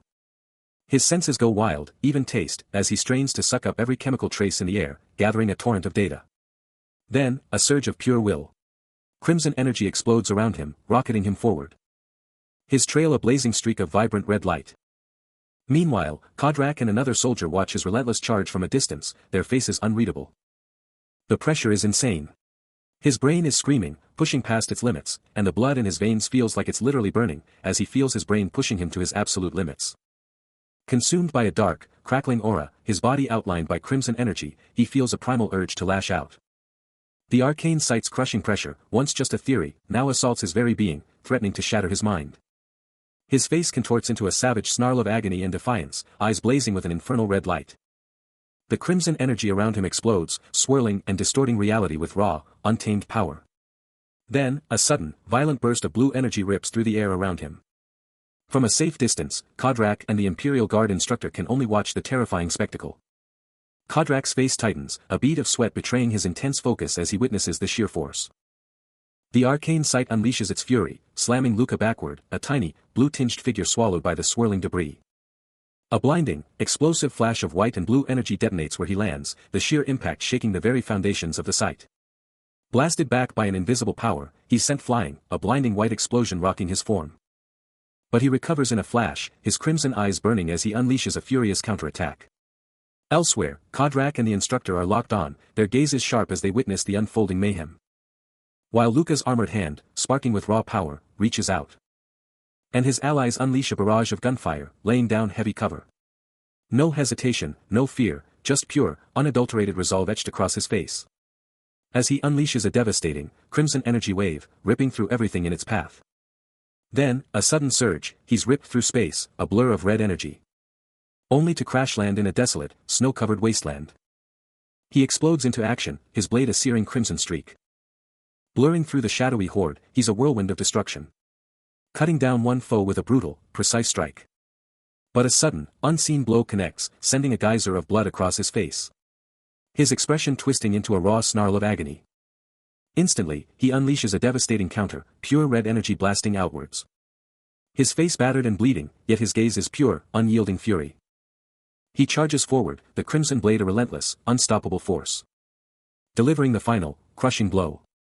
He scans the desolate landscape, a chilling realization hitting him like a shockwave as he identifies the raw, untamed energy of this place. But before he can process it, a menacing, armored figure with blazing red eyes lunges from the darkness. And Luca unleashes a lightning-fast counter, his arm a blur of motion. As his crimson energy blade rips through the air, smashing into the opponent's dark armor with a devastating, searing impact. A cataclysmic burst of red and orange energy detonates at the impact point, swallowing the armored foe whole. Luca blazes through the chaos, a fiery phantom amidst the explosive energy. His face a mask of raw pain and unyielding resolve, the brutal toll of combat etched onto his features. The desolate, alien landscape unfolds, revealing jagged rock formations under an oppressive sky. But from the swirling dust and debris, the armored menace emerges again, its crimson eyes burning with an ominous, unyielding glow. The energy blade, a conduit of pure destruction, slams down with incredible force. A devastating blow aimed at the unyielding enemy. A crushing impact. Crimson energy explodes outward, tearing through the air as blood and debris scatter across the battlefield. Sergeant Kodrak's face twists in a raw display of terror, his eyes wide, witnessing the sheer, unbridled power of the attack. Amidst the chaos, Claude Hannes' voice cuts through the din, a sharp, urgent command, demanding to know why Kodrak is frozen in place. But Luca, the armored titan, remains unfazed, his helmeted head turning, eyes locked onto the next objective. Red energy pulses across his armor, as he strides forward, an unstoppable force, the mission's command burning in his mind, we are moving forward. Pushing further into the arcane site, a sharp command rings out, make sure to keep up. Out of nowhere, a storm of bullets rips through the air as armored figures ambush Luca. But before they can even land a hit, Luca blazes into action, deflecting every single bullet with insane speed. Sparks ignite with every deflection, his defense an absolute fortress. The sheer speed of his movements is mind-blowing, a true display of superhuman reflexes. Then, with a burst of pure power, he unleashes a glowing red strike, smashing into an attacker who can only gasp, what the hell is this guy? The hit sends the attacker flying, their armor shattering as another voice screams, he's not just anyone. He's a monster. Deep behind enemy lines, Luca knows he's pushed far, but he's got this. The path to the Noble's evacuation dock. No problem. Then, a low hum from his suit. And his internal systems flare with vibrant red energy. His visor blazing crimson. His core unit pulsing with raw power. His advanced sensors pick up a massive enemy force, over 100 troops, right in their line of sight. He makes a snap decision, move fast, clear the path to the evacuation dock before they even know he's there, then slip in with the evacuating nobles. Meanwhile, two armored grunts are getting nervous, their squad is pushing way too fast compared to the others. And they're wondering if they should just wait for backup. A logical suggestion, he thinks. His mind already pushed to its limits just analyzing their combat methods. Boom. A heavy impact shakes the ground. He's a whirlwind of motion. His suit blazing with crimson energy as he tears through the facility. Crash. The impacts are deafening. Every move is pure, calculated destruction. But then, a gunshot. His eyes flash, realizing it wasn't meant for him. A quick glance at the tactical display confirms it, chaos erupting in the rear. Another squad. They arrived at the exact same time. He feels it, that familiar, overwhelming power. Only one other person could possibly radiate that much raw energy. Then it hits him, they're completely distracted. But before he can act, Kodrak's voice cuts through the air, a chilling command to his squad, everybody, go in. And just like that, the enemy squad unleashes hell, a storm of energy blasts tearing through the air. His shields flare under the relentless assault. The impacts echoing through the corridor. A frantic voice cuts through the chaos, sir. Our shields are about to collapse. Luca's mind races, calculating the odds, he'll need to be smart to take them all down solo. He scans their arsenal, 8 high firepower weapons staring him down. He's already calculated their weak points, knowing he just needs to take out half to flip the script, and with a surge of raw power, he screams, now. Moving with impossible speed, Luca becomes a black and crimson blur, absolutely shredding through the enemy lines. His armored fist glows with fierce energy, as he thinks about how their attacks will just spread out once they start moving. A devastating impact ripples through the ground, as he unleashes a powerful shockwave that just rips through everything. From a distance, Kodrak and another soldier are absolutely stunned, one of them barely managing to stammer out, SSIR. Luca, his eyes burning red, just shrugs off their handguns and rifles, knowing those weak attacks can't even scratch his armored limbs. He stands firm as multiple energy blasts just hammer his form, his crimson aura flaring wildly around him. And so, with one final, absolute thought, he's about to unleash his full power. A colossal wave of crimson energy absolutely explodes from his body, engulfing everything in its path. Luca's resolve hardens, a chilling declaration echoing through the chaos, I'll take out the weapons that pose a threat to me. As a relentless barrage of energy fire erupts around him. Explosions rock his armored form, but he's completely unfazed. Already channeling raw crimson energy into his hand. He moves with impossible, blinding speed, a mere blur tearing through the enemy's desperate volleys. A tactical genius calculating every move, they won't be able to fire freely if I get between them. Then, with a sudden, explosive surge of power, he accelerates. A blazing trail of red energy marking his path as he slams directly into their formation, delivering a devastating, bone-shattering strike. An insane surge of power courses through him, a total transformation igniting his core, and he knows, with absolute certainty, he's about to become unstoppable. His armored form explodes with raw, untamed energy, a blinding flash of power. Red energy lines crackle across his metallic shell, the sheer force of it reverberating through the very ground. That overwhelming power just shattered the enemy's will, leaving one rebel on their knees, hands up, screaming for surrender. Luca stands there, transformation complete, a gleaming, unstoppable force in his white armor. Meanwhile, the platoon leader, Hemilas Castoria, surveys the absolute carnage, barking a sharp order to his subordinate, Kodrak, get these rebels restrained. Kodrak's armored boot hits the ground, his voice sharp and ready, yes, platoon leader. His visor burns with an intense red glow, his face a mask of pure determination. He turns, Kodrak already moving to execute his orders, the glowing red lines on his dark armor cutting a path through the defeated rebels. The aftermath was brutal, the ground strewn with the fallen rebels.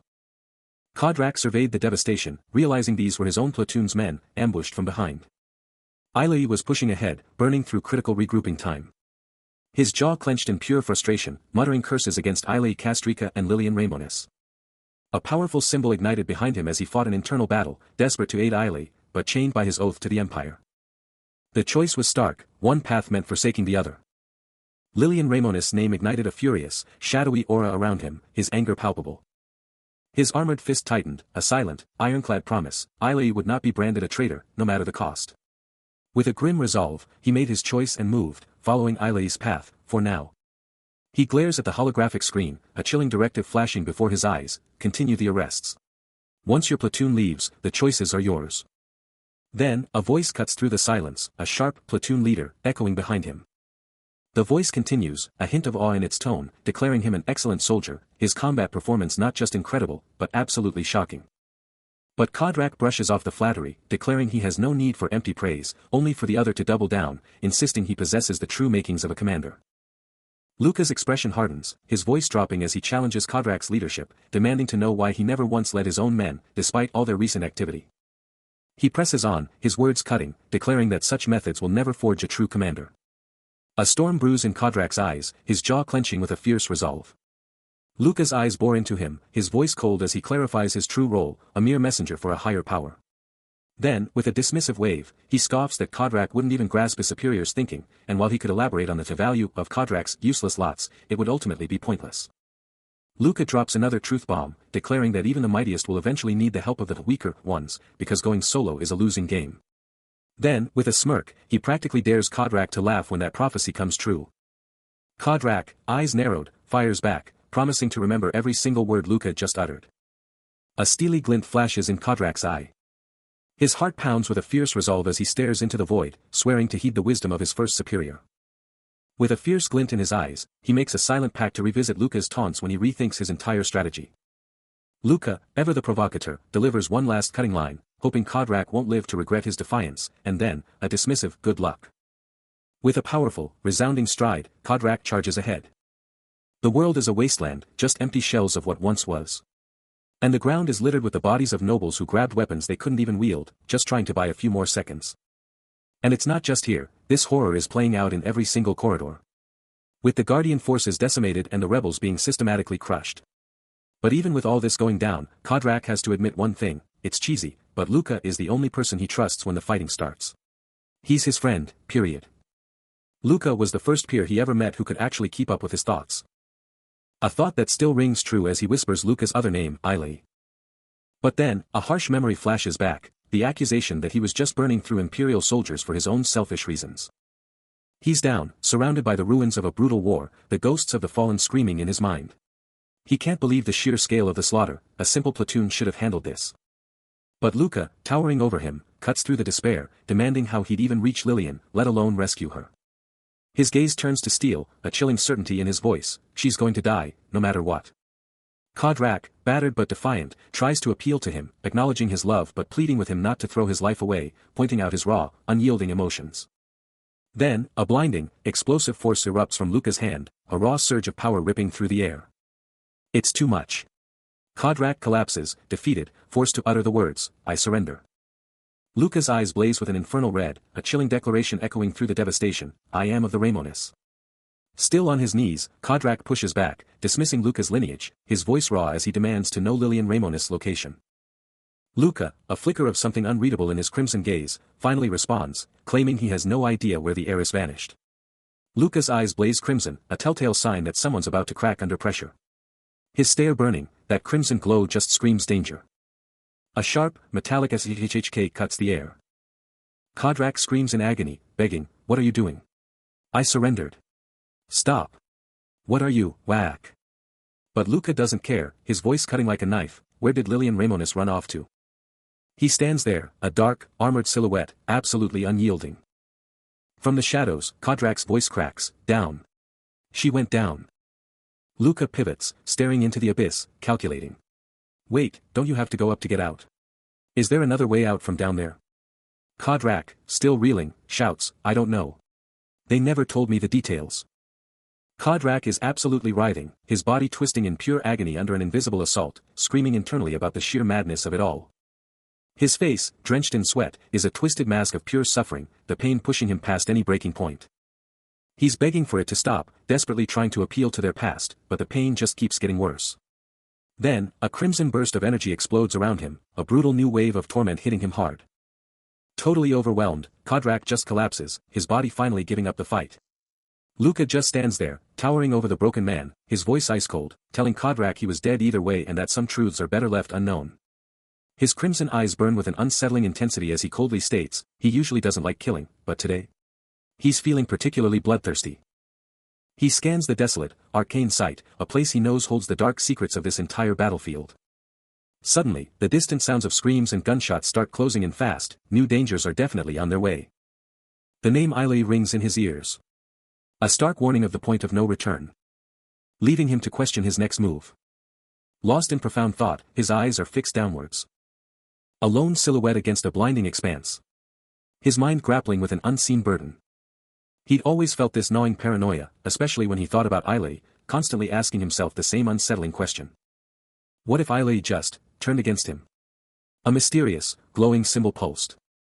He'd put off the answer for too long, but now Luca knew he had to confront it, stepping right into the shimmering portal. His armored boots carried him deeper. Past the silent, fallen figures littering the corridor, a grim warning of what was to come. With a determined look, he pressed on. Suddenly, he was in a dark, chaotic void, debris swirling as he plunged into the unknown. The scene is chaos, a futuristic corridor utterly decimated, strewn with debris and the lifeless form of an armored soldier. From the heart of the devastation, a figure in a pristine white helmet slowly rises. As a chilling voice echoes, directly confronting him, "So you came, Luca." The stark lines of his helmet mirror the brutal truth of the scene. The unseen accuser's voice dripping with venom, "You've really done it, Eilei. You led your men to their deaths for your own selfish purpose." A shadowy figure in a dark suit looms over a fallen comrade, their face hidden. Their obscured expression radiating an intense, silent condemnation. The figure surveys a grim tableau of fallen armored bodies, a stark monument to the battle's devastating toll. Meanwhile, in a different vantage, Viggo Ramones, the formidable head of the Ramones family, and his direct kin, watch the grim spectacle unfold. From the shadows, a white-haired observer reports, "Lilian's here too." Promising updates, as Viggo Ramones, ever the cautious one, warns her, "You really shouldn't be watching this go down." But the real action is with Hamilla's Castoria, whose face twists into a primal snarl. A crimson aura flaring around him as he roars, all for that one woman. A single, measly woman, Eilei. Ramones, still trying to maintain some semblance of order, reiterates his warning. But Hamilla's has eyes only for Luca, whose own gaze now burns with a faint red, as he barks, "Draw, Luca." Luca's armored hand instinctively reaches for his weapon's hilt. As Hamilla stands, a menacing red aura pulsing around him. His voice a dangerous growl as he vows, "I'm going to beat some sense into you." His armored hand extends, feeling the raw power of the structure before him, a chilling realization dawning, this is an arcane site. He stands victorious amidst the fallen, his presence dominating the desolate, futuristic chamber. A chilling testament to the sheer power he wields. Meanwhile, Hamilla's knows it's go time, he has to fight Eilei, no matter the cost. He calculates his odds, confident he can win if he plays it smart, but the veteran knows real combat is a chaotic storm of unforeseen variables. A quick takedown. Absolutely not an option. His real mission, buy time. Hold him off, give the Ramones family their window to escape. Luca's eyes and arm ignite with a fierce crimson energy, and the two titans lock gazes, the air practically exploding with tension. Camillus hardens his resolve, knowing that even if taking down Lillian makes Ailey despise him to his core, it's irrelevant. Luca was about to make his move, but a voice cut through the silence, challenging his very next step. But before he could even blink, an armed guard unleashed a hail of bullets, trying to stop him dead in his tracks. But with a flick of his glowing arm, Luca shattered the attack, bullets exploding into sparks against his impenetrable defense. Bathed in a blinding crimson aura, he vanished and reappeared, closing the gap in an instant. And just like that, his opponent was down, a crumpled heap on the floor, the battle decided in a flash. Another guard watched, stunned, as he realized their guns were absolutely useless against this guy. Luca's boot crushed the fallen weapon, but even in battle, he was calculating, remembering his mission to keep the place intact. His crimson energy pulsed and flared, a terrifying display of the raw power he commanded.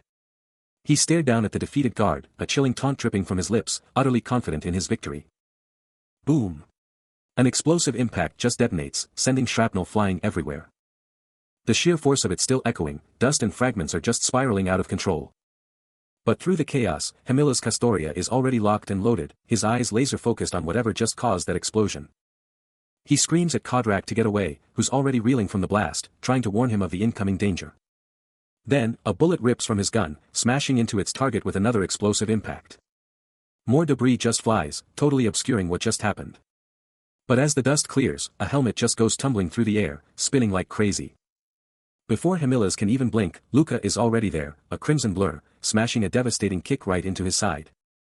His crimson energy just explodes, as he keeps up the relentless attack. He's a crimson blur, an unstoppable force tearing across the ground at impossible speeds. His armored form, engulfed in a blazing red aura, closes the distance in a flash. The air practically explodes around him, his presence radiating pure, unadulterated power. Then, a sudden, unseen force slams into his forearm with a deafening quang, sparks erupting as he effortlessly deflects the attack. But he doesn't even flinch. Without missing a beat, he unleashes a devastating kwang of concentrated orange energy from his palm. Camillus Castoria is thrown back, a pained grimace contorting his face as he struggles to withstand the overwhelming assault. Luca's momentum is absolutely unstoppable, his lower body a blazing red streak as he continues his relentless charge. Then, with a hwiik, he unleashes a devastating, blurring kick, a whirlwind of pure force. And just like that, he's got Kodrak by the throat, lifting him effortlessly off the ground like a ragdoll. He's a dark blur, a force of nature, absolutely tearing through the air. His blade flashes, deflecting an attack, and red energy explodes. Crimson aura blazing, he's already on his next target. Camillus Castoria can't even react, Luca just blazes right past him. And just like that, his hand is around Kodrak's neck, lifting him like he weighs nothing. His eyes burn red as he looks back, one name on his mind, Vigo Ramones. Camillus Castoria is stunned, but quickly refocuses, vowing that Lillian Ramones is next, and he's got all the time in the world to finish her. Luca's eyes are still blazing, even knowing Ailey will soon reign in his explosive power. Elsewhere, Lillian Ramones, with a fierce, determined look, swears she'll never forget the woman who gave her affection, not even in death. Lillian Ravenous, with a sinister calm, declared, "I'll make your death painless." But Luca, ever vigilant, reached out, his senses screaming, "This is an arcane sight." Then, a terrifying crimson aura exploded around her, her power surging. With eyes blazing, she sneered, "That's the best I can offer you." But Luca's eyes narrowed, his focus absolute. Before she could even move, a blinding force erupted, slamming into her with a brutal thwack. The sheer power sent her rocketing backward, smashing into the ground and carving a massive crater. But from the wreckage, an impossible sound ripped through the air, she was laughing, a chilling, insane cackle. Camillus Castoria, watching the impossible unfold, could only gape in utter shock, his face a mask of pure disbelief. The impact sends her absolutely flying, a raw scream ripping from her as her body spins out of control. She's just a blur of white hair and shattered armor. Before she finally slams into the ground with a devastating crash, leaving a massive crater. But even after that brutal landing, she's already pushing herself up, a ragged gasp escaping her, her eyes still blazing with that terrifying intensity. Luca just watches, seated, his crimson eyes locked onto her unyielding form, a silent, intense observer of her bizarre resilience. Camillus, standing nearby, turns to him, a concerned look on his face, asking if he saw her expression, claiming she's finally free from her family. He elaborates, saying it's no shock, considering her family treated her like a mere pawn, a tool for arranged marriages. Camillus's face twists in pure shock and disbelief, a sharp gasp escaping him as Luca's words hit him hard. Luca clenches his armored fist, his voice dripping with frustration, demanding to know what the hell Hemilas is even saying. He watches as Lillian Ravenous lies broken on the ground, absolutely wrecked from his attack.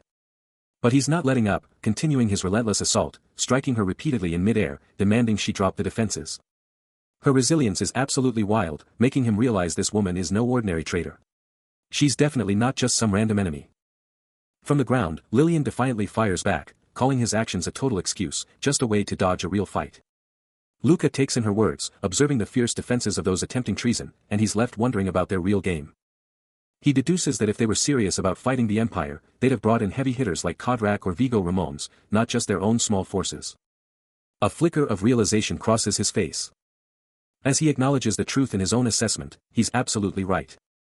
Indeed, while getting into the arcane fortress was a pain, everything after that was a breeze, hinting that for all the Empire's talk of treason, their forces were surprisingly tiny.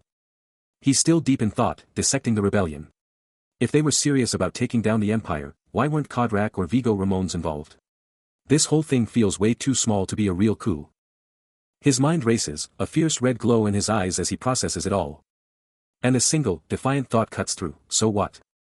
But Lillian Ravenous isn't having it, standing over him with an unyielding gaze, demanding to know what his big revelations actually mean for their situation.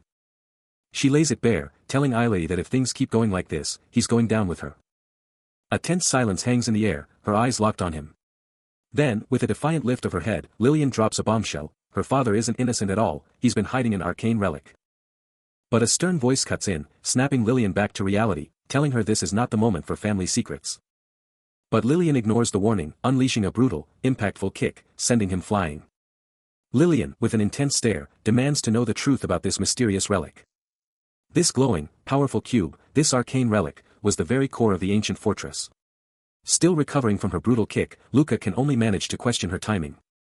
But she's relentless, hitting him with the truth. His past wasn't just about guilt, there was more to it. His eyes snap open, a silent shockwave hitting him.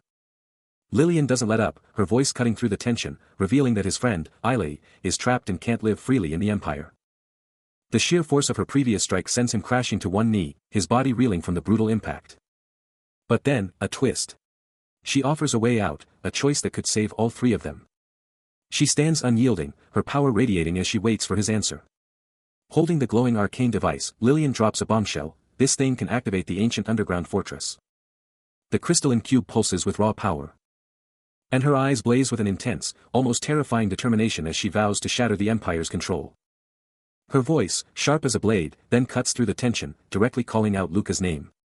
Standing in the shadows, a figure laments that some choices just don't benefit anyone.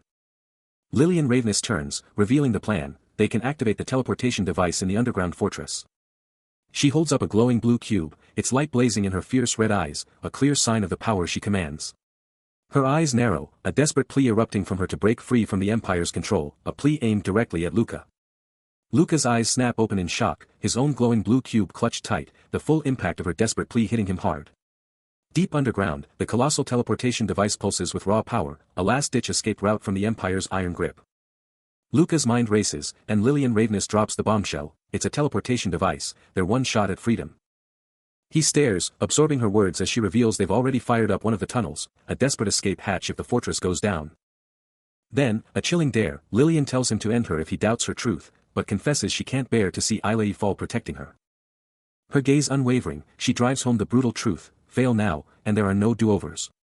Gazing at the shimmering portal, she proclaims their freedom from the Empire is within reach, telling him to simply report he never saw them.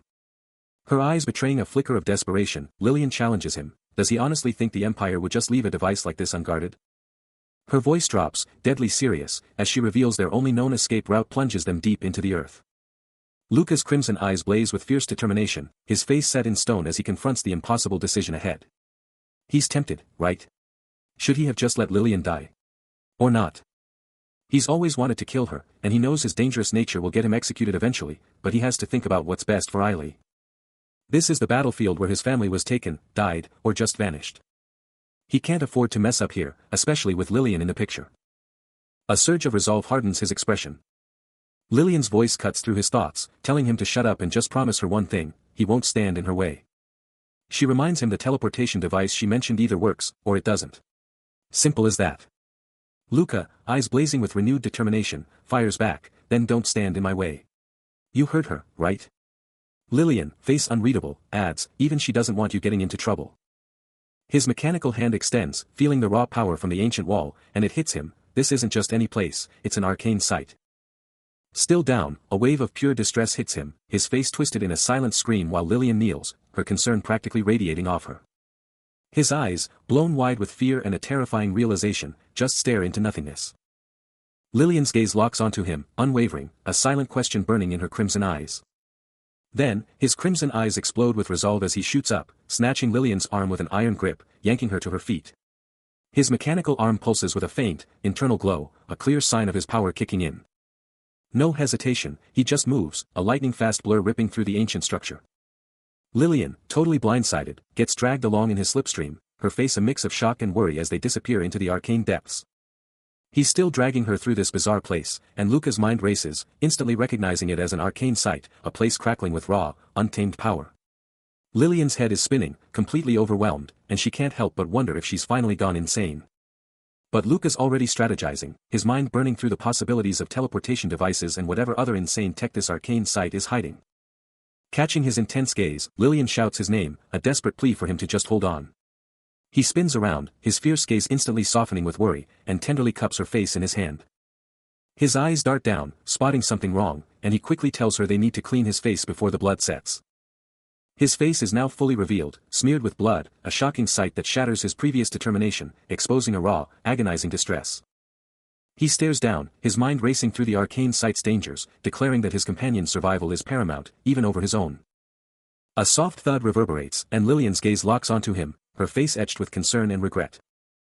Her voice cracks with sorrow, a heartfelt apology to Ailey for this unexpected turn of events. Tears stream down her face, as she fights to hold back her emotions. He counters, his voice laced with curiosity, asking if her distress is merely because she showed him the world beyond. Lillian's gaze intensifies. She shakes her head, revealing his profound impact, how he reshaped her perspective and unveiled the root of her deepest frustrations. His gaze softens, a profound realization dawning as he confesses, he would have been lost to the past without her. A subtle smirk graces his face, his crimson eyes flaring with fierce resolve, as he proclaims that because of her, he now knows he's not weird, he's just different. Lillian, the one who helped spark Ailey's radical ideas, is now confronting a harsh reality. These dangerous thoughts, if they're allowed to spread, could devour everything from the inside out. No, Bellato will probably strike first, and it'll be their own downfall as their entire system implodes. But even as raw, crimson power ignites around him, Luca defiantly states he wants no one to fall. The cold, hard truth remains, if necessary, you have to take out threats yourself, even if that threat is Ailey. A silent, bone-crushing clench of his fist shows the battle raging within. His body is now absolutely crackling with vibrant, glowing red power, a raw display of his difference. Both hands clench, the crimson energy absolutely exploding, as he wrestles with the sheer weight of his unique power. The power absolutely rages through him, a silent, earth-shattering roar of defiance. He lets out a relieved sigh, the intricate metallic passage reflecting the faint glow of his crimson energy. Lillian, walking beside him, confidently states, I told you. This route is exclusive to us. They'll never track us here, it's a total maze. But far away, in a chillingly dark chamber, a shadowy figure watches, their thoughts laid bare, my lineage never reported to the Emperor, and I never asked permission to study his mana. I'm ambitious. He's been a useful tool, but the moment he fully awakens, the containment protocol activates. Luca's armored hand clenches, the glowing lines on his gauntlet pulsing with raw power, a silent thought echoing, but it was all in the Emperor's hands. Lillian turns to him, her expression dead serious, asking, more importantly, where do we go next? Her gaze softens with genuine gratitude, thank you, Luca, for helping me and Ailey. Luca's crimson eyes narrow, his mind already elsewhere, I'm just repaying a debt. If we meet next time, you're dead. Then, a chilling message flashes, seemingly from the shadowy observer, anyway, Ailey, stay safe. The blonde-haired figure, with those piercing blue-gray eyes and a sleek, high-collared suit, stares ahead, a subtle, knowing smirk playing on their lips, their true intention still a terrifying enigma. Lillian, eyes downcast, ponders their next move, the burning question of what if we make it out of here, hanging heavy in the air. But her focus shifts, a mysterious glowing symbol materializing as she boldly states, I'm heading straight for the border. A determined glint in her eye, she proposes, we'll rendezvous there, even if it means going solo. She casually mentions Luca's own potential bounty with the Empire, but he brushes it off with a curt, not my problem. Lillian pushes forward, Luca a silent shadow in her wake. His mind already racing towards the border city. His armored hand pulses with a subtle red light as he grinds out, I'm utterly drained. He bitterly regrets his impulsive decision to aid Lillian, a snap judgment made in the chaos. But there's no time for rest, not with the weight of so many lives on his shoulders. The chief centurion will finally see me in a good light, a voice booms, as two shadowy figures, one with dark hair, the other with light, exchange a sinister glance, plotting their next move. The light-haired figure, Lillian, reveals, only I can control the spy on Kinjay. Eiley and Lillian? Just a trainee and a mere assistant. Special. He, Luca, adds with a smirk, he won't ask any questions. His piercing crimson eyes burn with an icy determination. A massive, futuristic door, pulsating with faint energy, stands as their next obstacle. Luca's armored hand slams onto a control panel, his fingers flying across the interface. He turns to Lillian, his voice sharp, Eiley, get ready. If the Empire isn't here. She cuts him off, her tone absolute, it's over. A guttural UGH rips from him, the sheer force of his effort visible as he struggles with the mechanism. A vast, imposing corridor looms, its metallic sheen barely visible in the dim light. But then, a chilling wave of unease hits him, making him question everything.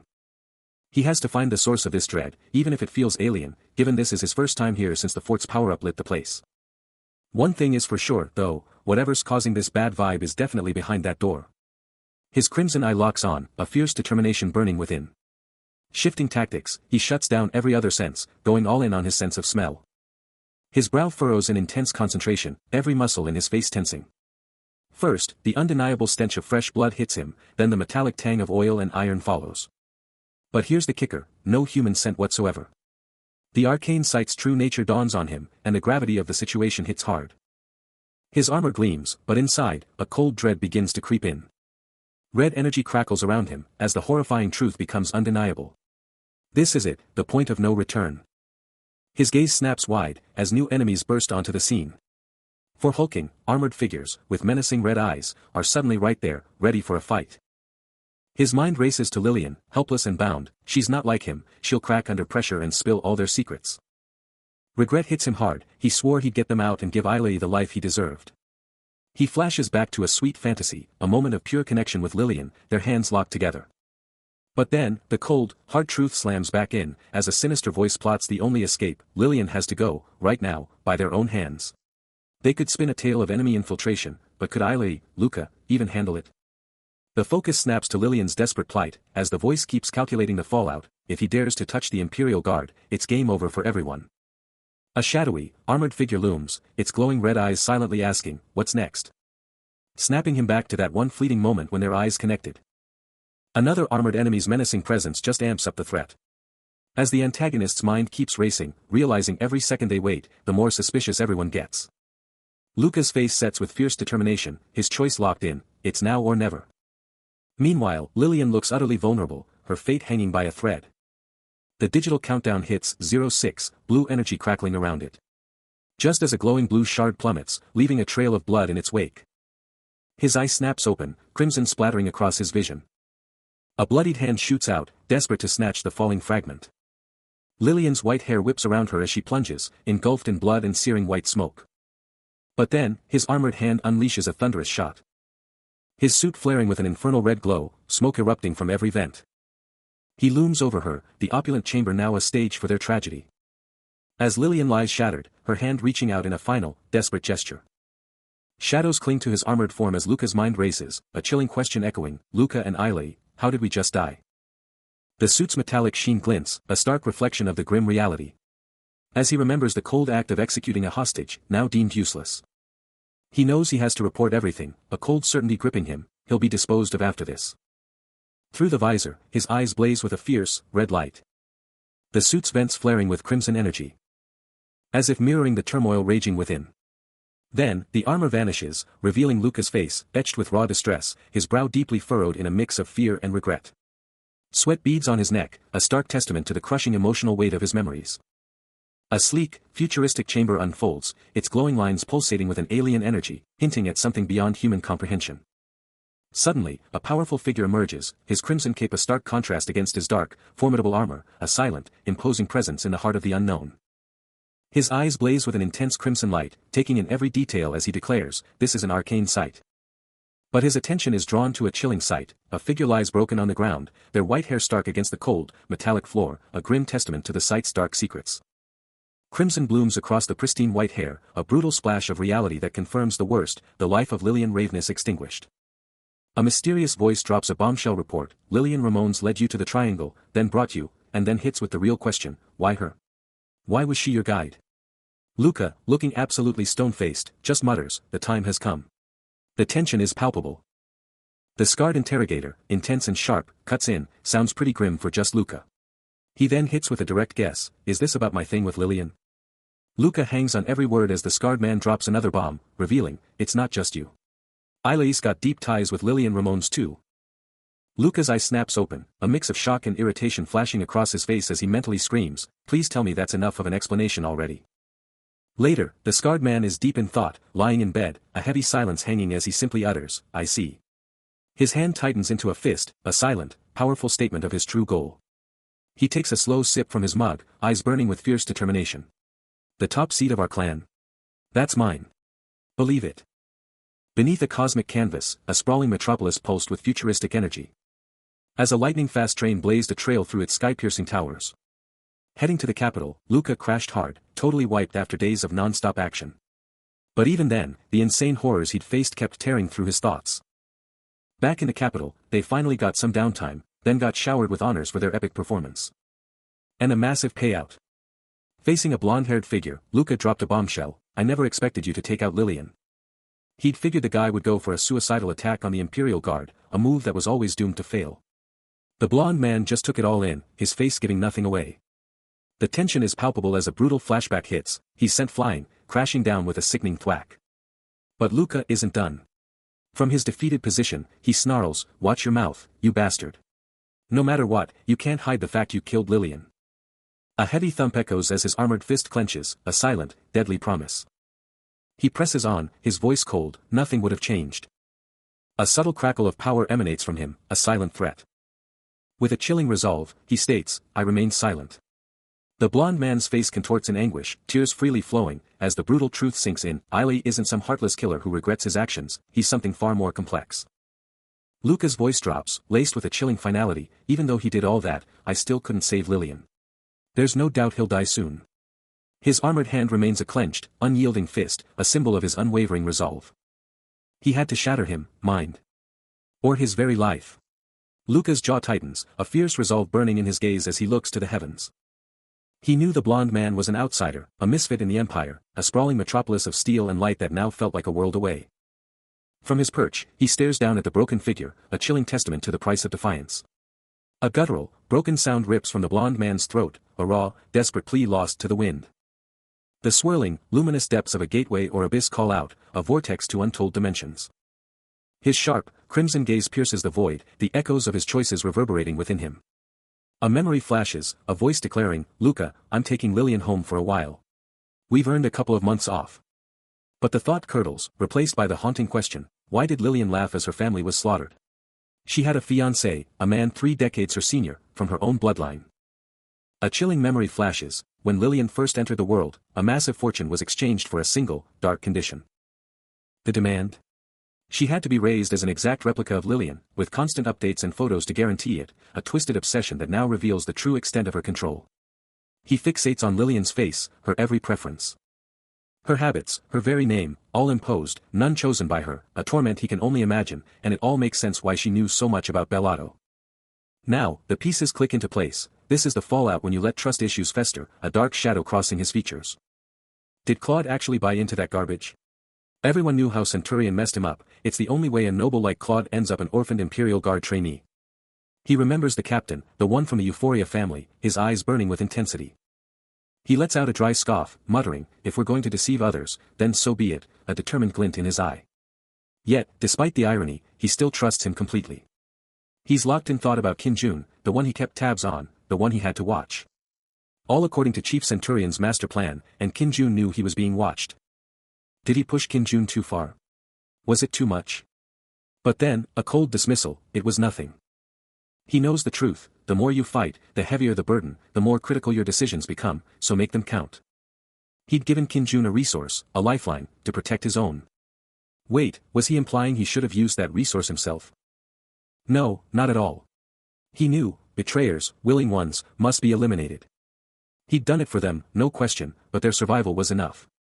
He had to protect his own heart too. A shadowy figure with a chilling grin challenges Luca, probing if distractions will make him falter, if he'll hesitate to defend what's truly important, declaring that he'd rather not face such a dilemma himself. Luca, however, meets the challenge with an icy resolve, retorting that's precisely what he appreciates about the man, calling him good boy. Undeterred, the enigmatic figure presses further, challenging Luca with the hypothetical, what if his resolve shattered when faced with sacrificing others? He leans in, his voice dripping with insinuation, mentioning the burdens of guilt or conscience. Luca's gaze hardens, his voice cutting through the air, declaring that such weakness would forever prevent him from rising above others.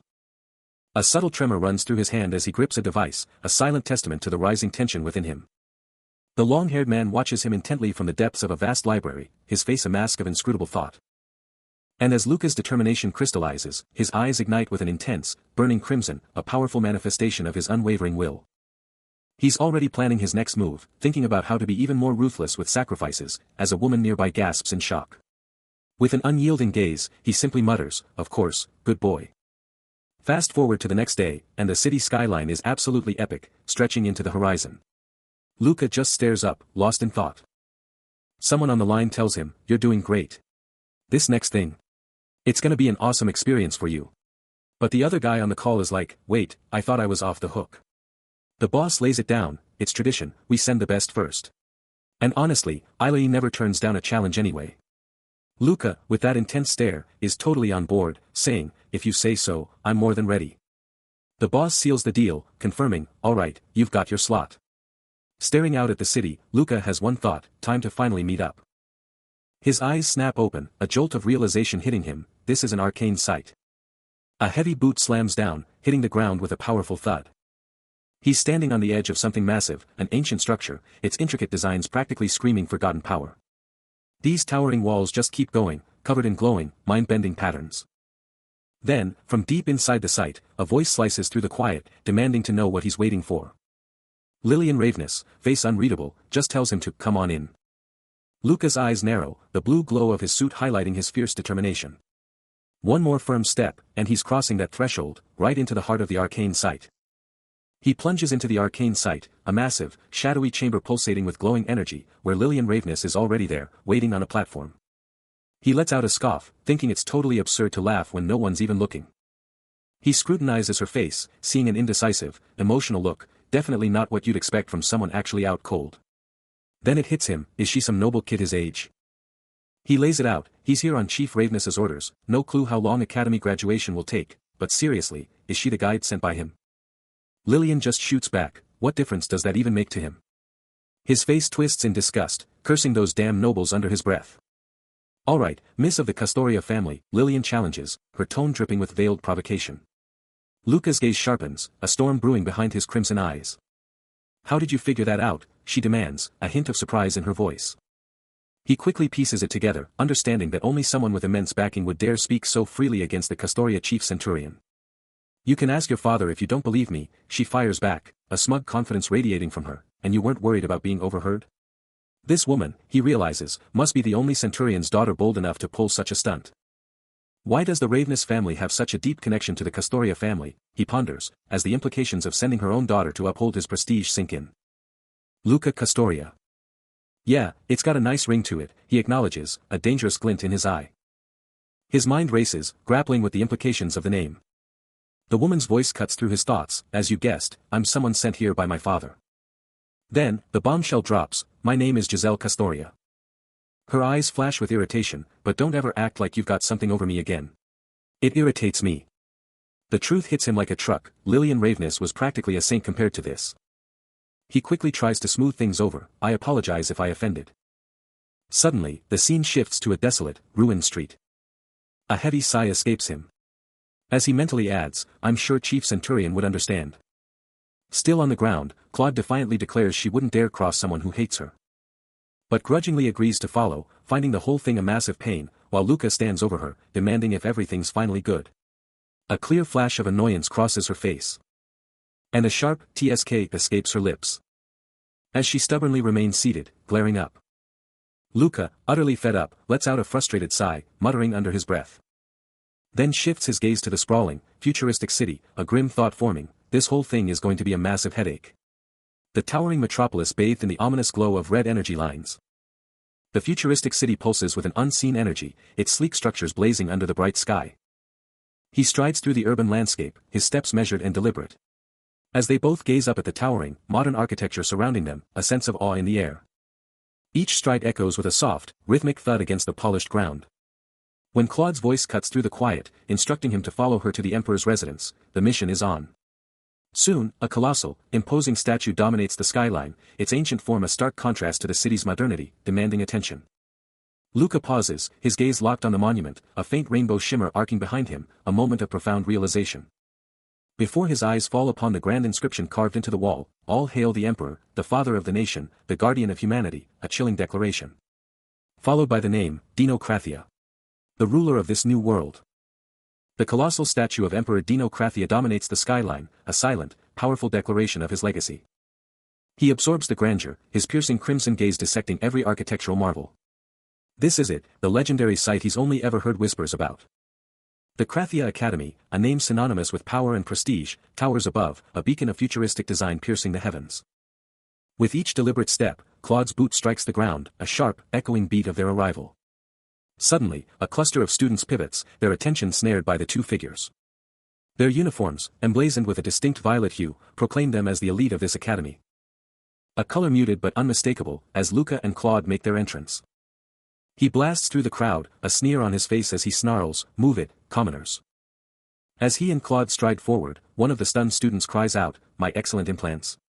He brushes off the complaint, his gaze sharp. Then snaps at his companion, "What are you waiting for?" Claude, taken aback by his abruptness, internally fumes, "Why didn't he tell me sooner? And how can he be so impatient?" Her mind spirals, "Why didn't father tell me sooner? He always treats me like this." Watching her visibly fluster, it's obvious this isn't her usual cool demeanor, especially not over something so minor. As they move on, he mutters, "Yeah, sorry about that," while the students behind them start gossiping, "No way, if the rumors are true, he's gone." The whispers of rumors snag his focus, a curious sound escaping him, Claude's eyes narrow, the gossip hitting her hard. But then, a new face pops up, a guy named Felix, all smiles and ready to chat. Luca, ever the stoic, just stands there, taking it all in. The student body is buzzing, some are hyped about Lay 1 being gone, others are like, "Nah, we're staying." Felix, smooth as ever, walks right up to Claude, calling her Giselle Castoria, asking if they've met, then dropping his name, Felix Eigen, and asking for a quick chat. Luca and Claude are making their exit, when someone shouts to Luca, "Hit me up when you're done." Finally some fresh air. Claude's face drops as the whispers intensify, everyone's shocked that Lady of Castoria is with Luca, proving those rumors about the chief centurion's favoritism are true. Felix catches up to Luca, totally blown away, muttering, "Seriously? She's the chief's daughter?" Luca's eyes drop, the rumors hitting him hard, as the students go wild, wondering if the chief just wants him to get the academy experience, or if he's actually trying to marry him off to Giselle. He's like, "Son-in-law. Nah, if that happened, the nobility would be dealing with me." But Claude's like, "Son-in-law? No way." She's straight up saying her personality isn't great, and a marriage would probably crash and burn instantly. Plus, she drops a bombshell, she and the chief centurion already have a deal. She's all about gaining knowledge, not becoming some noble's daughter-in-law, and definitely not getting tangled up with the aristocracy. Switching gears, Felix walks up to Luca, handing him a small gadget and saying he can't use Luca's skills. But Luca should keep this thing handy. Luca's totally caught off guard by the unexpected gift. And Felix just casually drops that trainees at the academy aren't there for chicks before bouncing. After getting the intel from Felix, Luca's already at the academy, plotting his next move. He's replaying Felix's words, who'd given him the lowdown on academy life, and he's wondering just how long it'll take to get a grip on everything. He's got a gut feeling he and Felix are gonna be tight by the end of this mission, and that thought alone brings a smirk to his face. Felix had dropped a bombshell about the dormitory. And the gist was, it's where all the talented but broke kids from the lower sectors, plus the fallen nobles, ended up. They literally couldn't afford anything else. Even within the academy walls, the class system was still in full effect, a harsh truth hitting him hard. His face tightens as he scopes out the scene. The academy's sounds are all around him, a constant reminder of this new world he's stepped into. He strides through the academy's gleaming halls, a defiant thought burning within him, easy ascension. No fun at all. This is the brutal truth of it. His crimson eyes narrow, absorbing every detail of the lavish environment. A disembodied voice assigns him his room, a polite facade over the academy's true nature. But Luca scoffs, his mind screaming, good. This isn't just a room, it's a full-blown palace. He can't help but question if this is truly the domain of commoners and forgotten nobles, a stark realization of why this place is hailed as the ultimate academy. Because this is where raw talent, deemed unsuitable for the military, is ultimately funneled. Dropping into his new, opulent space. He stares up, the weight of his new world settling heavy upon him. This place. It's nothing like he imagined. Totally different vibes. Peering up at the massive building, he takes in the sheer size of his new digs. His guide lays it all out, this is his dorm, and the head honcho herself shows you to your room if you're in the class system. Then she flashes a glowing gadget, calling it her personal blessing device. She just shrugs it off, saying, happens, then hits him with the ultimate challenge, don't you hate my guts? He doesn't even flinch at her attitude, just coolly declares he's here to do his father's bidding. Staring at the glowing tech in her palm, she figures the person getting this will totally run with it, proving they're no spoiled rich kid. She starts to walk off, and he just casually drops that he probably won't even need her blessing. She stops, gives him a look, and deadpans, the feeling's mutual. She drops one last tip for his own good, telling him to steer clear of the dorm head before vanishing into the darkness. A heavy thump hits the ground, signaling an arrival. Another deliberate step following close behind. The chilling truth hits hard, she's the most deranged individual in the entire academy. And there she is, the figure with long, dark, wavy hair, standing in the blindingly bright corridor, a creepy little tune playing just for her. Then, she just turns and walks away, her silhouette fading into the bright unknown. Luca's eyes ignite with an intense crimson, cutting through the oppressive darkness. Then, a voice cuts in, dropping some serious advice. He's instantly on edge, demanding to know why. Luca takes a moment, sitting in heavy thought. His hand shoots out, pointing at something off-screen. He springs to his feet, a shockwave of realization hitting him as he looks up. The voice drops a bombshell, someone is the most deranged individual in the entire academy. And then, Lillian Ramones, the head of disciplinary, appears with a chilling smile. She immediately asks if he's Luca, the unranked trainee. His crimson eyes flash, mind racing, how could she know his name already? Lillian, unfazed, presses on, asking if he just finished classes or if he's been lurking for ages. Despite her battle-worn cloak and ancient clothes, hinting at a brutal past, her composure is absolutely chilling. Luca, still reeling, remembers the whispers, she's the most deranged, the one the lower sections dread. He cuts her off with a sharp denial, insisting he just got here. Lillian, unfazed, rephrases, asking if he's from the lower sections, and Luca, finally giving his name, confirms, just call me Luca. I'm also from the lower sections. She gives Luca a nod, then hypes him up for his insane achievement. Pointing out his humble beginnings from the lower sections, then quickly flipping the script to brag about her own accomplishment as dormitory head. A cheeky little giggle escapes her, totally feeling herself. Luca takes in her words, a thought dawning on him, she probably clawed her way up just like he did. Suddenly switching gears, she commands him to follow for a mandatory dorm tour. She flashes a quick, leading smile over her shoulder. He watches her leave, a silent question mark hanging over his head. The dorm tour wraps up, and he can't help but notice how tired she seems, wondering if it's all catching up to her. And as she strides off, her massive red hair practically glows with an otherworldly shimmer. He can't help but wonder if she's just operating on peak efficiency. But back at the academy, the main building itself is a towering, futuristic marvel. Its massive halls already buzzing with students. Lillian, ever composed, stands there, a thoughtful look on her face. And then she lays down the law to Luca, telling him he's dressed perfectly, just like she said, before ordering him to her office with a full rundown on how he's gonna pull off attending classes as a guy. Luca's jaw practically hits the floor, shouting that he's gonna lose his mind if this whole charade lasts a full week. They just stare each other down, the tension thick enough to cut. When Lillian suddenly snaps her head up, pointing at something off-panel, a single, sharp word escaping her lips. Luca, catching a faint sound, immediately wonders if it's Barbara's voice. He's in the academy, but his focus is laser-sharp on one person, a voice he knows all too well. Cutting straight to the chase, Luca snaps at her, "Get lost, Barbara." But Barbara, with her fiery red hair, just looks up, all innocent, and says she just wanted to say hi. She's not backing down, taking another step, her boot echoing on the ground. Luca just glares, his patience officially gone. He doubles down, telling Barbara to scram again. With a stone-cold face, he makes it clear, he's got nothing left to say. Turning away, he throws one last jab, warning her not to be late for class. He's got his eyes on her, a smirk playing on his lips as he takes it all in. Her posture is totally closed off, just like every other loser from the lower sectors. But she's still got that defiant vibe, and he's thinking, seriously, does she actually think she'll make it with that attitude? She passes by, and he just mentally shrugs, muttering, I'm not a fan. The academy halls are buzzing with students, their steps echoing through the epic architecture.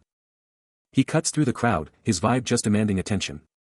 Someone off-screen chimes in about Barbara, pointing out she's not the only low-ranker here and that he clearly isn't a fan. He stares at her walking away, a flicker of annoyance as he realizes she's totally blowing him off. Barbara just keeps on walking, her back to him, completely unfazed. Even with the academy buzzing about Giselle calling Barbara the craziest psycho, and Barbara still clinging to her. Luca thought it was a little interesting, but totally not his problem. What really mattered was his own grind. 2 more months, and he'd be a noble. No time for petty gossip. That's what he thought, but he was stuck with these snoozefest classes for another week. Then, a faint, swirling energy, marked LV-006, started to appear. And Luca was suddenly way more interested in checking out this weird energy. What else was there to do in this dump, meant for losers like him? With a new mission, he headed down the stairs, straight for that glowing blue anomaly. Even Felix himself admitted he was too dangerous, too much of a wild card, but stuck here, he was just going to rust away. He just wanted to fight, the raw, primal urge for battle constantly gnawing at him, even as he questioned if the chemicals were messing with his head. He wanted to fight so badly. He didn't care who it was, he was going to fight, when a voice ripped him from his thoughts, HHY. Imperial Guard trainee. Totally bewildered, he spun around, thinking, wait, are they even talking to me? The other trainee, Felix, stammered out a confirmation, why yeah. Felix immediately launched into an accusation, claiming he'd been glued to his sister Giselle all week, and then demanded to know what was going on between them. He coolly stated he didn't have to answer, which just made Felix snap back, why? You crushing on Giselle?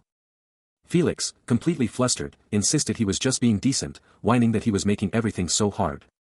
Felix gets right in his face, spitting out a furious question about Giselle. Without waiting for an answer, Felix unleashes a wild, enraged punch, screaming at Luca to take it back. But Luca's eyes, sharp and dangerous, lock onto the incoming threat. In a blur of motion, he snatches Felix's arm out of the air, halting the attack dead in its tracks. Then, with a brutal, explosive force, he slams Felix to the ground. Felix screams, his face twisted in shock and pain. Luca stares down at the downed Imperial Guard, his expression unreadable. But inside, Luca's boiling with self-reproach, furious at himself for letting his frustration get the better of him. Get a grip, Luca. Even from the dirt, Felix won't give up, still demanding answers about Giselle.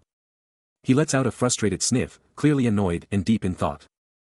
But Felix isn't letting up, demanding to know why he'd ignored Giselle, claiming she's a good person. Luca's face twists in anger, a furious growl escaping him as Felix's words hit a raw nerve. He's baffled, thinking, why does Giselle hate Barbara so much? He remembers a time before, blaming it all on a curse from some mysterious witch. Felix is baffled, asking about this curse and the witch, only for Luca to drop the bombshell, he's talking about Barbara. The narrator reveals Giselle is a total incident magnet, always getting caught up in chaos, just like these androids suddenly going haywire, their eyes burning red. Felix tries to claim they beat Barbara's curse, but Luca snaps back, it's not Giselle's fault. It's Barbara's fault. Felix can't believe it, Giselle's old friends are a threat. But Luca doubles down, that's exactly what I'm telling you. He lays it all out, revealing that everyone actively avoids her, which is precisely why she ended up as the dormitory head, a role loaded with perks and endless duties. So, he drops the bombshell, she wasn't the only one going haywire because of her powers. Felix's eyes widen in shock, a gasp escaping him as he watches the chaos erupt, it's happening again, even now, she's still at it. Luca and Felix are locked in, their gazes fixed on an unseen disturbance, the tension in the air is palpable. Then, out of nowhere, a shimmering distortion rips through the air, a ghostly hum echoing through the space. Barbara flinches back, clutching her chest as glowing particles erupt around her, her face a mask of pure panic. Just a few feet away, Giselle stands with 2 other students, and one of them blurts out, that it just totally slipped out of her hands. Barbara's face is still contorted with worry, the magical energy practically radiating off her.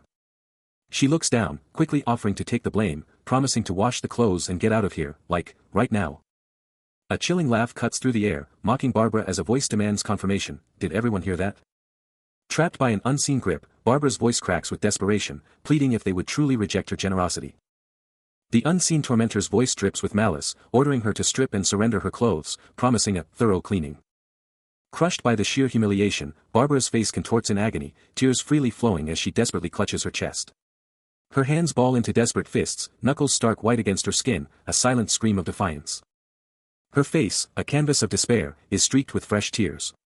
As the drama unfolds, Luca and Hamilas deliberately turn away, casting a final, lingering look at Barbara, left isolated and vulnerable. A knowing glint sparks in Luca's eyes, his expression etched with deep contemplation. A sudden realization hits him, this isn't an isolated incident. He connects the dots, understanding that the exact same scenario must have played out when Giselle first showed him around the dorms. Even with time running out, Barbara was forced to endure this humiliating ritual, a cruel twist in her already dire situation. Out of nowhere, a sinister hand with a syringe appears, a chilling voice taunting, "You're in luck, Barbara." The aggressor's voice drips with menace, "I'm in a mood where I can't control myself." But just as the needle closes in, a lightning-fast blur streaks across the room, a figure moving with unbelievable velocity. Landing a brutal, bone-jarring kick that sends the aggressor flying back with a shocked cry. The force of the blow sending her slamming into the wall with a deafening crash. Luca stands his ground, his voice cutting through the tension with a fierce warning, "Cut it out, and fuck off." But another aggressor, completely unfazed, steps up, her voice dripping with defiance, "Do you even know what you're doing? I don't care if you're a woman."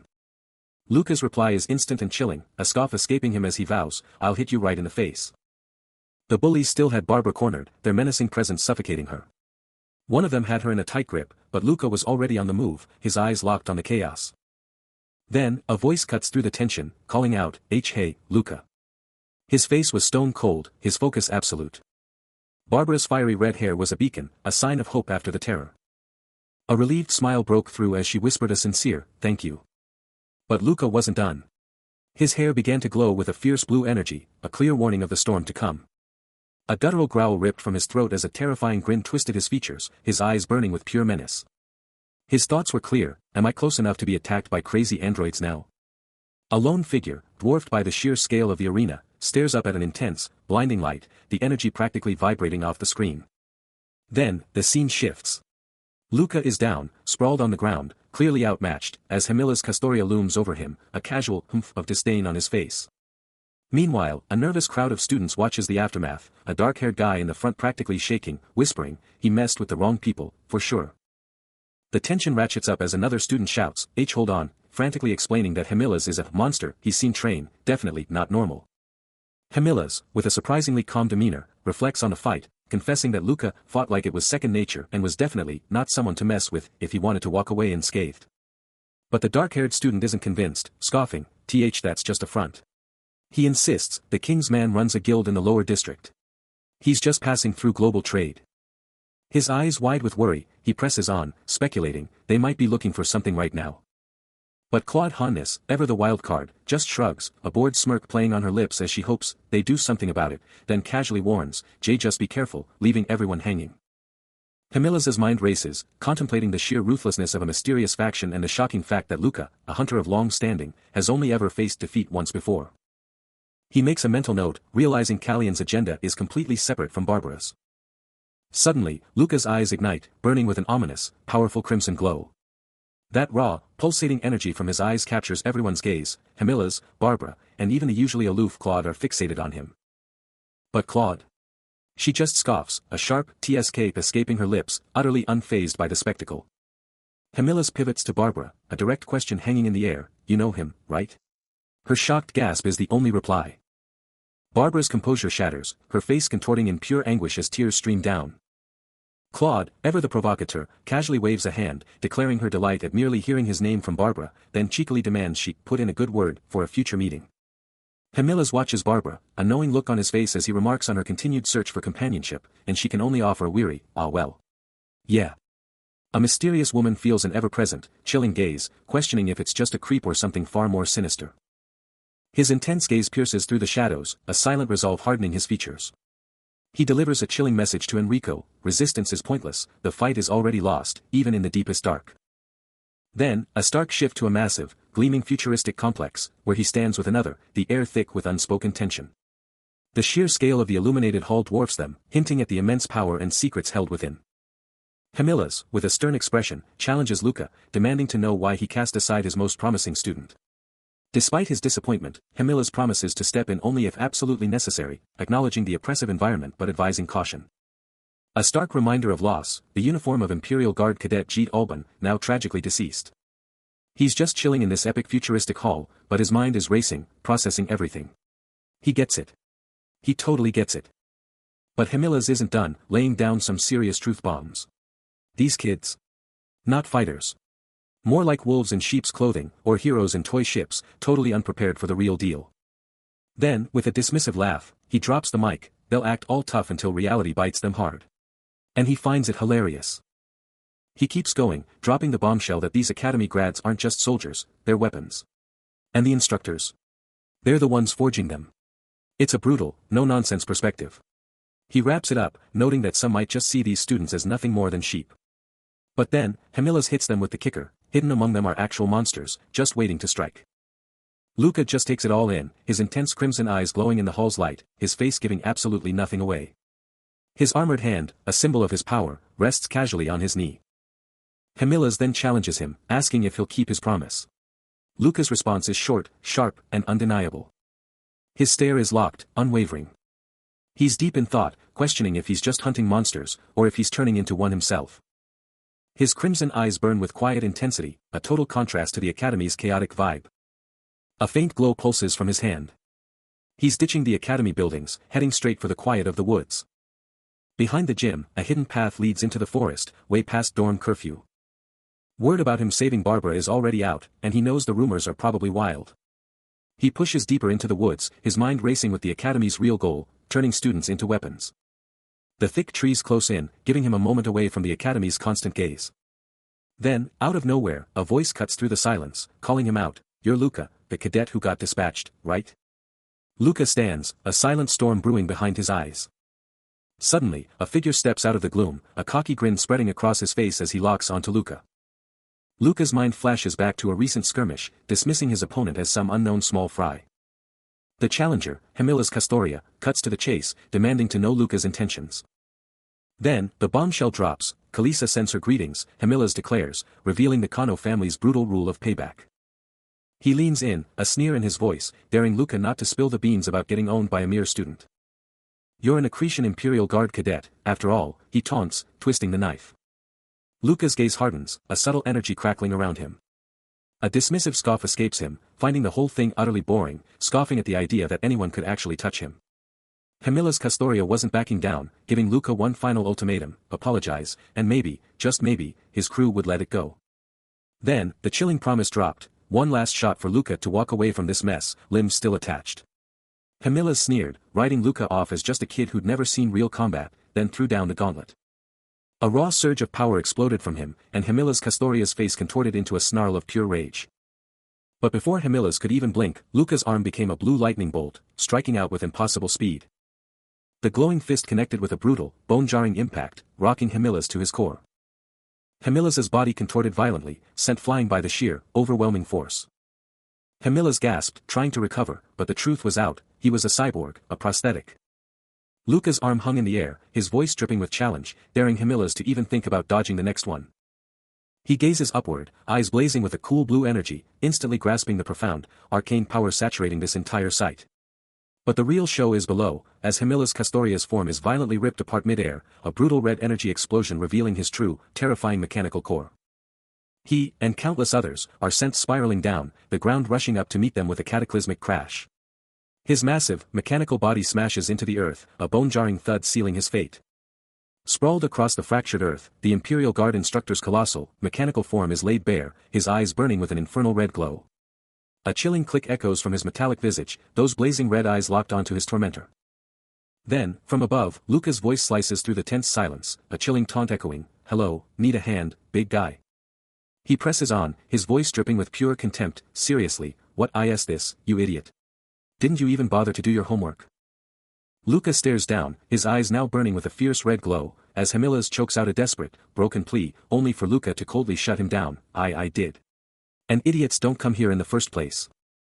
No time to waste, but letting this guy walk. Absolutely not. Blue energy explodes around him. He moves with blinding speed.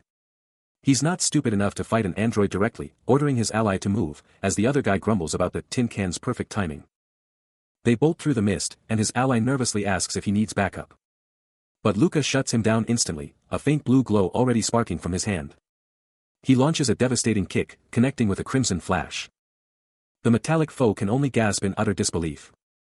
Luca stands victorious over the shattered cyborg, the impact still ringing in the air, sending the metallic opponent absolutely flying backward, shattering everything in its path like it was nothing. A massive cloud of dust and splintered wood erupts, completely obscuring the sheer devastation. The lingering red trails of raw force finally dissipate, leaving a clear path of destruction. Completely unfazed by the absolute chaos he just unleashed, Luca stands there, cool as ice, his back to the devastation. His crimson eyes blaze with an inner fire, a raw reflection of the insane power he commands. Meanwhile, Hamila's Castoria's cyborg form is absolutely wrecked, his cracked armor spitting sparks as his systems fail. A small, dark-haired figure stares up at Luca, eyes wide with pure terror, a choked eek ripping from their throat. As the dust finally clears, a faint, ethereal energy starts to pulse from the ground, swirling around the victorious Luca. The impact detonates, unleashing a cataclysmic wave of debris and raw energy, shattering the very ground and bathing everything in a blinding, furious blue light. Hamila's cyborg body absorbs the full, devastating force, its single red eye blazing as the sheer power threatens to tear it apart. As the blue energy swirls and dissipates, Luca stands, a silent, powerful force, the architect of this chaos. The raw, untamed power radiating from him is too much for a nearby companion, whose face contorts in pure, unadulterated terror. But even after that earth-shattering blow, Hamila's red eye still burns, a defiant spark in the face of utter annihilation. But Luca isn't done yet. He surges forward with impossible speed, his body a blur of crackling blue power. Another cataclysmic burst of power explodes, swallowing everything in a maelstrom of light and raw, destructive force. Hamila's cyborg form, now utterly ravaged, still clings to life, its red eye a tiny, stubborn ember in the wreckage. A subordinate's voice cracks with sheer terror. It's Barbara's curse. The witch's curse actually exists. The subordinate screams, it's real. Luca's gaze is pure fire, his resolve absolute. He scoffs, utterly unimpressed, tch.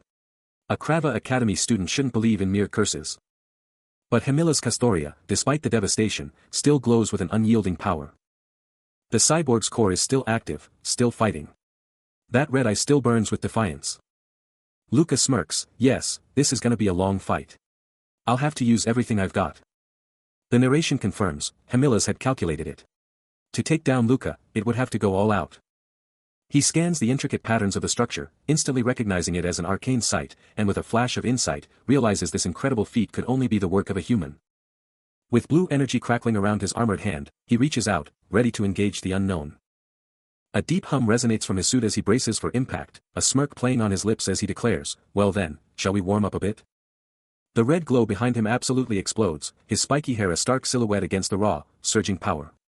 His eyes now blaze with an infernal crimson light, a fierce, determined grin spreading across his face as he unleashes his full, terrifying power. Luca was a blur, instantly on top of the hulking beast, leaving it no time to even flinch, landing a devastating hit that reverberated through the entire structure. The beast staggered, its colossal frame momentarily paralyzed, as he unleashed a blinding, blue energy slash. He moved with impossible grace, his entire body radiating with that same otherworldly power. He let out a dismissive scoff. Big mistake, pal. You're playing reckless. He pondered, is this thing running some kind of advanced combat program? It even had mech claws. Anyone else would be checking into the hospital after this beatdown. His own hand, armed with those wicked, gleaming metallic claws, twitched with anticipation. Even as the fight rages, he's absolutely buzzing. This dangerous dance, he just can't get enough. He needs that ultimate rush, that pure dopamine hit. Then, with a burst of raw crimson power, he unleashes a devastating strike. Blitzing through the air, every hit a thunderous explosion. He scans the chaos, his eyes locking onto a colossal mechanical beast. Come on, blow my mind, he roars, ready for the ultimate challenge. Luca is absolutely dialed in, a fierce blue aura exploding around him, ready to unleash pure devastation. Then, bam. A mechanical arm whips down, a blur of speed. But Luca's already there, a lightning-fast counterattack sending a shockwave of green energy through the construct. The hit rocks its metallic head, its red eye flashing as it takes another brutal blow. He lets out a disappointed sigh, the rain pouring down as he casually drops the bomb, oh. You're being disappointing. He keeps up the relentless assault, every hit a thunderous crash, absolutely demolishing the construct. His blue aura flares even brighter, a determined glint in his eye as Luca lays down the ultimate challenge to the broken machine, How will you ever surpass me if you fall for this distracting attack and lose to you? Luca unleashes a devastating blow, his body a blur of crackling blue energy as the impact absolutely rocks the air.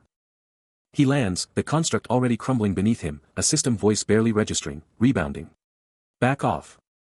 Luca's crimson eyes blaze with disappointment as the voice presses him. HEX, I thought you were going to fight me seriously. Why are you still warming up? He turns from the wreckage, a barely contained frustration in his voice. This isn't enough to satisfy my bloodlust, he growls. Then, a sudden drop, plummeting through the air. Still, that same, almost bored disappointment on his face, a soft, unfortunate, barely audible.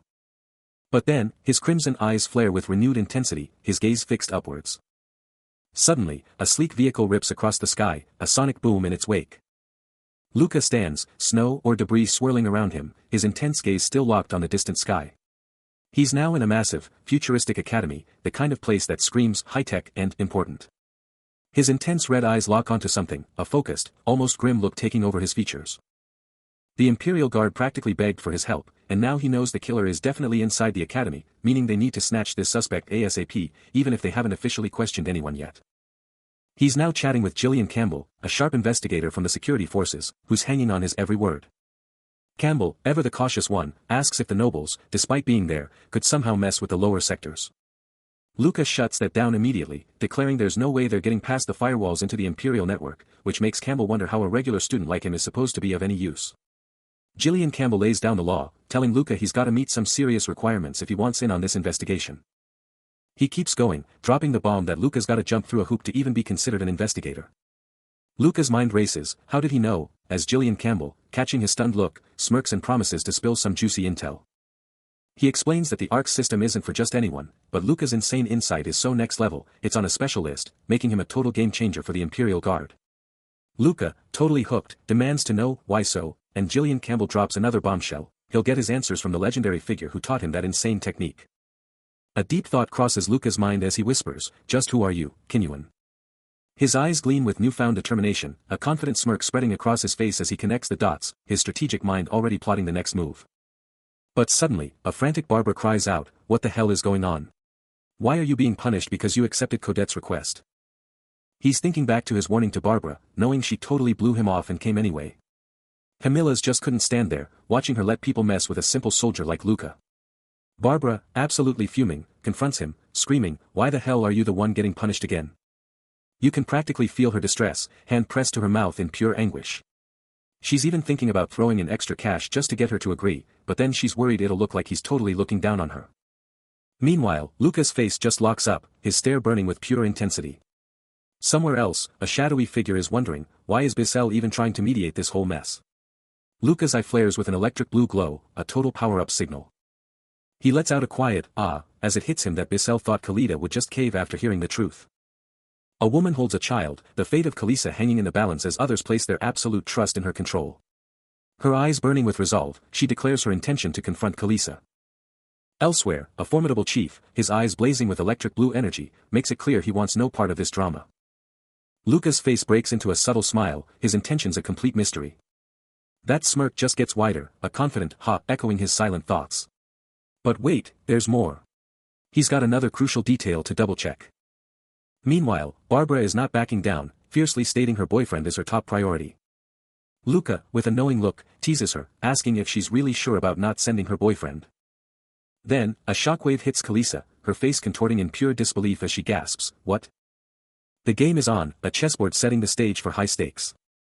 Then, a furious voice erupts, tearing into him for threatening to unleash his wife on someone, just like he'd done to her. This whole game, just a simple info grab, is Kalisa's way of saying hello. With the chief centurion and Gillian Campbell watching intently, she presses on, asking if he really needed an excuse to mess with Barbara. Then, her control snaps, and Kalisa unleashes a primal scream, yelling for everyone to shut up. But before she can do more, a foot slams down, crushing her hand to the ground, as she screams, I didn't do anything wrong. Luca, now holding her tight, tells Kalisa to chill out. Tears stream down her face, the storm finally passing. He locks eyes with her, his voice unwavering, declaring, Kalisa, that's enough. Reeling from the shockwave of their last encounter, Kalisa can barely process what just happened, a choked sound escaping her. Facing him down again, she demands time to talk to Kalisa alone, and Luca just casually agrees.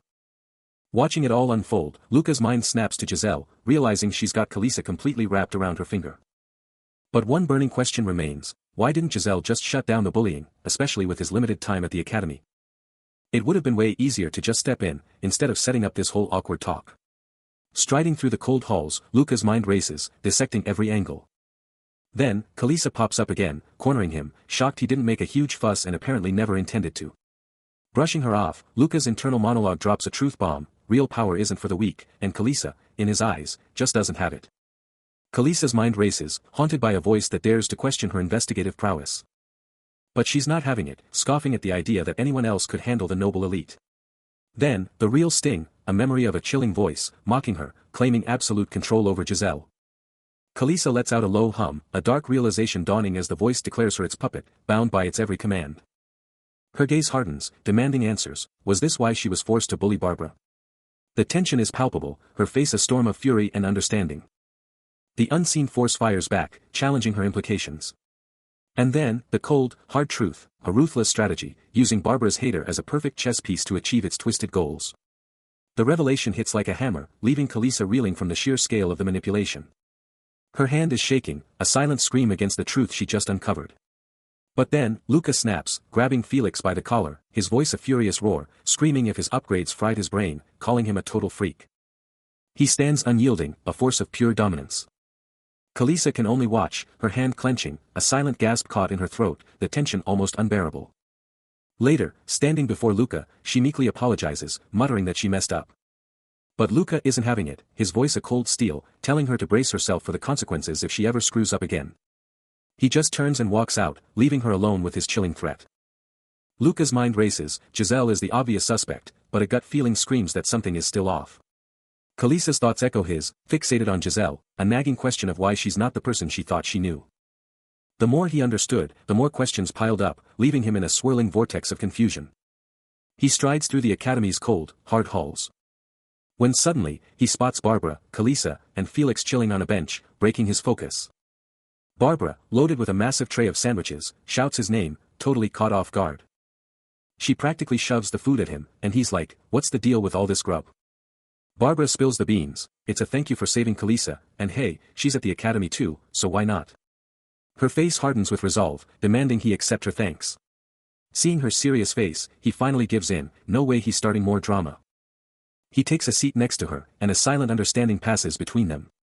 The silence stretches, thick with unspoken feelings, and Barbara's face is a mask, hiding everything beneath the surface. But Luca's mind is a whirlwind, and he's absolutely done with all the cryptic games. He watches her, a cold suspicion forming, questioning if her sincerity is just a facade, sensing a hidden agenda. The questions burn in his mind: why the relentless pursuit, Barbara? Is she using the android threat to ensnare him, to pull him into a perilous situation? Barbara, on the verge of breaking, admits she's completely lost, as Luca's mind races, trying to piece together the chaotic puzzle. A dangerous smirk plays on his lips, he sees through her act, recognizing her mastery of emotional suppression, and knows he has to push her to the brink. The truth hits him with chilling clarity: Kalisa's torment of Barbara. It was all a setup, a calculated move by Barbara herself. Luca's revelation shatters her composure, Barbara's eye flaring with raw emotion, a tear streaks down her face as the crushing truth hits: he knew everything. Her world crumbles, a choked whisper escaping her lips, and the terrifying question echoes in her mind: does he also know the true extent of Kalisa's animosity? Still reeling from the revelation, he clutches the device, its screen flashing a cryptic warning: this is an arcane site. His eyes narrow, locking onto hers as she snaps back: is there any reason why I should tell you that? But then, a truly terrifying, predatory grin stretches across her face, her eyes burning with an eerie, malevolent glow. He remembers wanting to see how Kalisa would react to his provocation.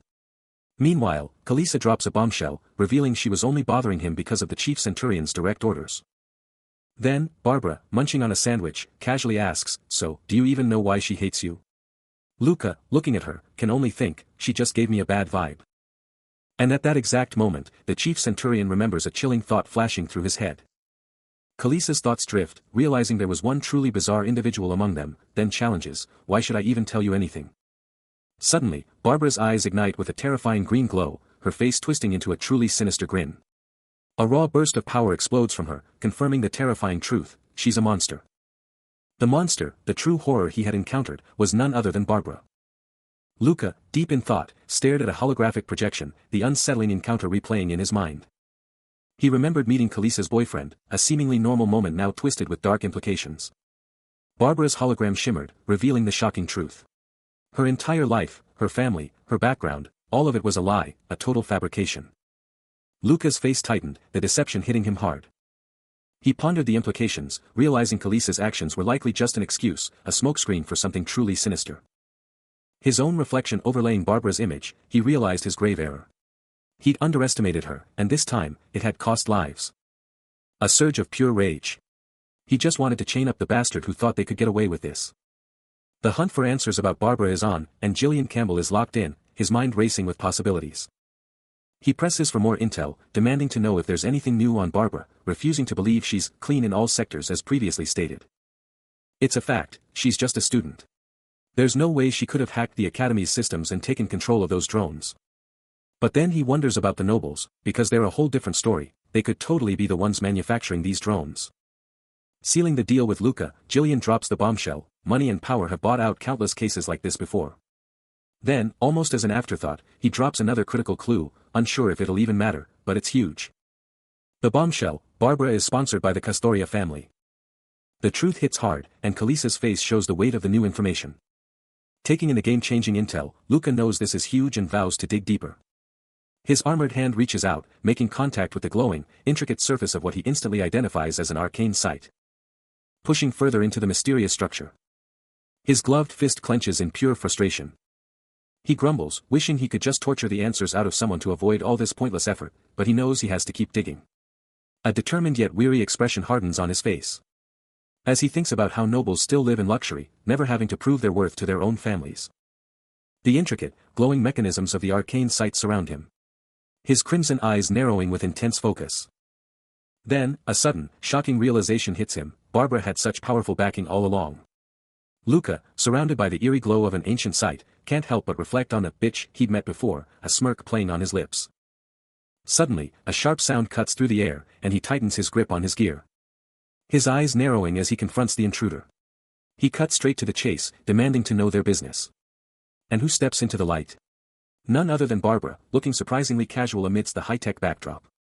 And she locks eyes with him, dropping a bombshell. She just wanted to see him. His incredulous "Are you crazy?" is met with a sarcastic comeback, as Barbara admits her brain might just be broken. But Luca isn't playing games, reminding her she never loses, and demands she cut to the chase because he's got things to do. The air crackles with unspoken tension. As Luca's face remains a mask of intensity. He stares down, a storm brewing behind his eyes. A chilling voice echoes, laying down the law, no more lies, Ms. El Castoria. Back with the investigator, he's asked if he's really cut out for detective work, especially now that the suspect's on board with the investigation. Kalisa, eyes heavy with regret, struggles with her words, remembering her duty as the chief centurion's daughter. The truth drops, the Castoria family is backing Barbara. The question hangs heavy, is that why they want her out of the academy? Luca scoffs, brushing off the idea, if the chief centurion actually cared, he wouldn't even be here. Kalisa hits back, feeling like her status as the second child was the only reason for the animosity, remembering when they were once friends. She pushes, asking why he didn't help Barbara if they were really friends, then demands to know where they stand now. Luca clutches his head, reeling from the revelations, while the security forces have already snatched up Ambrose and other Class B minors for scouting. Luca's mind races, but Kalisa doubles down, declaring him the only hope for Giselle Castoria.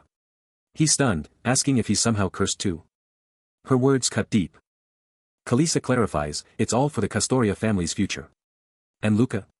He's got the tools, the knowledge, the power to break Barbara's curse. But then, a new voice cuts through the tension. Giselle bursts in, calling Luca crazy and threatening him to back off her case. Luca tries to defuse the situation, telling Giselle to chill out, that he doesn't actually suspect her. Kalisa steps in, shutting down the whole argument. With one last furious look, Giselle storms off. Just as Luca catches his breath, a new voice cuts through the air. It's the chief centurion, and he's been looking for him. Barbara's voice cuts through the air, a hint of worry in her tone as she explains his absence had her on edge. Her earnest gaze fixed on him, she waits for his next move. Luca's breath hitches, a silent snarl twisting his features, pure frustration boiling within him. His gaze locks onto the device in his hand, one question screaming in his head, how did she even find him? He racks his brain, knowing this can't be a coincidence, not when the same person was killed right in front of Barbara, the Imperial Princess's bodyguard. Barbara, utterly flustered, rambles about needing more than 10 minutes to piece it all together, shocked that Giselle might have pulled it off, finding the whole thing totally creepy.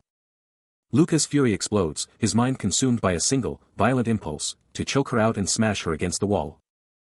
Crimson light flares in his eyes, his rage barely contained as he imagines the fallout if Barbara were to be touched. Barbara flinches back, her face a mask of pure shock and disbelief, totally blindsided by his explosive reaction. "I like you, Luca. You saved me from Kalisa." Barbara blurts out, her face a mix of worry and desperation. But he just clenches his fist, a furious crimson energy flaring around it as he tries to hold back. "So if there's a problem, I'm saying, I want to talk it out." The crimson power surges, his hands still clenched tight. The raw, destructive energy crackling violently. His eyes ignite with an infernal crimson, a silent, guttural roar tearing through him as his control finally snaps. "Luca! What the hell are you doing?" Barbara screams, utterly shocked by his explosive power. He barely turns, his voice dripping with chilling resolve. "Up until now, I was just trying to hold it together. But I'm going all out now." Then, his gaze burning, he declares, "You took me for a fool, Barbara." Her eyes instantly well up, her face contorted in pure, unadulterated terror. He clamps a hand over her mouth, his face still a storm of raw emotion, the air crackling with the residue of his power. Then, a flicker of regret crosses his features, a whispered "Barbara." Barely audible. But her eyes, wide with terror and bewilderment, scream a silent question, "What are you even talking about?" Her entire frame vibrates with the shock of his fury. A hushed "ah" escapes Kalisa as she witnesses the raw aftermath. She moves, drawn by the tension. Barbara stands rooted, shattered, as Kalisa glides past her. Kalisa's steps are deliberate. The silence between them is deafening until Barbara finally breaks it, a fragile Luca, hanging in the air. Barbara tries to escape, her footsteps a desperate whisper. But a hand shoots out, locking onto her shoulder. She recoils, a sharp gasp of air escaping her. She freezes, head down, as Kalisa closes in. Kalisa's voice slices the silence, dropping a bombshell. "Oh, and Giselle. Nice to see you." She stands poised. Kalisa's eyes ignite with a searing, crimson glow, drilling into Barbara with an unnerving intensity. Barbara recoils, a shiver tearing through her, as Kalisa's hand reaches out. Moments later, Kalisa is on the ground, Barbara still standing, the tension between them palpable. Kalisa, cool and collected, strides away, her dark attire a stark contrast to the glowing path. With a final, chilling, "See you around," she vanishes into the neon-lit depths of the academy. But Luca isn't giving up, his gaze fixed on her disappearing form, a desperate pursuit already underway. He tracks her down, finding her seated, a silent, tense standoff unfolding between them. A single, agonizing, "ha" escapes him, a tear betraying the depth of his pain. Kalisa, however, is unyielding, her eyes burning with a fierce resolve, convinced she holds the key to the real culprit in their relationship with the Mafia. Luca drops to his knees, clutching her hand, pleading for answers, but she pulls away, her silence a cruel barrier. Her words cut deep, a cold command, just, spend your remaining days and leave the academy. His hand trembles, reaching out in a final, desperate plea, "I'm begging you, Luca." He looms over her, a towering figure in the epic, sun-drenched hall, as she stays on her knees, head bowed in what looks like total, crushing defeat. All around them, the brutal aftermath of a struggle is clear, with shattered debris from the room's interior strewn across the ground. A character profile flashes into existence, revealing Jake Astoria, his eyes burning with an electrifying, dark blue power. His dark, spiky hair frames a face etched with pure resolve. He's been thinking about it, ever since that incident, Jais has been totally ghosting him. He'd reported the whole mess to the chief centurion, thinking it was way above his pay grade, but the answer he got totally blindsided him. The chief centurion's hollow face pops up, his voice booming, "I'm leaving this one to you." The chief centurion's words hit different, especially when he brought up his own sister being in the mix. Even with that curveball, he knows his place as an Imperial Guard trainee. He reaches out, his hand blazing with power, instantly recognizing the raw, ancient energy surging through this place. This isn't just any place, it's an arcane site, and his mission is to just follow orders from the top. He stares up into the massive, glowing void. He knows there's a grander scheme at play, way above his pay grade, but he doesn't care. Later, chilling in a high-tech control room, he lets out a frustrated sigh, calling the whole thing a massive pain, and declares it utterly impossible. He's certain Barbara is the one behind it, but how could someone from the lower sectors possibly hack the androids? He glares at her face on the monitor, baffled by how she's still pulling strings in the upper sectors, especially as just a student, because there's no way she could have breached the academy firewall and the Imperial control system. He's still reeling, trying to figure out the impossible. How did Barbara hack the androids? And could Nobles be pulling the strings too? Staring at the complex tech, he realizes Nobles could have tampered with the androids during production or programming. Is that why he got his orders? The plot thickens. Flashback. Kalisa's mind is a whirlwind, asking herself if she was supposed to mess with Barbara, frantically trying to remember how she even got into a secure zone, all while desperately wishing no one would ever know her real name. Then, with a chilling smile, she casually greets Giselle, but you just know there's something sinister behind that pleasantry. Back to the present. A faint energy hums around Jay's hand, a quiet crackle of power just beneath the surface. He lets out a dry laugh, realizing his predictions mean serious trouble, and he's got to meet up with Jane to confirm, because there's literally no other escape route. Strolling through the city, deep in thought, he hears a shout, El Luca. A warm memory flashes, Jay, grinning with a buddy, who's teasingly asking if he's been spreading good rumors about him to Jeezy. His eyes snap skyward, a fierce determination etched onto his features. A hand lands on his shoulder, a voice cutting through the tension, of course. Amidst the eerie glow of an arcane sight, Jay Castoria can't help but ask, is this seriously all you brought out here for? High above the city, Gillian Campbell lets out a frustrated, ugh, well. Let me be blunt. Meanwhile, Kalisa is absolutely savage, declaring, I'm not interested in you.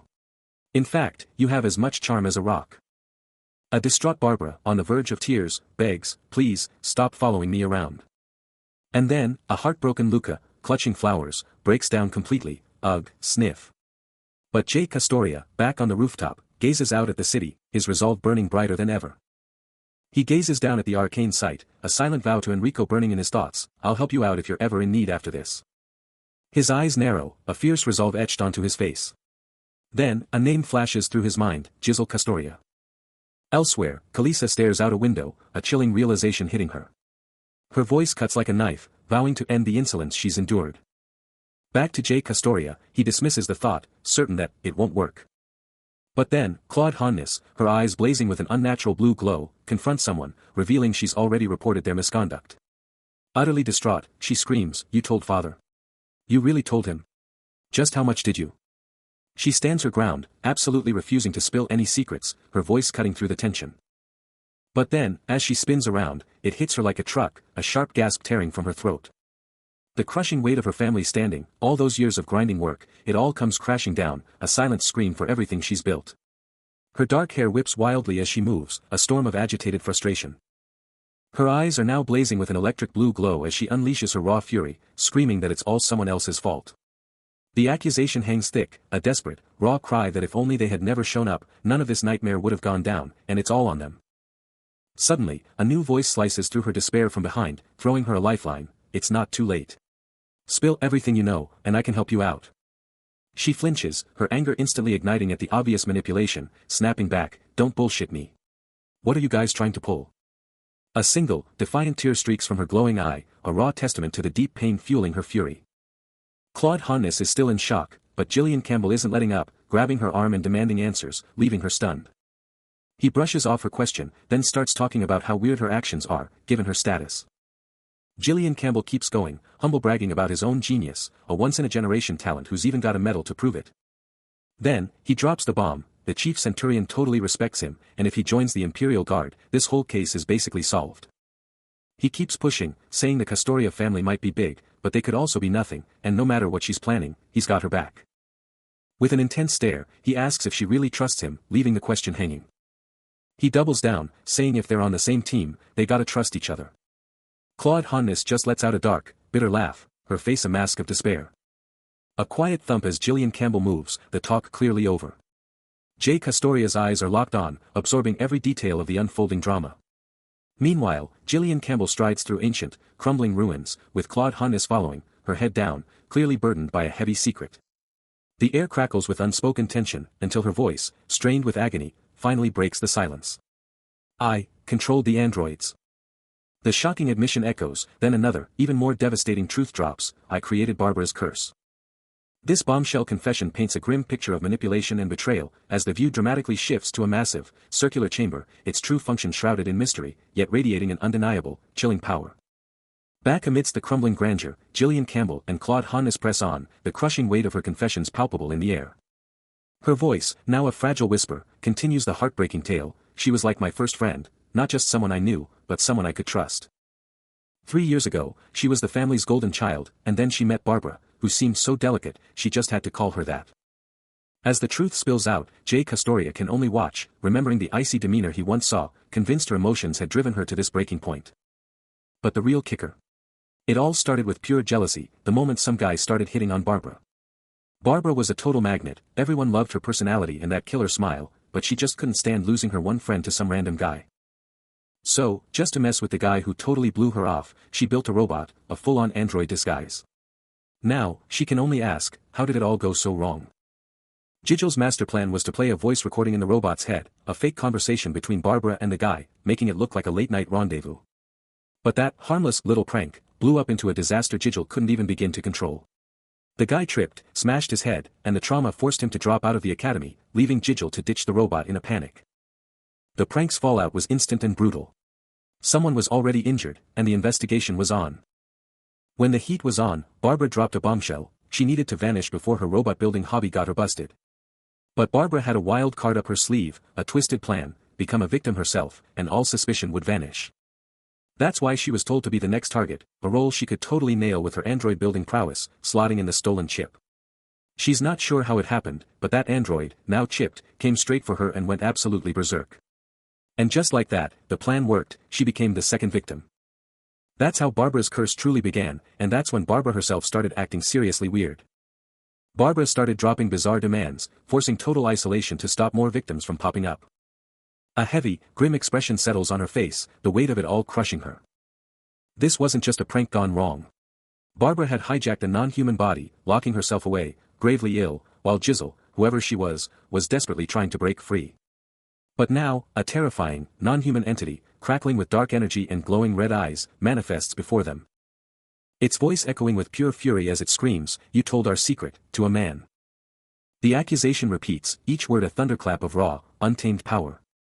A singular, enraged thought dominating the entire space. You told our secret, to a man.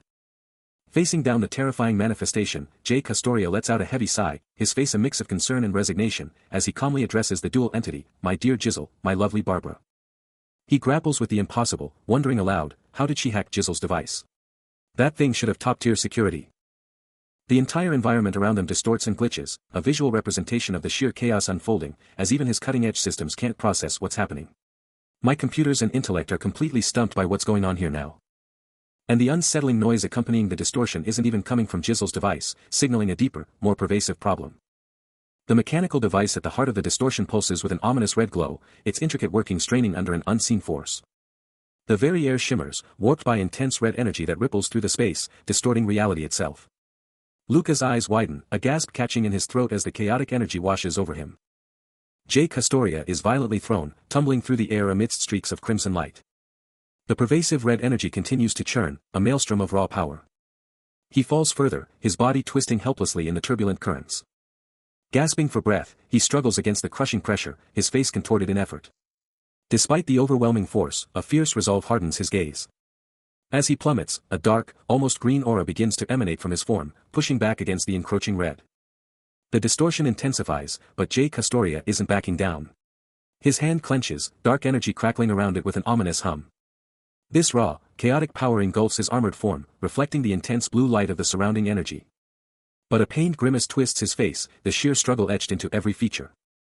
He pushes through the agony, his mind racing. Then, the source of the attack is revealed, an attack drone, its mechanical form glaring with a menacing red eye. His glowing red eye narrows, calculating the risks. He could shred that drone in a flash, but it would tear his wounds wide open. His eyes drop to his only weapon, a measly pocket knife. A frustrated sigh escapes him, this is a massive pain. But his expression hardens with resolve, he'll buy them time until he collapses, their job is to run. That insane, all-out attack. Definitely from some kind of drone. He could totally wreck it with his speed, but that would just make his injuries even worse. And what's his weapon of choice right now? Just a tiny pocket knife. Worrying? Nah, that's a luxury he can't afford right now. What a pain, as he free falls through the abyss. He hits the ground, but his rage is boiling. He's gonna bury this whole place himself, and pulverize the nose of that damn bitch who caused it all. But he's not out yet. Jay Castoria gets back up, eyes locked on the massive, glowing structure looming ahead. Kalisa, writhing in agony, can't comprehend why the Imperial Guards wouldn't be reeling from the shock. With a guttural growl, she screams that of course, they feel it, it hurts. But before she can even finish, Jay Castoria's shadowy form strikes like lightning, his hand crushing her neck with a brutal impact, sending her flying back in a scream of agony. His eyes blazing with an electric blue fury, he clamps down on her throat, his voice a low growl as he demands to know why she didn't stop the drone's exact location. His head whips around. A primal snarl twisting his features, his glowing eyes burning into her soul. Kalisa, clutching her head in terror, can only stammer out a terrified yes. Suddenly, he's seated on the steps, his gaze still piercing, and asks, "Do you have a mirror on you?" Defeated, Kalisa slumps onto the wet ground, her reflection rippling in the shallow water. Way up high, over a massive futuristic city, the sky just goes on forever, catching the light from somewhere far off.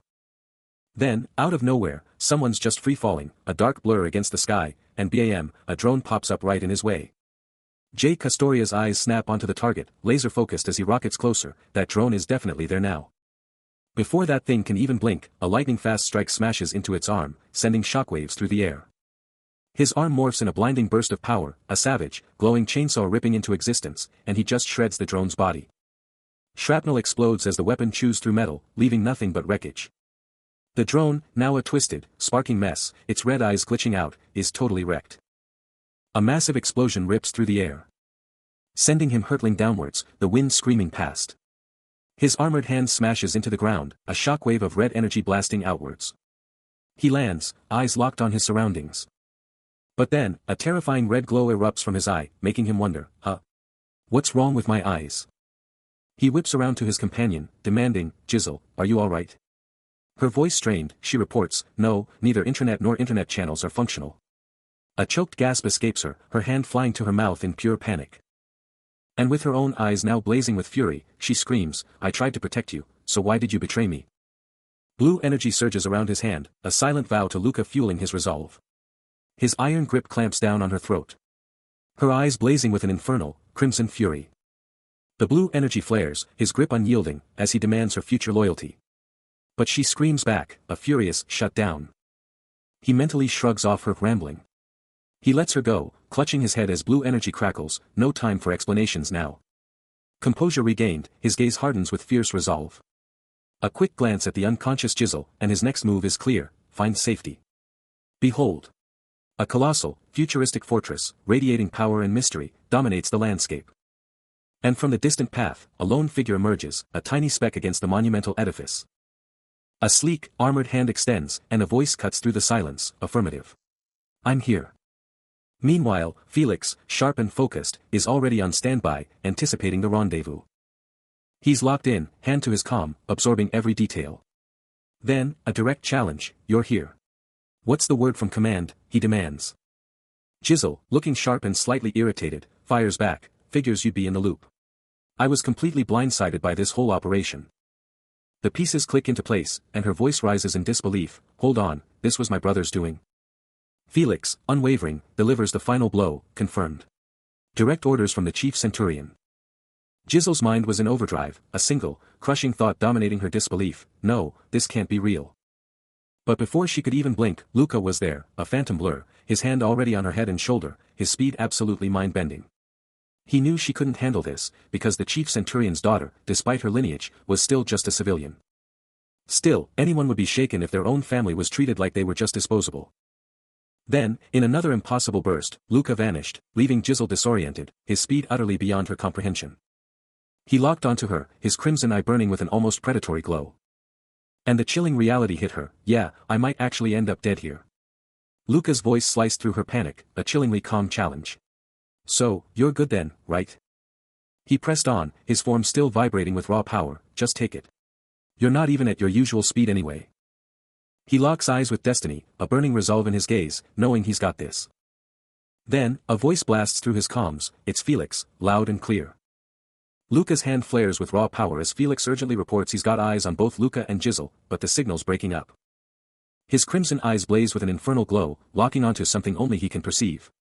The very air warps around him with a low thrum, his power exploding outwards. And then he's gone, a blinding streak of light and speed, vanished in a flash. Even with the Sunshine Rangers closing in, he can't get a full read on the situation, pushing his speed to the absolute limit.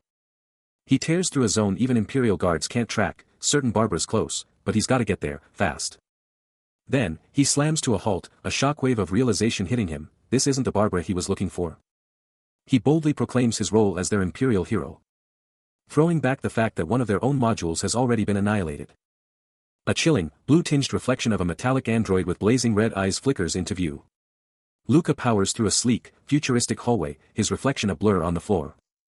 He concedes their point, confirming his identity as an Imperial Guard trainee. Then, with the android's eerie reflection burning in his gaze, he fiercely demands the immediate release of Giselle Castoria. His hand tightens into a powerful fist, crackling with a surge of blue energy.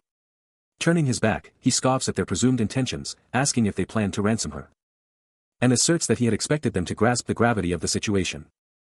Blindsided by an invisible impact, Luca's eyes snapped wide, a desperate shout tearing from his throat. At least? No, no, no, Felix. A crushing blow lands. His face twisting in pure shock and agony. His head violently wrenched back by the invisible assault. His eyes burning with a desperate, defiant struggle. He's ripped backward through the shadowy, metallic corridor, a vortex of glowing particles engulfing him as the power drags him into the unknown. His head snaps back, hair whipping wildly, as he's utterly overpowered, his body a mere puppet. Meanwhile, a crystalline core pulses with raw, vibrant blue energy, its power radiating like a miniature star. The Barbara robot looms in the shadows, its crimson eyes burning with chilling, calculated intent, a menacing system interface flashing across the view. Suddenly, he's in a whole new zone, a mysterious, glowing device pulsing with arcane energy. This place is seriously ancient. Gasping for air, Luca isn't alone for long. Kalisa is right there, her vibe totally clashing with the ancient tech.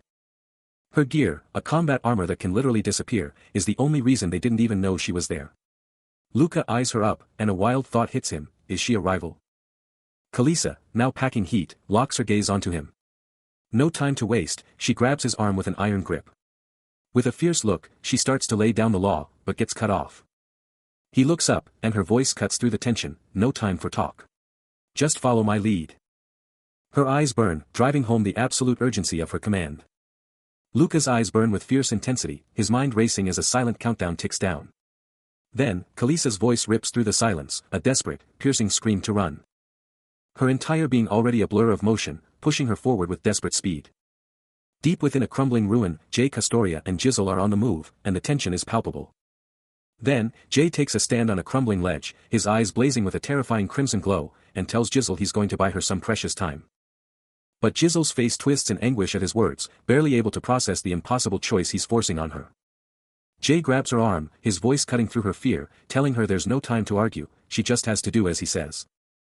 Every single muscle in his arm screams with the sheer force of his will, a silent promise of the fight he's about to unleash. Then, with one last, desperate command, he starts the countdown. And then, with an explosive burst of speed, Jay bolts, screaming for her to run. Giselle, her heart hammering, finally obeys, sprinting away from the unseen terror. The world is a blur. As Jay Castoria pushes his limits, sprinting through the dark, oppressive environment. But the chase is relentless. A massive, shadowy form lunges with terrifying speed, unleashing a torrent of glowing, destructive energy that rips through the very air. The impact slams into him, sending a shockwave through his entire body. As the monstrous entity's single, glowing eye locks onto its target, a voice echoes with chilling indifference, "It'll still hurt me to kill two of my juniors." Still reeling, Jay Castoria spins in midair, his eyes blazing crimson as that chilling question hits him, "Juniors?" Another unseen hit blasts him through the void, a desperate thought screaming in his head, "You'll die if you don't get a grip, Jay." He fights for control, his arms screaming in pain, the entity's voice dripping with scorn, "He's just a junior hunter, but already this strong. What a waste." From the darkness, the cloaked figure observes his fight, a chilling thought echoing, "Distracted by this nonsense? When I should be focused on combat."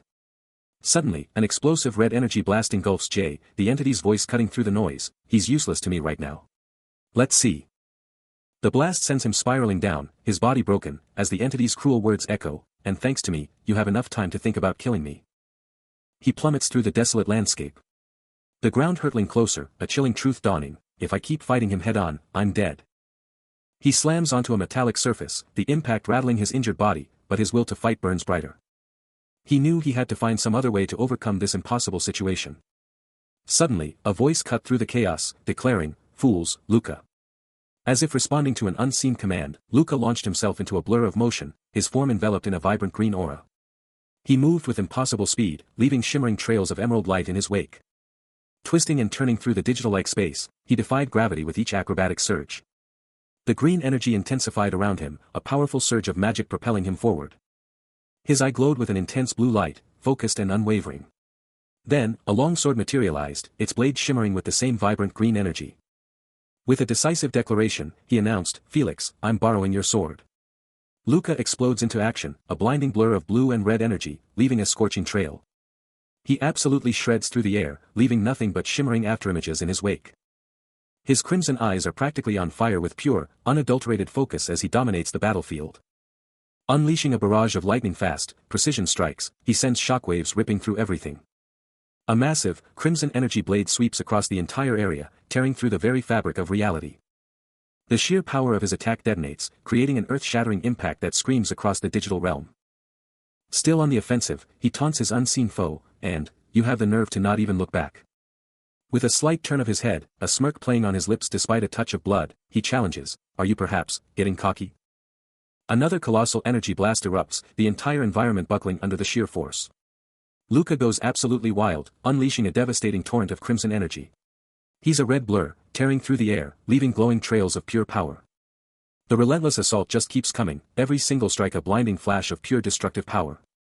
He closes the distance in an instant, slamming a concentrated burst of energy right into his opponent, who gets absolutely rocked by the impact. A scoff escapes him as he stares down at the pathetic creature, declaring it would be a total waste to kill someone who could actually use that method. His voice, calm but absolutely dripping with menace, carries an undeniable weight, a challenge in every single syllable. With his eyes burning a fierce red, he wonders if his opponent actually thinks they can take him down. Jay Custoria, battered and barely holding on, can only wonder, why the hell does Luca care so much about the Archie's combat method? Luca's foot slams down, crushing something beneath it as blood splatters, leaving Jay to desperately wonder if he even has a chance, and if Jizzle somehow made it out alive. His vision blurs, his blue eye burning with pure strain as he curses, he just can't freaking concentrate amidst this overwhelming assault. Jay is getting absolutely pummeled, wondering how this terrorist is giving him so much grief, as Luca, radiating pure crimson power, just tells him to chill out and back off. Luca doesn't let up, slamming a powerful kick into him, basically telling him to stop wasting his time. That condescending attitude. It hits Jay hard, making him feel completely disrespected. He grits his teeth, enduring the brutal hit, sweat flying. But surprisingly, Luca's taunts actually buy him a crucial second to strategize. His body is screaming from the injuries, and that Archie's combat method is still a mystery, but honestly, none of that matters right now. What does matter is the insane surge of power, a blazing crimson aura erupting around his leg as he winds up for a counter. He unleashes a devastating kick, a massive explosion of red energy ripping through the air. Pure, unadulterated hatred for this motherfucker is boiling inside him, driving every ounce of his attack. Fueled by pure, unadulterated rage, Jay explodes forward, his entire body engulfed in a blazing crimson aura, ready to unleash hell. The very air screams around him, leaving behind searing trails of pure, destructive energy. He channels it all into one devastating blow, a torrent of crimson power erupting from his outstretched arm. Kwang! The impact is absolutely earth-shattering, a cataclysmic explosion as his attack finally connects. But he's not done yet. As the red energy fades, Jay pushes through, now radiating an ethereal, vibrant blue aura. Luca is absolutely blasted backward, his mind blown by the sheer, unexpected power. This guy. He's still got this much power left, he screams in utter shock. The force of the hit sends him flying, tumbling helplessly through the air, a crimson streak marking his rapid fall. He's completely out of control, his body twisting violently as he free falls. Kwang! He hits the ground like a meteor, a devastating impact that sends debris exploding everywhere. Luca, refusing to stay down, explodes into action, his dark armor blazing with a furious crimson energy. Ready to unleash hell, utterly convinced of his own dominance. He throws out an arm, radiating pure, unadulterated power. A devastating, blood-red attack explodes from him, tearing through the air towards his target. But in a flash, a lightning-quick counterattack slams into his leg, rocking him back with brutal force. Then, from the swirling blue energy, the white-haired warrior, Rick Kaiser, coolly states, "But I just can't let your irritating attitude slide. My name is Rick Kaiser. I am a Republican." Blood splatters across the floor, a grim trophy of Kaiser's devastating blow. Kaiser, still observing from afar, adds, then, that ridiculous personality really doesn't belong in the Empire. Luca, stunned and furious from the sudden assault, snarls, I'm sure we've run into each other again. What was your name? Kaiser, with a piercing stare, retorts, a terrorist. Walking away from the imposing structure, Luca makes his stance clear, preferring to be associated with the resistance. As a crimson energy begins to flare around him, he scoffs at the notion of distinguishing between his enemies, declaring that he can't tell the difference between one dog and another. His eyes now glowing with a fierce red light beneath a dark hood, he challenges his opponent, asking if they truly believe he won't fight to the death. A powerful red aura pulses from his hand, ready to unleash its destructive force. Meanwhile, Rick Kaiser descends with a foot wreathed in brilliant blue energy, his attack swift and decisive. Luca, now fully enveloped in his crimson power, advances forward, his determined stride contrasting with Kaiser's blue-tinged presence behind him. The two powerful figures stand poised, their opposing energies clashing in the air as they face each other down. All around them, a massive, glowing blue structure hums with latent power, setting the stage for their impending battle. Luca, now fully charged and blazing with a crimson aura, locks in, his eyes burning with an intense red glow, ready for the fight. But before he can even blink, Rick Kaiser explodes into action, a clawed arm a blur of electric blue energy, closing the distance in an instant. The hit absolutely demolishes Luca's guard, his red energy exploding outwards as he's rocked by the sudden assault. He's launched through the air, only for Kaiser to instantly follow up with a brutal kick, his armored leg a blue streak of pure force. Another hit lands, the blue energy absolutely crushing Luca's fading red defenses. He's still falling, getting absolutely hammered and can't even get back up. A final, crushing blow from Kaiser's gauntlet fist sends him straight to the ground. Standing tall over the fallen hero, Rick Kaiser drops the mic with a chilling taunt, this is your last chance. Beg for your life. But Rick Kaiser just looms, a crushing, overwhelming presence, the very air around him exploding with raw power, KWANG. He moves with chilling, deliberate grace, a predator closing in for the kill. And Luca's defiance shatters, replaced by a silent, agonizing scream. Rick Kaiser's form is now wreathed in a dark, ominous cloak, glowing red lines tracing his raw, untamed power, a terrifying spectacle of absolute, undeniable victory. He lets out a chilling, triumphant laugh, then delivers the ultimate taunt, haha, I like that. If you survive this, give Kinyuan my regards. His arm flares with malevolent energy, a final, brutal emphasis as he adds, tell him that Rick Kaiser's doing well. The last thing Luca hears, the absolute final sound, is the sickening crack of his own neck. Because, let's be real, that's not exactly something you experience every day. The world blurs, a whirlwind of agony and survival. Until he wakes up in the Imperial Troops Hospital, a massive facility right in the capital. He lets out a pained groan, the sheer agony of his wounds still hitting him hard. Stuck in that hospital bed, he can't help but scold himself, like, dumbass, why'd you move your neck? But the real shocker. Felix's brain was totally fried, neck broken, and help just didn't make it in time. Thinking about his own crazy survival, he can only feel incredibly lucky. He flashes back to that night in the forest, after everything went down, hearing the Imperial Guards showed up with a Felix, he just couldn't process it. With a medical patch on his shoulder, it's a brutal reminder, if they hadn't given him first aid right away, he'd be gone. A heavy step breaks the silence in the hospital room. He approaches the bed where Jay Castoria is recovering, Hamila's Castoria stops, his eyes locked on the injured man. Jay tries to get up, but Hamila's quickly tells him to stay put. Jay leans back, and Hamila's is ready to drop the news. With a serious face, Hamila's delivers the heavy news, Felix gave his all, right to the end. Jay's eyes sharpen as he takes it in, a silent, yes, is all he can manage. His stare piercing, Jay wants the whole story, now. Back at the massive hospital, Hamila's wraps up, saying that's everything they know. He kneels by the bed, waiting for Jay's next move. He drops a bombshell, revealing the true identity of the top-tier criminal they bagged, Rick Kaiser, aka Nunez. Hamila's confirms it, this is the name of the infamous criminal they finally caught. Jay's mind races, the name completely new to him, as Hamila's elaborates that not every criminal is just born into infamy. He presses on, especially the ones whose deeds could utterly disgrace the mighty empire. Jay's thoughts are clear, a sharp jab at the perfect empire's own hidden flaws. Hamila's then challenges, was it really just a lone terrorist, or is there something far bigger at play? He finally states, it's time to spill the real truth behind this whole operation. This truth. It's all about Operation Juliet, a top-secret plan launched 5 years ago. The mission, infiltrate and utterly obliterate the terrorist group, Nunez. Hamila's drops another bombshell, revealing the mission's true objective, it was never about annihilation, but infiltration. Their enemy was too decentralized for a frontal assault. He lays out the brutal truth, killing grunts was useless, they had to go for the head. So, did the whole thing crash and burn because Rick slipped away? But Hemilas cuts him off, a grim look on his face, revealing the shocking truth: it worked. Luca, the ultimate infiltrator, had burrowed right into the heart of Nunez. Jay's mind reels, the implications hitting him hard, and he can only stammer, "What do you mean?" Then comes the next bombshell: Barbara, their supposed spy, was actually recruited by Nemesis for her insane tracking skills. Jay's eyes widen in disbelief. Hemilas concedes that their intel on the organization was spot on about Barbara's skills, but even he had no clue just how lethal she truly was. Jay's face contorts in a furious snarl, the betrayal burning him, as he spits out, "That crazy bitch was on our side." Hemilas then drops the ultimate gut punch, asking about the real cost of the operation: Felix, whose brain was fried chasing a phantom, and then, the unthinkable, Jay's own daughter, Juji, kidnapped by Barbara for 5 agonizing years. The sheer horror of it all crashes down on Jay, leaving him utterly broken, wondering if they were all just pawns in a twisted game. Hemilas Castoria, his face a mask of grim determination, questions if he's even truly awake. A dark smirk plays on his lips as he coldly thinks, that child is clueless. And it's better for her to stay that way.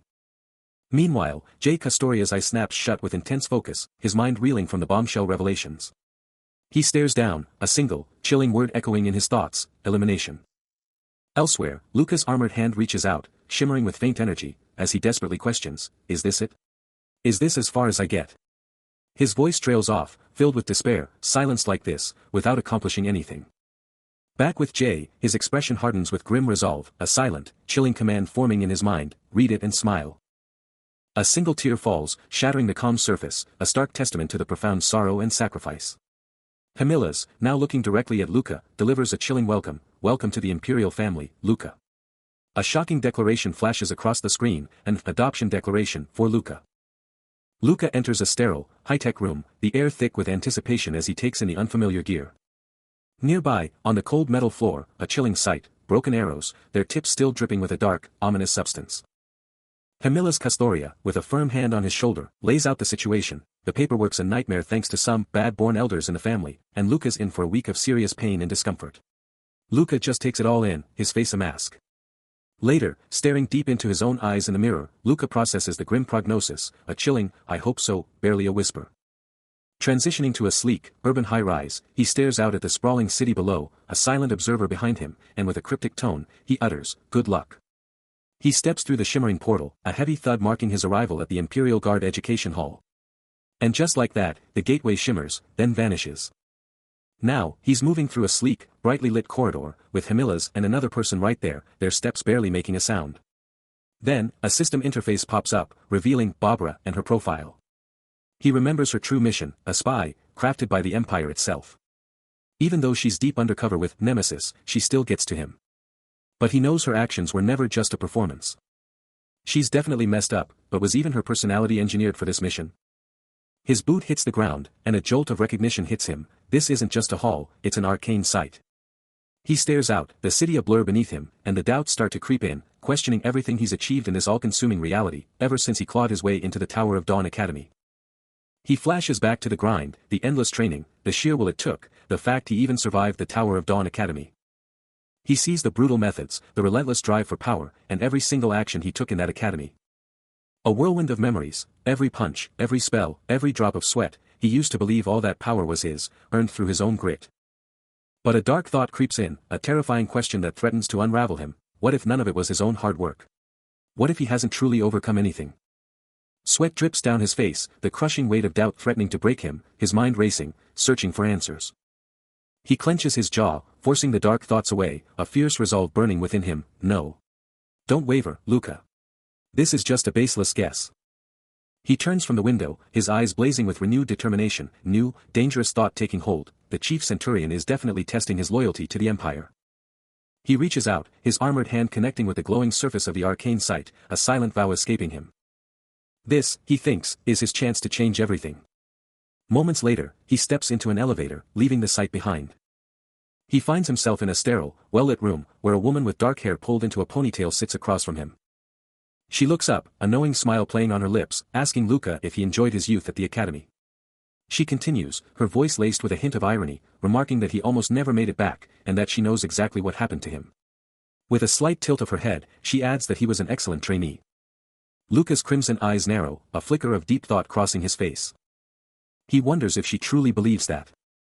He's locked in, listening as a voice drops Rick's regards, claiming his friend is totally crushing it. Puffing on his cigarette, Luca just nods, a quick glance up showing he's processing the intel. The voice keeps going, dropping a bombshell about their history with Rick, like they were battle buddies from the same recruit class. Luca's just strolling through the base, but the voice pivots, grilling him on his insane reaction speed, how he even survived that last mission, and why he's ghosting Rick. The voice quickly tries to smooth things over, claiming there's no beef, just that even retired, they're still on the Imperial payroll. The subtle interrogation keeps rolling, the voice flat out refusing to hit up a terrorist and then calling out Luca for not reporting to the chief Centurion.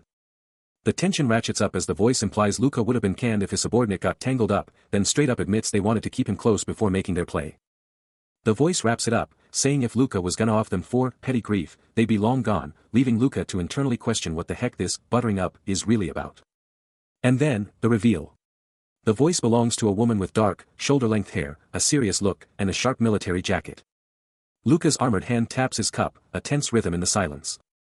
The interrogator's voice slices through the tension, demanding to know what the hell the Arky's combat method actually is. Luca's crimson eyes sharpen, a dangerous glint in their depths.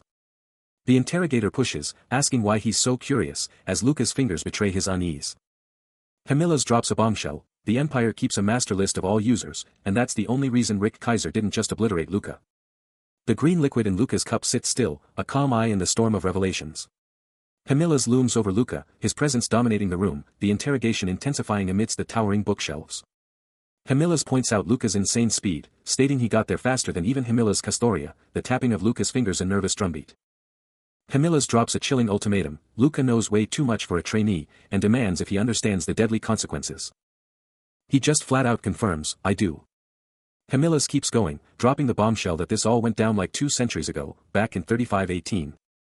When the Empire got rocked by its very first rebellion. A powerful, glowing silhouette flashes into view, hinting at the legend Camillus is about to drop, the one who was a total genius, a massive player in the Empire's tech game, pushing cybernetics and biotech to the max. But then, he flipped, deciding to wage an all-out guerrilla war against the very empire he helped build. Massive armored units face off against a sinister red emblem, showing just how epic this rebellion was, and this, Camillus dramatically declares, is how the legend of Rick Kaiser truly began.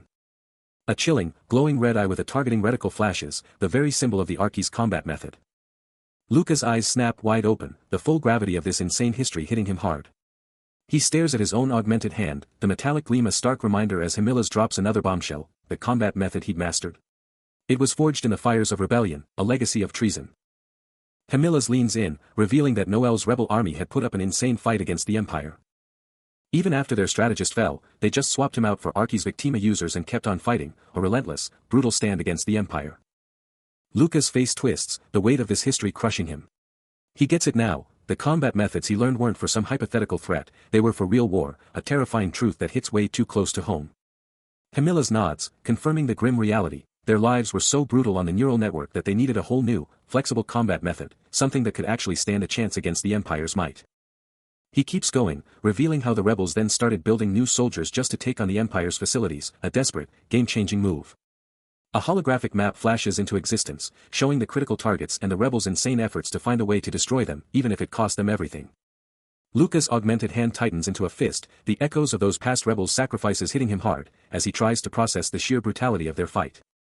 He can literally see it, the raw, brutal history playing out in his mind. Camillus drops the bombshell, the rebels just walked past Imperial inspections, and Arky's Victima users. They were ghosts, slipping into top-tier Imperial facilities with zero high-tech gear. They just breezed through inspections, leaving a bloody mess in their wake. Then it hits him, a cold, hard truth, that's why they never gave him a chance to live. His hand pulses with power against the arcane sight, and the horrifying truth clicks, this is why the Empire kept them as Arky's Victima users. Camillus, ever the sharp observer, spots something suspicious on the data, his eyes locked onto the screen. Luca's face tightens, the grim reality of history hitting him hard. Some got caught during infiltration, but their own comrades decapitated them to keep secrets safe. Even the Arky's Victima users were seen as bewitched, crazed, and utterly cursed by the Empire. Blood spatters the wall, a brutal testament to the rebellion's crushing defeat. Reeling from the revelations, Luca demands to know if the Empire deliberately buried this dark chapter. Camillus clarifies, it's not hidden, but it's definitely not taught either, you have to dig deep to unearth these brutal facts. The story plunges into the shocking treason of Noel Muliska, a critical player in the Empire's military machine. A betrayal that unleashed the Empire's horrific massacres. Even dragging in an Imperial Guard instructor, a master of rebel combat tactics. Kinyuan, Himilas declares, is the very reason the rebellion could still be lurking. Then, a chilling question, does Kinyuan suspect Luca himself of terrorist connections? The grim reality hits Luca hard, his eyes dropping as the full weight of the accusation crashes down. Well done, Luca, Himilas declares. Promising that if he successfully pulls him out, he'll personally connect him with Himilas. Guaranteeing Luca's meteoric rise straight to the core of the Imperial Guard, instantly. Himilas then drops a bombshell, I don't know that you are an Accretion Imperial Guard's fighting instructor. He clarifies that to forge a new identity for Luca, he had to wipe out every trace of his past origin. Convinced it will pave the way for his ultimate success. As Himilas maintains his unnerving calm, Luca's mind races, how can he be so chill when he's literally suspected of being a terrorist? Himilas, ever the strategist, ponders the chief centurion's knowledge, calculating every angle. Questioning if his mission to Kinyuan was already compromised from the start. No matter the truth, he's determined to deliver his full report to the chief centurion. Before a final, chilling farewell to Luca. The moment hangs heavy. Luca explodes into motion, a dark blur of raw power. Tearing through the neon-soaked canyons of the futuristic metropolis. Massive skyscrapers pulse with electric light, a dazzling, high-tech labyrinth stretching into the horizon. Below, the city throbs with unseen life, a colossal grid of power and ambition. Hanging off a skyscraper, Luca stares down at the sprawling, neon-drenched city. His mind racing with the whispers of everyone around him, a harsh truth hitting him hard. A dark, crimson aura explodes around him as he remembers his place, just a pawn for the chief centurion, a tool to test and endure. The crushing weight of his life bears down, making him question how much more of this trash he can take. His crimson eye glares, burning with frustration, as he fights an invisible enemy. He pulls up a holographic screen, desperate for answers, but the data's a dead end, nothing solid from official channels, just this, Noel Muliska, name. Digital info flashes around his hand, a burning reminder, he won't be played anymore. His armored hand hovers over the screen, resigned to following the advice, no other option left. With a fresh burst of dark power, Luca stands tall, his new path locked in, even with all the unknowns. He knew it. He had to hit the lower sectors, had to trace Kinyuan's tracks, no matter what. The colossal structure just kept going, reaching for the heavens. And below, the sprawling, glowing city lay like a circuit board, waiting. Himilas, the Imperial Guard instructor, drops a bombshell, revealing the chief centurion sent him to investigate Luca, suspecting his ties to some serious troublemakers. And get this, Kinyuan himself was apparently struggling, even with all his defenses up. Then, with a mysterious tone, he drops a hint about something that'll be a game-changer for Luca in the lower regions. Luca, his armored hand connecting with a pulsating, arcane wall, instantly recognizes the ancient power, a thought flashing through his mind, what was Himilas even thinking, giving me this mission? Back with Himilas, a chilling thought crosses his mind, is Luca trying to lead him to his doom, or is this some twisted self-elimination plot? But Luca, already moving away from the glowing enigma, is deep in thought, is this whole thing just a loyalty test from Kinyuan and the Empire? And the bigger question, has he bitten off more than he can chew, promising something he can't possibly deliver? No turning back. He's locked in, and the hunt for Kinyuan is on, demanding every last preparation. A gloved hand extends, the immense pressure of the mission now fully on his shoulders. First up, reporting that tense chat with Kinyuan. Alone in the massive room, he's convinced Instructor Kinyuan is just playing games, taunting them all. A chilling thought, Rick Sylvanways and Kinyuan were linked to something big, simultaneously, hinting at a dark, hidden connection. Himilas' voice cuts in, sharp and probing, challenging him, aren't you intrigued? Why let Kinyuan walk if you suspect him? His eyes blaze with a furious crimson glow, a raw, silent declaration of his unwavering resolve. A low sound escapes him. His final, powerful declaration, I trust you. He's processing the intel, this order to investigate Kinyuan. It's coming from way above the Imperial Guards, a seriously high-level directive. The intel drops a bomb, they think Kinyuan is key to Nemesis and might even be working with Rick. He can't help but wonder, how is a guy like that even an instructor? Sure, he threatened to quit, and his skills are off the charts, but still. He locks eyes with an unseen presence, a silent challenge asking if that explanation really clears things up. Alone in the massive chamber, he's still piecing together the puzzle. His gaze sharpens, reflecting on Kinyuan's ghost-like presence, he's been watching him for ages, but there are zero openings, that guy's self-control is insane. He stares out the window, still deep in thought. Himilas' voice cuts through the silence, a stark reminder of what this job truly entails. Luca then considers all the trainees he's had over the years, but Hamila's is the only one who's made this kind of insane progress in decades. He lays it out, his voice cutting through the tension. Kinyuan's favor is a game changer, a massive advantage. A flicker of thought crosses the other man's face. As he grapples with the weight of the words, Luca's gaze sharpens, laying down his terms. If Kinyuan's got his back, then he's demanding authorization that blows past any trainee limitations. His determination is absolute, his posture radiating unyielding resolve. Then, a jarring cut. J. Castoria is free-falling, a crimson streak against the endless blue, hurtling down from an impossible height.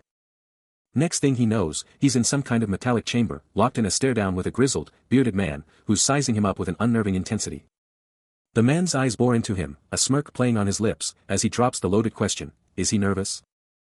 Luca confesses, a hunger stirring within him, that he'd be lying if he denied it. He'd demanded what he needed from the chief centurion. Securing a coveted pass for unrestricted travel between sectors. This wasn't just any pass, it was full authorization to bear arms, use them openly, and tap into a high-P clearance database. But even with all that, he couldn't push for more, knowing it was barely enough, a fragile privilege that could vanish in an instant. He'd pushed every limit, done everything humanly possible. A true authorization was vital, but he refused to fall victim to some petty conspiracy. Especially when it involved just a few more than he should. He wouldn't mince words. He'd have to eliminate quite a few people, including the one he was speaking to, but he'd make one promise. Hamila's lays it all out, declaring this is precisely why he brought Luca into his inner circle, promising to do whatever it takes to earn his trust and authority. He makes it crystal clear that this isn't some order from the chief centurion, this is his call, his personal gamble. Then, with a resonant thud, a powerful, glowing symbol materializes. It's a card, blazing with golden energy, intricately carved with ancient, mystical designs. Luca, watching the spectacle unfold, cuts through the tension with a defiant declaration, he's not about to follow any traditions. But Hamila's isn't backing down, asserting that this tradition is crucial, demanding Luca embrace his new family. Then, with a shrewd glint in his eye, he offers a deal, just tell him how to act in front of others, and he'll play along. A confident hope escapes Hamila's. Luca, after a beat of intense thought, finally gives in with a reluctant, all right. He's totally stumped, trying to figure out what the heck the other guy's planning. But if he wants to get ahead, he knows he's got to play by their messed up rules, even if it's super annoying. Suddenly, a voice snaps him out of it, declaring they're almost there. The super sleek ride just keeps plummeting down. But even with all this, he still can't stand this place. As that massive, circular structure below just gets bigger and bigger. Even though he literally grew up here. The sprawling, insane design of the city just unfolds below them. The transport ship closing in on its final destination. Stepping inside, the sheer opulence of the building hits you. A jaw-dropping chandelier hangs from an impossibly high, ornate ceiling. Sunlight blasts through a massive window, highlighting a ridiculously elegant staircase, and a faint, almost ghostly FSH whispers through the air. The hallway ahead just keeps going, an infinite corridor of luxury and chandeliers, proving this place is absolutely massive. While he's taking in the insane luxury from the window, Hamila's walks up and just says, Luca, go chill. Your room's ready. We'll sort out the rest later, all right? Luca just stands there, totally silent, face blank, lost in thought. He just watches everyone else practically bowing down to Hamila's, and he can't help but think, ugh, everyone's just trying to get on Hamila's good side. Strolling through these fancy halls, eyes glued to the floor, he grumbles internally, just the thought of having to deal with all these interactions makes me. His internal monologue continues, a heavy sigh in his thoughts, is this seriously the life I wanted? A quiet FSH whispers as he stops at a door, peeking into his new room. He stands before the ornate door, a chilling sense of unease washing over him as Hamila's drops the bombshell, you really did become one of us, Luca. The words hang heavy in the air. As Hamila's, ever the pragmatist, tries to smooth things over. Look, I'm sorry about what went down.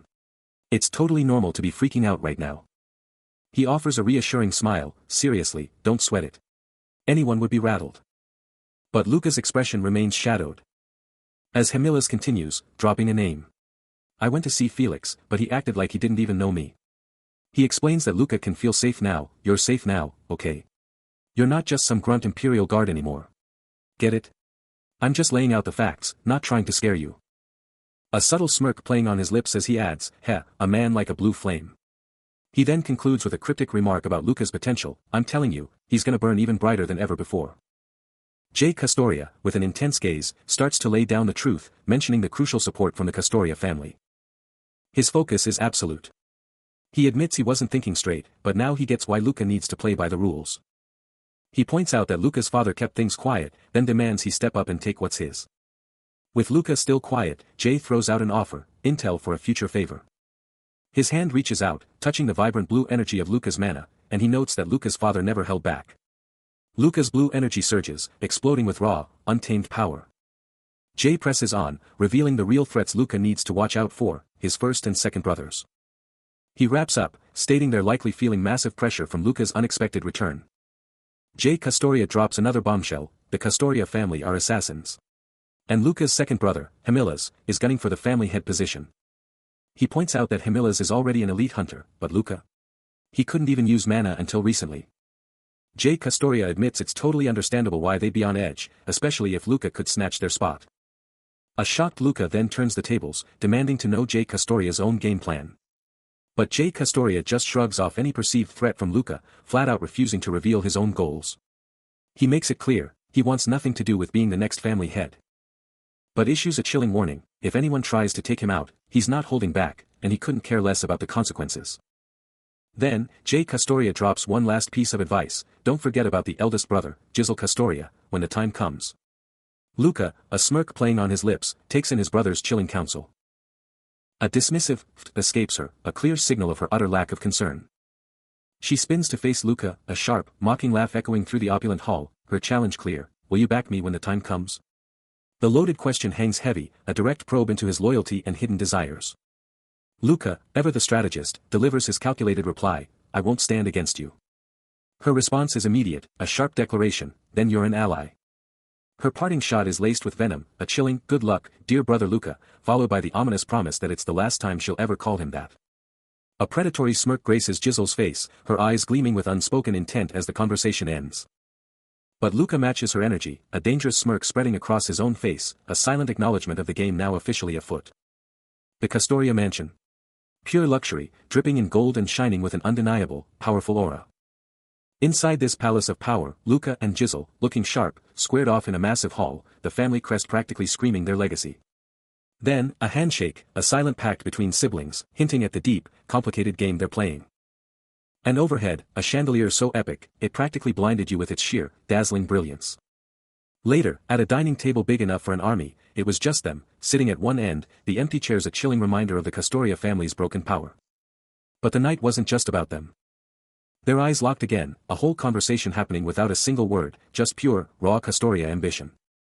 But the Custoria family drama runs deep, introducing Eva, the family matriarch, with a look that could freeze you solid, and Hemilas, Luca's older brother, rocking a smug, scheming grin, while Luca kept his poker face on. Eva's stare, sharp enough to cut glass, just cemented her status as the ultimate power player in the Custoria empire. Eva Custoria, with a chilling smile, delivers her verdict, I've heard a lot about you. Luca's eyes, sharp as blades, give nothing away. She sweeps a hand towards the lavish, intimidating table, commanding, have a seat. My husband will be here soon. His reply is curt, yes, mother. Jizzle, ever the strategist, whispers a dire warning into his ear, don't give her a reason to.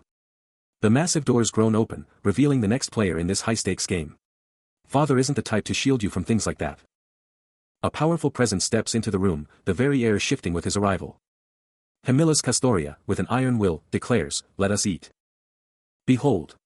A colossal hall, dripping with chandeliers, a monument to the savior of humanity. Underneath that dazzling light, a massive table is laid out, packed with figures paying homage to the founding father and the first emperor. Then, a voice cuts through the air, declaring, praise his majesty, Dino Crathia. And there he is, Dino Crathia, chilling at the table, a golden ring flashing as he eyes his feast. Just a few seats down, another long-haired individual casually sips a drink, taking it all in. Suddenly, a jarring thwack rips through the air, snapping Jay Custoria's focus. And he glances down, a worried expression flashing across his face as he mutters, as I thought. Then, his eyes ignite with a fierce blue glow as the chilling realization hits him, everyone's mana is on me. Just a few hours prior, he's chilling with Dino Crathia in a massive hall, scoping out two figures in the distance, feeling surprisingly zen about the whole situation. Dino Crathia drops the bomb that these two are part of his crew and probably already have intel on Jay, pushing him to step up and be the Empire's true leader. He spills the tea on Nigaladin, who's gone official in the Empire but can't even use his real name, and his high status means he's basically useless for most solo missions. And then there's Joel, who's not exactly a genius but totally believes he can be the Empire's right-hand man, seeing himself as a hardcore soldier. Dino Krathia keeps going, pointing out that the old school family members are all backing Joel, which basically means Jay is a massive pain in his side. And he's totally going to try and humiliate him, probably by dragging in his managers or digging into his past. Jay Castoria connects the dots, understanding exactly why Joel has been watching him so closely. Later, at some fancy dinner, he's chilling at a huge, candlelit table with Dino Krathia and a bunch of other bigwigs. Fully aware he has to play the game, keep up appearances, and absolutely make sure he doesn't get busted. He's thinking about how tough it'll be to find a simulation that can challenge him, but deep down, he knows Hellas has other plans. A clean cut, and the steak yields to his knife. He looks down, muttering, "Hellas, no." He makes a quiet promise, "Father, I'll play your game." He takes another bite, his face giving nothing away. Meanwhile, Eva Castoria is watching him, a slight smirk on her face. The feast goes on, with delicious dishes everywhere. Another bite, and he's still eating, a little messy. A sleek, mechanical gauntlet, pulsing with golden energy, makes contact with an ancient, glowing wall. This is no ordinary place, it's an arcane site. Meanwhile, a voice cuts through the silence, "Luca." But his mind flashes back to a critical moment, Jay Castoria, a fresh cut bleeding on his cheek. While Dino Krathia, completely oblivious, presses him, "What's wrong?" "I'm trying to be polite here." Jay, playing the part perfectly, retorts, "I just think it's right to teach him some basic manners. Whatever life you've had, you should know the basics." A sly smirk crosses his face as he mentally gloats, "He was so desperate to crush me, he never saw the act coming, what an absolute fool." With Dino's hand still on his shoulder, Jay's thoughts race, he actually thinks I'm some naive elite soldier. Unbelievable. But the real game is bigger, he wonders, did Nicholas see through my charade? Is he betting on Joel and me to fracture the conservative faction? His final thought solidifies his strategy, regardless, he's a resource I need to watch closely. He's not just seeing Dino Krathia, he's seeing a weapon, a key to shattering the ruling family's iron grip. That little sting from their last clash. Just a reminder of the game he's playing. But that pain. Totally worth it for the intel, the ultimate strategic advantage he just unlocked. He played the fool, let Dino think he was winning, but it was all a master plan unfolding. Now, face to face in this lavish hall, Jay remembers the perfect line that threw Dino off, "I learned from my chief centurion." Dino's hand slams down, a vein-popping display of rage, "Hmph. You dare." He seethes. Jay's eyes snap shut, already calculating the next chess moves, mentally warning Luca, "Luca, stop teasing Joel," and then Joel himself, "And Joel, you stop too." He knows if Luca and Joel keep their petty fights going, Nicholas will just swoop in and steal all the conservative votes. His hand is cool and collected on the table, the ultimate poker face, as he casually thinks, "I was only trying to teach him some manners as his brother." Luca knows exactly what he's doing, right? The intensity in his eyes is next level, a silent declaration of his strategic mind games. He drops a bombshell, his voice dripping with casual deception, "I was just faking obedience." "Right, Luca?" Luca just keeps on munching, the sound of his meal cutting through the tension. Before Jay quickly apologizes, "Oops, totally spaced that. My bad." Spinning a nervous excuse, "I was just super nervous, first time in a place like this, you know." A sly smirk flashes across his face, giving away his whole game. As his expression snaps back to serious, the act momentarily gone. Then he pivots, digging into Luca's accomplishments, "So, you snagged the 7th rank cross from the Imperial Guard? I'm no military expert, but even I heard that's a huge deal for a trainee." Luca, still chowing down, brushes off the achievement like it's nothing, "Every Imperial Guard has one. It's not even worth bragging about." Jay Castoria, ever the observer, watches Luca's every move, even how he eats, then drops a loaded compliment, "It's reassuring to see such an able soldier." But Luca, clearly annoyed, fires back, "Brother, are you doubting me? Do you think my skills are insufficient?" Jay, ever the smooth talker, instantly backpedals, "Oh, you've got it all wrong. I know your ability, you're my brother. You'll do great things." Still looking a bit stressed, Luca confesses, "I'm in a pinch as well." Jay's face gives nothing away, absorbing Luca's words with a calculating gaze.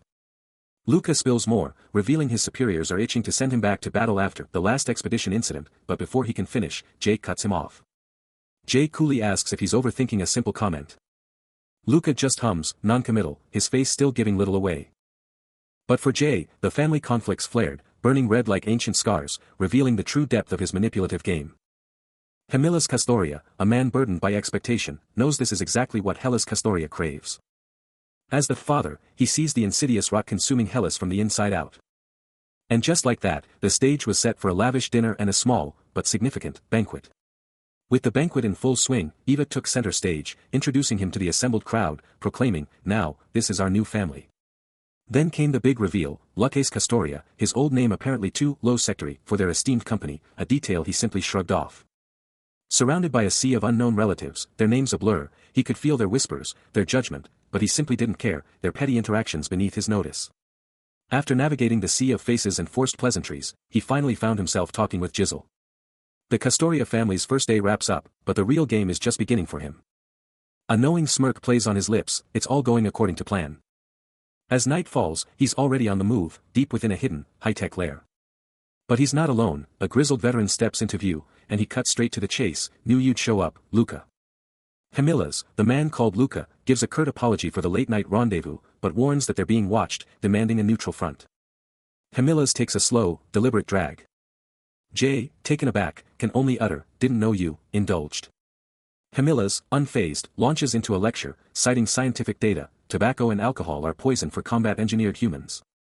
Another puff, another cold declaration, he won't waste a second, even if the Abyss combat method is fast, it's a dead end. Hemilas takes a slow, deliberate sip from his drink, a dismissive "tsk" escaping his lips. He then lays down the law, "You need to be strong, self-sufficient, a true imperial guard. This, he declares, is the ultimate key to power, what they call humanity itself." Jay, absorbing every word, can't help but question if a soldier truly needs such a thing. Hemilas scoffs, a sharp "tsk" cutting through the air, insisting that anyone who thinks the fight is the game's core has already lost. Jay, watching the captain, can only conclude that he's completely wasted. Hemilas just laughs it off, calling it a gift. A wild celebration for joining the family, and something that's better off getting in the way of combat. Jay, however, remains unyielding, a fierce determination burning in his eyes. He strides away from the enigmatic, cloaked presence, leaving the encounter in his wake. His thoughts spiral, grappling with the sheer audacity of a combat-engineered human, questioning what impossible feats they're truly expected to pull off, beyond just leaping into the fray. He fixates on the irregulars, the ones who defy traditional emotions, and the seismic shift they could unleash, and why the chief centurion's cryptic pronouncements about them resonated so deeply. The gravity of these revelations presses down on him. A quiet exhalation echoing through the opulent, cavernous hall. He grapples with the sheer power of someone who could stir such profound feelings, even after all the evolution and transformation he'd undergone.